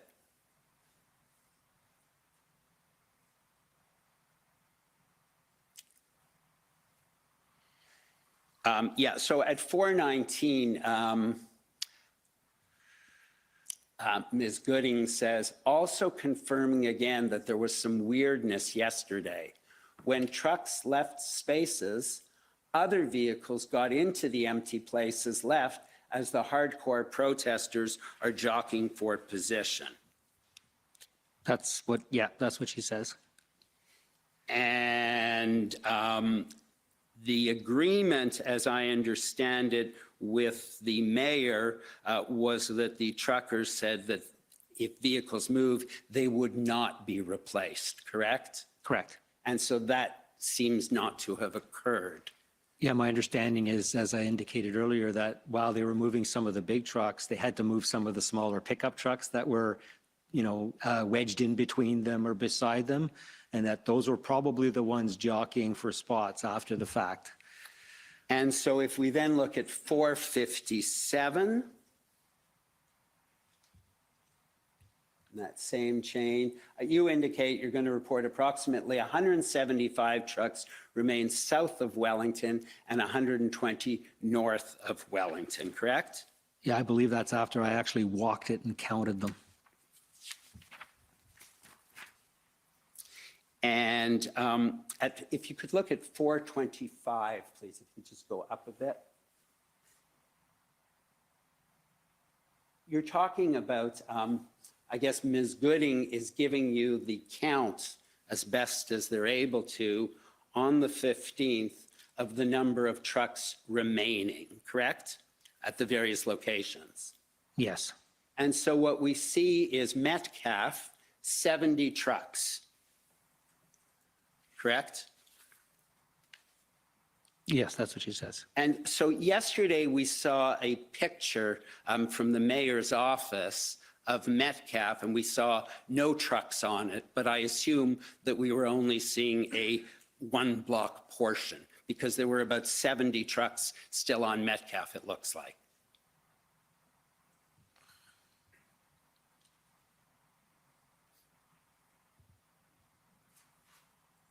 Is that what you're understanding from Ms. Gooding? Yeah, I don't know if these were the numbers that she was giving me before the movement or after. Like these, I'm asking her for the numbers, so I don't know if we can scroll up a bit so I can just get the context of the conversation before that. Sure. I see this today. They're using the cameras to try and identify, what trucks are where. Right. And so you would agree with me that on the 15th, there were trucks still on Metcalf, correct? Yeah, I actually walked it, and a good portion of Metcalf was cleared. Right. And there were a number of trucks still on Metcalf, though, correct? Yep, perhaps south, yes. And those are all my questions. Thank you very much, Mr. Ayotte. Thank you. Okay, next, I'd like to call on the convoy organizers.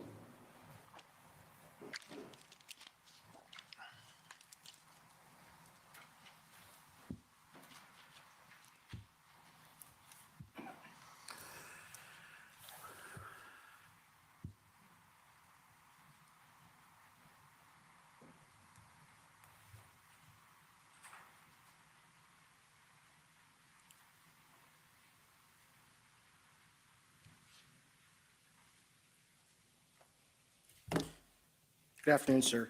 For the record, Brendan Miller. I'm counsel to the Freedom Corp, which is an organization representing the protesters that were in your city in January and February of 2022. So just first off, I want to talk to you sort of in your capacity as being the director of safety and that sort of things, or overseeing that department. Can you agree with me that between January 27th and February 14th, there were over 3,000 tickets issued for provincial and municipal infractions? That sounds correct. I'd have to actually look at the numbers, but we did provide all of those documents through the disclosure process. Right. And were some of those tickets issued by the Bylaw office? Most of them were issued by the Bylaw office. Right. And I take it that during the issuing of those over 3,000 tickets, none of your Bylaw officers were assaulted? There were some contentious times, and so I can't say that none of them were assaulted, not that I know of. Not that you know of, right. So you never had reported to you and no charges were laid against any protester issued a ticket with respect to physically assaulting a Bylaw officer?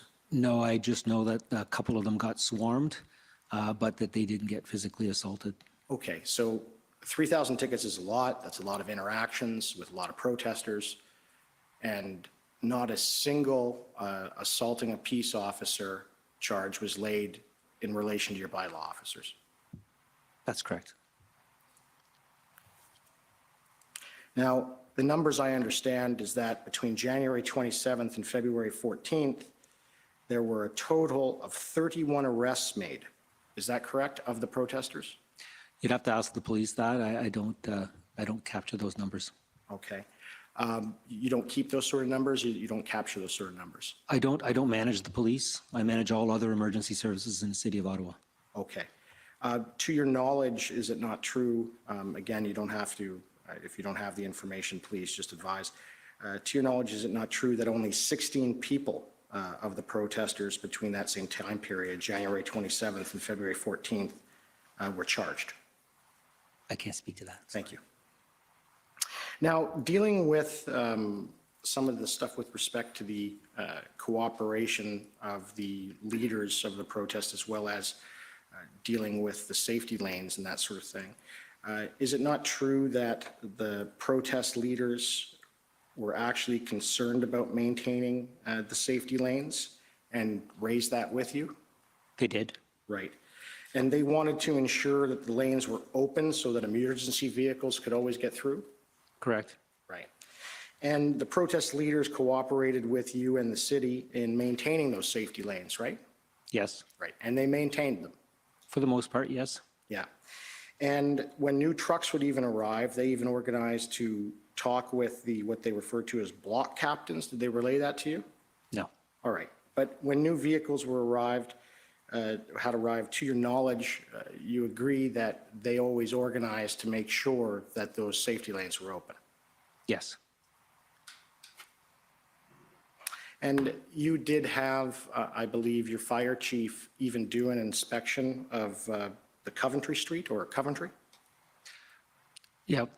Just for clarity, the fire chief wouldn't have done the inspection, but one of his chief officers would have. So there are many different chief levels within the fire service. Right. And when that fire chief did the inspection, he asked them not to have any open, he did not, or he asked them not to have any open fire pits. Isn't that right? I can't speak to that. I don't know the contents of that. Right. I understand that you attended a logistics meeting at City Hall on Sunday evening of February 13th to discuss the trucks' moves. Yeah, that's the only time I ever met with the organizers of the protest. Is it not true that at that meeting, the protesters explained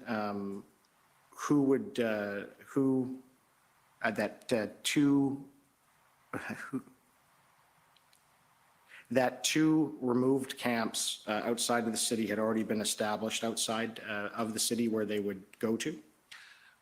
From my recollection, the discussion was around how are we going to move the trucks out of the residential areas, and that there was limited spots on Wellington Street. So I wasn't 100% sure we could move all 400 trucks onto Wellington. Actually, I knew we couldn't move all 400 trucks onto Wellington Street, and that the agreement, from as far as I was concerned, meant that they had to make sure that those other vehicles left town and left the city of Ottawa. And they said yes, that they had secured ground or and that's farmers' properties outside of the city. Right. So that's what I'm trying to clarify, because I'm just trying to be fair to you, because there's going to be evidence about that. So they told you that they had set up two camps in properties they were allowed to be at outside of the city, and that they were looking to move there. Yeah, they told me that, but I was also aware of that through other intelligence reports as well. And then the plan was that other vehicles would go there, and then there would be some other vehicles that would go to Wellington. Is that correct? Correct. Right. And the city agreed to that? Yes. Right. Now, if the protesters were able to move the vehicles on Tuesday and Wednesday, which is February 15th and 16th, as had been agreed, can you agree that the result would have been most, if not all, of the vehicles would have been cleared out of downtown except for Wellington? I can't agree with that, only because I didn't see a lot of vehicles moved except for the ones we allowed onto Wellington. So there seemed to be some movement onto Wellington, but no movement out of the city, as was agreed to. So if there would have been a good faith movement on both parts, then I could maybe agree to that, but I can't today. Right, but isn't it true, and the commission's heard evidence, that the move on to Wellington eventually got blocked? It got stopped by police, yes. Right, so it got stopped by the police, so the deal didn't go through because of the police.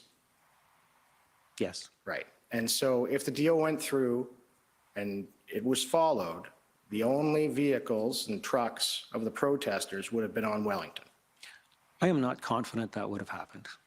Right, but there was no reneging on the deal on behalf of the protesters at the time, and that's the evidence the commission's heard today, or to date. Would you agree with that? Yes, but Thank you. But the delta was they didn't control all the people in that block. They said they wanted to control all of them, and they hoped that they would have all of their buy-in, but they didn't. They had difficulty moving the 40 to Wellington Street because people didn't want to move. Okay, but the difficulty in moving individuals to Wellington Street after the agreement was announced, I put to you, was only stopped because the police wouldn't let them on to Wellington, and because the police then also stopped them from leaving the streets they were parked on. Isn't that correct? No, I can't speak to that. You'll have to ask Staff Sergeant Drummond about that. Those are my questions. Thank you. Okay, thank you. Next, it's former Chief Sloly's counsel. Thank you, Commissioner. We have no questions for Mr. Ayotte. Okay, next would be the Democracy Fund, JCCF.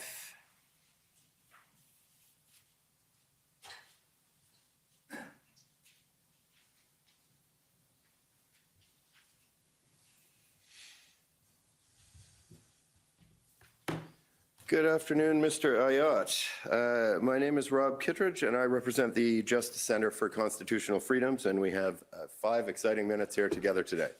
So I'm going to plow through a number of questions. Parking tickets serve as a deterrent to illegal parking, don't they? They do. When people know that parking illegally will get them a ticket and a fine, that deters at least some people from parking illegally, doesn't it? Yes, of course. I'd like to understand a little more about how often Ottawa parking enforcement people can ticket an illegally parked vehicle in the ordinary course of business. So let's say, just to pick a totally random hypothetical example, that I parked my car this morning in the middle of Wellington Street, obstructing traffic, and I left it there for 2.5 weeks. Assuming that for some incomprehensible reason my car didn't get towed, how many parking tickets could I possibly find on my windshield at the end of that period of time? That's a very good question, and I don't have that answer for you. I don't know the minutiae of the regulations. My background is the fire chief, and now I'm managing all of this, but I don't have that knowledge. Could a parking ticket be issued daily to an illegally parked vehicle? I would have to get that information for you. Would you assume that probably a parking ticket could be issued daily? I believe it could, because the parking infractions, the signs would say you can't park between a certain time period, and then once that time period lapsed, the next day, the time period would start up again. But so it'd be reasonable to say that at least 1 ticket per day could be? That would be reasonable, yeah, okay. Yes. Leaving aside the instruction from OPS to stop bylaw enforcement without police instructions and accompaniment, it's true that illegally parked vehicles weren't ticketed anywhere near that frequently during the process, were they? I believe I understood the question, but I'm going to kindly ask you to repeat it. And Nick, can I just ask you to go a little slower? I'll even give you an extra minute or 2. Deal. All right, I'm trying to plow through slightly I know, more than but 5 minutes worth of questions. So but it's with the interpreters. the time is tight. So tickets weren't issued daily to illegally parked trucks during the protests, were they? That's correct. If the city had ticketed illegally parked vehicles much more aggressively, don't you think that mounting fines might have persuaded some drivers to move their vehicles? I do not. You don't think any drivers would have moved if more tickets were issued? I do not believe that the protesters were feared getting tickets or fines. And not a single driver would have moved in the face of mounting ticketing? I can't say that 100%, but certainly, in my opinion, very few would have left. All right. You said on the 29th you were instructed by OPS not to ticket in the red zone without their okay and accompaniment. On the 28th, approximately how many bylaw or parking enforcement officers were working in the downtown area? Yeah, I believe that that information is in the disclosed material. I don't have that, but it was in the, 10, 15 officers generally work an area, and we would have had that many out that day. All right. So if those officers were out, they might have needed 10 or 15 police officers accompanying them to do their work in the red zone. Yes, but on the 28th, that wasn't necessary. Like, it would have been normal practice. Sure, but going forward, if Yes. they needed police accompaniment, that might have meant 15 officers. It might have. I can't speak to the police operation. They may feel that because of the threat that they would require more than one officer and one bylaw officer to attend those situations. Sure. I understand that in 2019, the city of Ottawa issued about 350,000 parking tickets. Does that sound about right to you? That sounds right. And 250,000 in 2020 due to COVID, I guess, which breaks down to about 20,000 parking tickets per month, or about 10,000 parking tickets every 2 weeks, doesn't it? You did the math. I'll agree with your math. How's that? Close-ish, underestimated. But we've heard that only 1,700 parking tickets or so were issued in downtown during that period of time, right? Correct. Yeah. No, sorry, over 3,000 were issued. Over 3,000. Still, Yes. that's quite a bit less than the normal Yes. 10,000 or so. Yeah. Yeah. Ottawa bylaw and parking enforcement officers are trained in dispute resolution and conflict de-escalation, aren't they? Yes, they are. And they receive that training because in the ordinary course of business, it's not unusual for ticket recipients to behave in a less than civil manner, isn't it? Correct. Right. And on any given day, protest or no protest, it's not unheard of for ticket recipients to get aggressive with enforcement officers, is it? True. But no bylaw or parking enforcement officers were attacked or injured by freedom movement protesters, were they? As I indicated earlier, not that I'm aware of, Right. except for the swarming. And when talking to Commission Council earlier, you discussed the difficulties that the city had obtaining towing services from its standing offer towing contractors and others, and the efforts made to procure towing services. Did the city consider offering increased compensation to towing services to encourage them to provide? Not that I'm aware of. All right. Did the city consider buying or leasing heavy tow trucks? We were looking at all options. You still need to train the drivers, and this was still being viewed as a specific time frame, right? By the time we bought a tow truck and we trained an appropriate driver, that would be one truck, and we needed a lot more than one to execute the final plan. Right. The city never used its two OC Transpo heavy towing rigs during that period of time, did they? It did not. Initially, they considered it, but they needed it for their daily operations. The bus system was still running, and the buses were still breaking down and required towing. So, and there were also from the union concerns about safety issues. All right. You mentioned that heavy towing operators were concerned about driver safety, and that was a big reason why services could not be procured. Light towing operators apparently didn't share those concerns, though, since the city's light towing providers continued to tow vehicles in emergency lanes, didn't they? Correct. And there were no incidents of assaults, violence, or injuries to towing operators during the protests, were there? Not that I'm aware of. All right. Well, thank you very much. I've gone about 1 minute and 20 seconds over, but those are my questions. Okay, thank you. Next, it's the Government of Canada.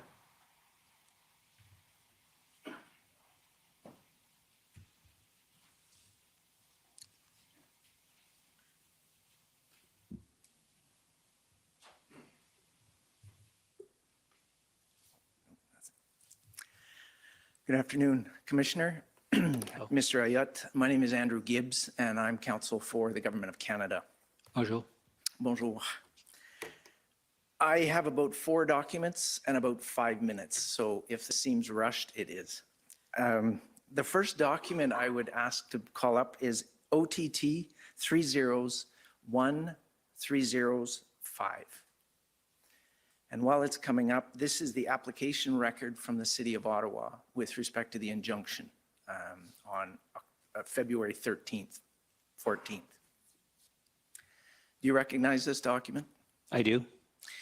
And you provided an affidavit in support of this application? Yes, I did. And, excuse me, in your affidavit, you detail that the demonstrators were breaching city bylaws, correct? I did, yes. And that it was stretching city resources. Is that correct? Yes. You also state in the affidavit I believe it's at paragraph 10, that you'd visited various sites, observed personally, and were advised by operational staff, both bylaw and regulatory services and fire services, to gather the information for the purposes of the affidavit. Is that correct? That's correct. And you swore this affidavit on February 13th? Sorry, if we could maybe go to it. It should be on about page 4, I believe. I thought it was the 11th, but Down 2 more pages. And 2 more to the actual affidavit starts. Right here. And it's sworn February 13th, 2022. Do you see that? yes, I do. Thank you. And do you adopt the information in this affidavit as true? Yes, I do. Thank you.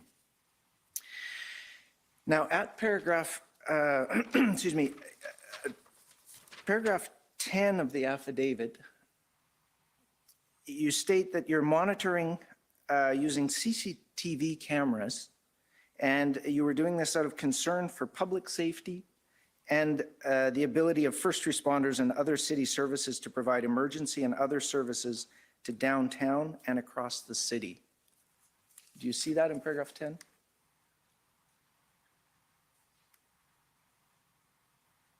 Yes. Yes. And so if we turn to, would you, based on the information that's in this affidavit, would you agree that the situation in downtown Ottawa at that time was fluid? Very fluid, yes. And volatile? Yes. And unpredictable? Correct. If you turn to page 37, please. This is a series of photographs of Exhibit A. Unfortunately, it's on its side. This is one of the photographs taken from the CCTV cameras, is that correct? Correct. And in the bottom left-hand corner, it states the location. Yes, Wellington, Metcalfe and Wellington. Metcalfe and Wellington, and the top left-hand corner, the date. Correct, February 5th. February 5th, and it's, I believe, 2 p.m.? Correct. What is the white bar that we see in the middle of the photograph? That's a boom or it's a crane. That's a large crane. Is that an industrial crane? That's an industrial crane, yes. And are all those trucks in the background, is that the lineup of trucks on Wellington? That's correct. And did you know what was in those trucks? No. Now, if we go to page 2, I'll just move off of this document, but I would like to go to page 2, where the list of exhibits are included. And I would commend this to the commission, this entire affidavit with the exhibits. There are a series of photographs of fuel depots at Coventry Road, the RCGT Park. You'll see Exhibit D, photographs of fires and fuel stockpiles at Confederation Park. Exhibit E, the bylaw call logs and fire complaints dated February 4th to 12th, 2022. Exhibit F, CCTV images of fireworks on February 5th, 2022. And Exhibit G, and so forth, are the details with respect to call logs. Is that where the various complaints are registered for open fires? Correct. And parking violations? Yes. Thank you. So in the interest of time, I would now like to move to 3 quick documents. If we can bring up OTT 404061. You had mentioned earlier that your officers were directed not to ticket in the red zone. Is that correct? Yes, correct. And you'd mentioned that that really came into play on February 4th? No, the 29th of January. 29th of June? Okay. This email is from February 4th. Roger Chapman, he reports to you? Yes, he does. And he states specifically, if you look at the second paragraph, first and foremost, our top priority and responsibility is ensuring the safety of staff. As you have no doubt gathered, this is a potentially volatile situation, and there is a significant difference between ticketing illegally parked vehicles and ticketing a person for a violation, where the latter presents a much greater risk of confrontation. Do you see that? Yes. And do you agree with those statements? Yes, I do. And in response to the questions you just received from my friend, Mr. Miller, with respect to the lack of tickets or the number of tickets and very little charges laid for assault. Would you agree that where the directions to the officers were to ticket vehicles and not people, that is one possible explanation for that discrepancy? Correct. Thank you.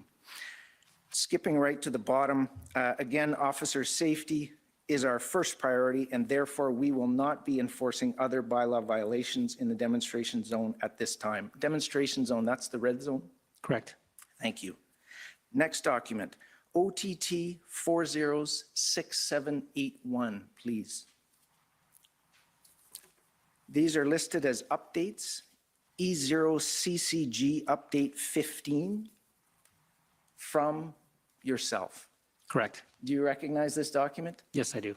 And would you agree that the purpose of this document was to provide accurate and timely information to your city colleagues? Yes, to my city leadership team. Your city leadership team. Thank you. The date of this email is Friday, February 11th, 2022 at 7:53 p.m. Yes. And in the third paragraph, we see evidence of external influence persists. The Ottawa Hospital has received some disturbing calls, mostly from the United States, which have been reported to police. PIMR, what does that stand for? Public Information and Media Relations. Thank you. Has paused public comments on the City of Ottawa's corporate Facebook and Instagram accounts for the duration of the city's state of emergency due to an apparent coordinated effort to spam the city's feed with hateful or toxic comments, including racist comments or misinformation and rumors. Was that accurate information? Yes, it is. Thank you.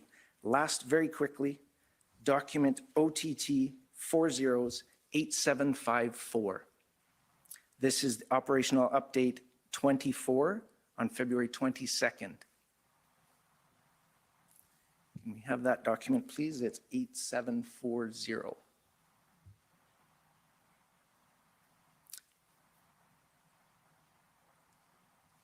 And it references on the third paragraph. This is again from you. You recognize this? Yes. Thank you. CHIO received a false bomb threat yesterday evening. Can you remind the Commissioner what CHIO stands for? It's the Children's Hospital here in Ottawa.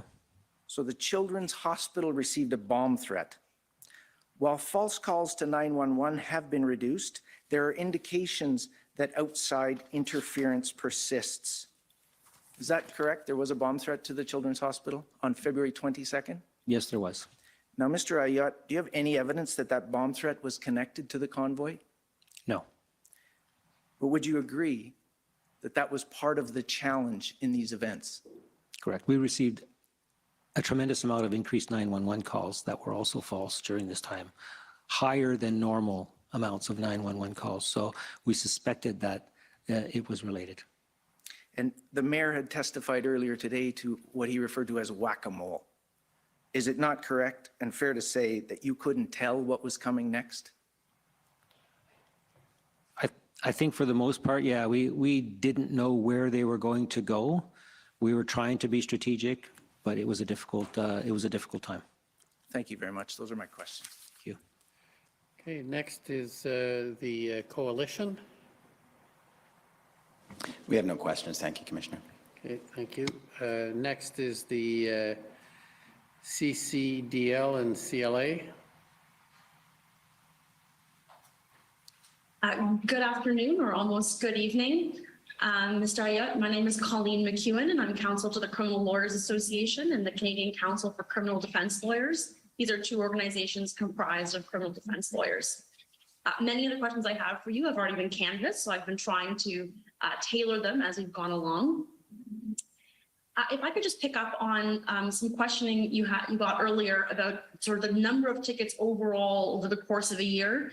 My friend said perhaps it was 300,000 or 250,000, and you said you didn't have the numbers in front of you, but you know that was sort of about right. Is that right? Yes. And he gave you an estimate that could mean something like 20,000 tickets being issued monthly. Is that right? Yes. And my understanding, not having seen these figures myself, but this would be for across the whole city. That's correct. Is that right? Correct. But is it still your view then that the 3,000 tickets that were issued over the course of the demonstration in the demonstration zone or related to the demonstration, that this would be a sort of a smaller fraction of tickets that Bylaw Services would have had the capacity to issue?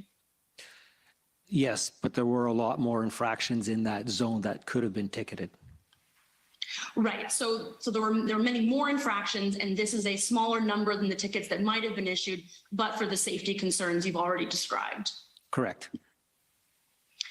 And I understand that that Bylaw and Regulatory Services received an approval for an increase to the set fines for various bylaw infractions on February 8th. Does that sound right? Yes. And I know you've already adopted the contents of the affidavit you swore as part of the city's injunction application in the course of questioning by another council. So I'll just draw your attention that you said in that affidavit that you didn't think that these increased fines had any impact on the ongoing bylaw violations. Is that right? That's correct. And that was the affidavit you swore on February 14th. And I take it that your opinion didn't change after you swore the affidavit, that there wasn't some change after that fact. My opinion hasn't changed, and the affidavit was sworn on February 13th. Right. And yes, and after February 13th, there wasn't those changes from February 8th. You didn't change your opinion of whether they had an impact. No, my opinion remains the same. Okay. Thank you very much. Those are my questions. Thank you. Thank you. And now to City of Ottawa.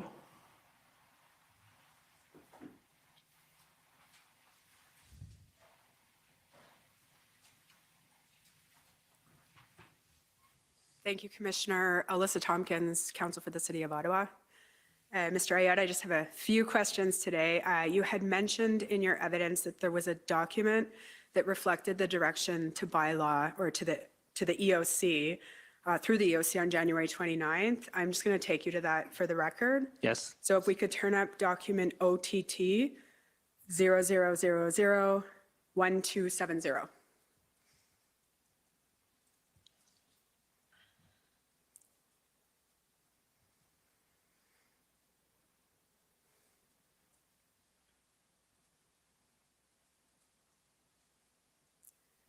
And if we could just scroll next page, please.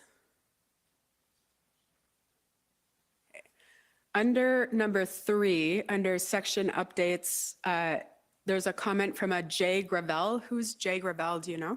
Jay Gravel is one of our commanders in the incident management system. So he used to work for Bylaw Services, and now he works for Roads. Okay, and it says here, BLRS, we're experiencing issues. A perimeter red zone has been established. If BLRS are required to enter that zone as directed by the NCRCC, they'll be provided police escort. And then we have a comment from Kay Cochran. Can you remind the Commissioner who is Kay Cochran? Kelly Cochran, she's part of our EOC staff. And she states, police advising BLRS to withdraw services if they are encountering concerns will provide escorts on an as-needed basis. Is this the direction to which you were referring earlier? Yes, correct. Okay, thank you. There was a couple incidents discussed last week in the evidence involving the Chateau Laurier and the Rideau Center. And I was just hoping you could provide the Commissioner with additional information on that. So starting with the Chateau Laurier, are you familiar with the concern that was raised? Yes, it was raised directly to me, and we had it investigated. Can you explain to the Commissioner what happened and what the city's follow-up was? Certainly. Basically, there was an alarm for a water leak or a sprinkler head that had been knocked off, and so it was an alarm call for the fire service. The fire service responded with 4 different trucks from different directions, from different fire stations, which is normal from a deployment of our resources perspective. We don't respond with just one truck. We respond with multiple, especially for a high-risk setting like a hotel. On arrival, one of the trucks, got close enough but didn't get very close, and that's what was observed by the hotel. And I thought, oh my God, if there's an emergency, they can't get in here. The reality is there was 3 other trucks responding. The responders were already in the hotel dealing with the incident. There was no delay in response. So, this was a time where people were very aware of all kinds of different issues, and it was being raised through us, through the BIAs and Hotel Association, that these types of concerns needed to be addressed because of public safety, their liability insurance, et cetera. So while I understand their fear, the risk of this call was very low, and we had pre-planned that facility daily, and we've had conversations with the managers since. So really, from a risk perspective, it was a relatively low risk event, but it did highlight that, if there was a fire, we may not get all 4 trucks there immediately, and there would be some need for movement of the protest vehicles. So while it was an incident that was looked at, it wasn't deemed as high risk as it was being first explained to us. Thank you, Mr. Ayotte. And in relation to the Rideau Center incident, it might be helpful if we bring up the email correspondence. If someone could turn up document OTT 408284.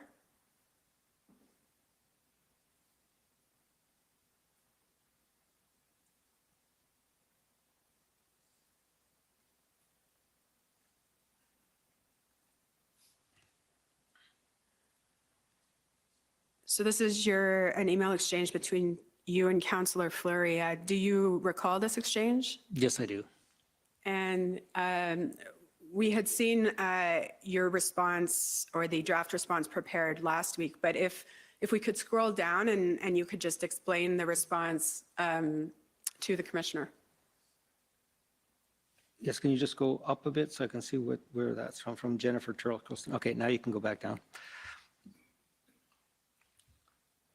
So in this particular case, it's a private property, so they could request that bylaw come and remove illegal vehicles.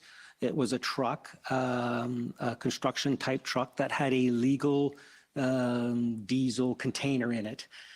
So the fear of it, as Councillor Fleury indicated last week, we should have evacuated the Rideau Center. Well, that's not accurate because the risk was still very low. So in this particular case, the police attended initially, looked at the truck, spoke to the owner, told him he'd have to move it or he'd be getting a ticket. Bylaw eventually went out and gave them a ticket. Rideau Center wanted it removed. It was one of those times when getting a tow for a small vehicle was more difficult, more challenging for us. And as a result of that, it took some time for us to secure the tow vehicle to come and actually remove it from the Rideau Center. And when it finally, when the tow truck was finally en route, the owner moved it himself. So the Rideau Center was frustrated that it took, a day and a half to actually deal with this issue. But again, when we're dealing with the whole protest, we're looking at risk, and we're looking at risk-based responses as well. So yes, there are, the councillor was concerned about the amount of layers with regards to us having to get the police involved and the police coming back and then the police saying they can't escort bylaw because they don't have the resources. And I could understand that frustration, and I could understand the Rideau Center's frustration. They have valid concerns. From a risk perspective, this was also a very low risk incident. Thank you, Mr. Ayotte. The last thing I was hoping you could assist the Commissioner with is the movement of trucks subsequent to the mayor's deal. You mentioned during your evidence that you went for a walk and observed the movement. If you could just explain to the Commissioner what you observed on your walk on the various streets. Yeah, so yes, certainly. I went down to Wellington just to see, how much trucks had been moved, and I noticed that they hadn't just been moved, but they've been placed in a row where they can park a lot more of the trucks. And I think that they were doing that to try and get as many of the trucks on Wellington as possible. And so there was still quite a bit of room from, Wellington, from, let's say, Kent Street right down to SGM with regards to, the ability to park more trucks. Metcalf was cleared for the most part. Again, there may have been a few stragglers here and there, south of Laurier. But Kent was still packed. So when Councillor McKinney was walking down Kent Street, she was right. There was no movement of any trucks on Kent Street. In fact, Kent didn't clear out until the police started their action to actually, with the public order teams, to move out. And then the trucks moved out quite quickly. But yeah, so my walk was to I try and identify has any progress been made, and is there still room? And are the protesters actually moving out as well, or are they just trying to move everything to Wellington Street? And it was my perception, I guess, that I didn't see a lot of trucks leaving town. I just saw a lot trying to get on Wellington Street. And again, I can't speak for Officer Drummond and the reasons for stopping it, but I suspect that it might have something to do with that as well, and the negotiation and the ability of both sides to be able to, the give and take factor. So. Excellent. Those are my questions. Thank you very much, Mr. Ayotte. Thank you. Thank you, Mr. Ayotte. I just want to make sure I understood what you said about the fire issue with the Chateau Laurier.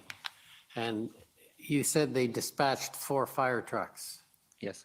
That would be the appropriate number of trucks, or was that more trucks than what the appropriate response is? That is our deployment for an alarm call. Okay. So in this particular case, it was an alarm call, general alarm. So just so I understand, so that when you say it wasn't a high risk, it's because it was a broken fire plug, if you like, or sprinkler. Sprinkler.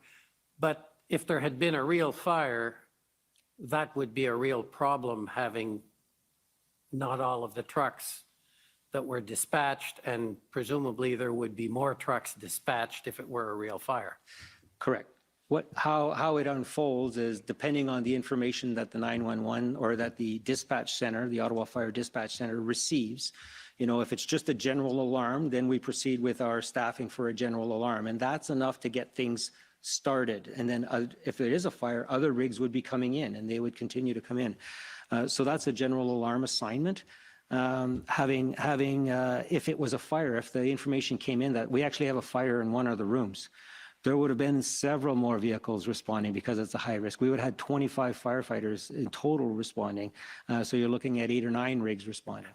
And I guess all I'm trying to understand is the inability of some rigs to get there would have been a bigger problem if there had been a real fire. Because I think what I'm trying to understand is whether, when you said it wasn't serious, it's because it wasn't a real fire, but access would have been limited if there had been a real fire. Of course, yes. And that would have been a big problem. And that was the concern of the Chateau Laurier. Okay. But they were portraying it as oh my God, they couldn't get in at all. Well, that was one of the 4 trucks. The other 3. But you're not saying it wasn't a problem.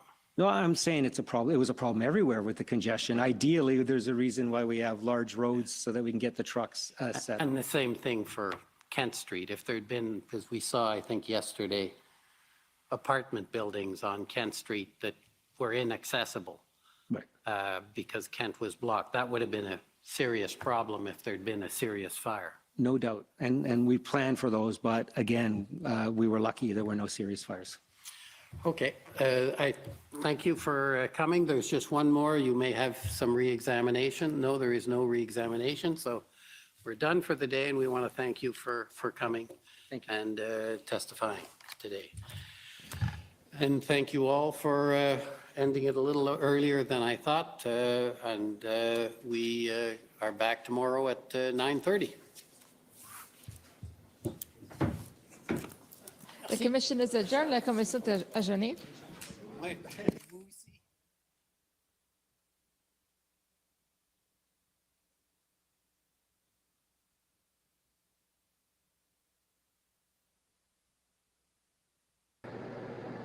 How long till they said they'd be back?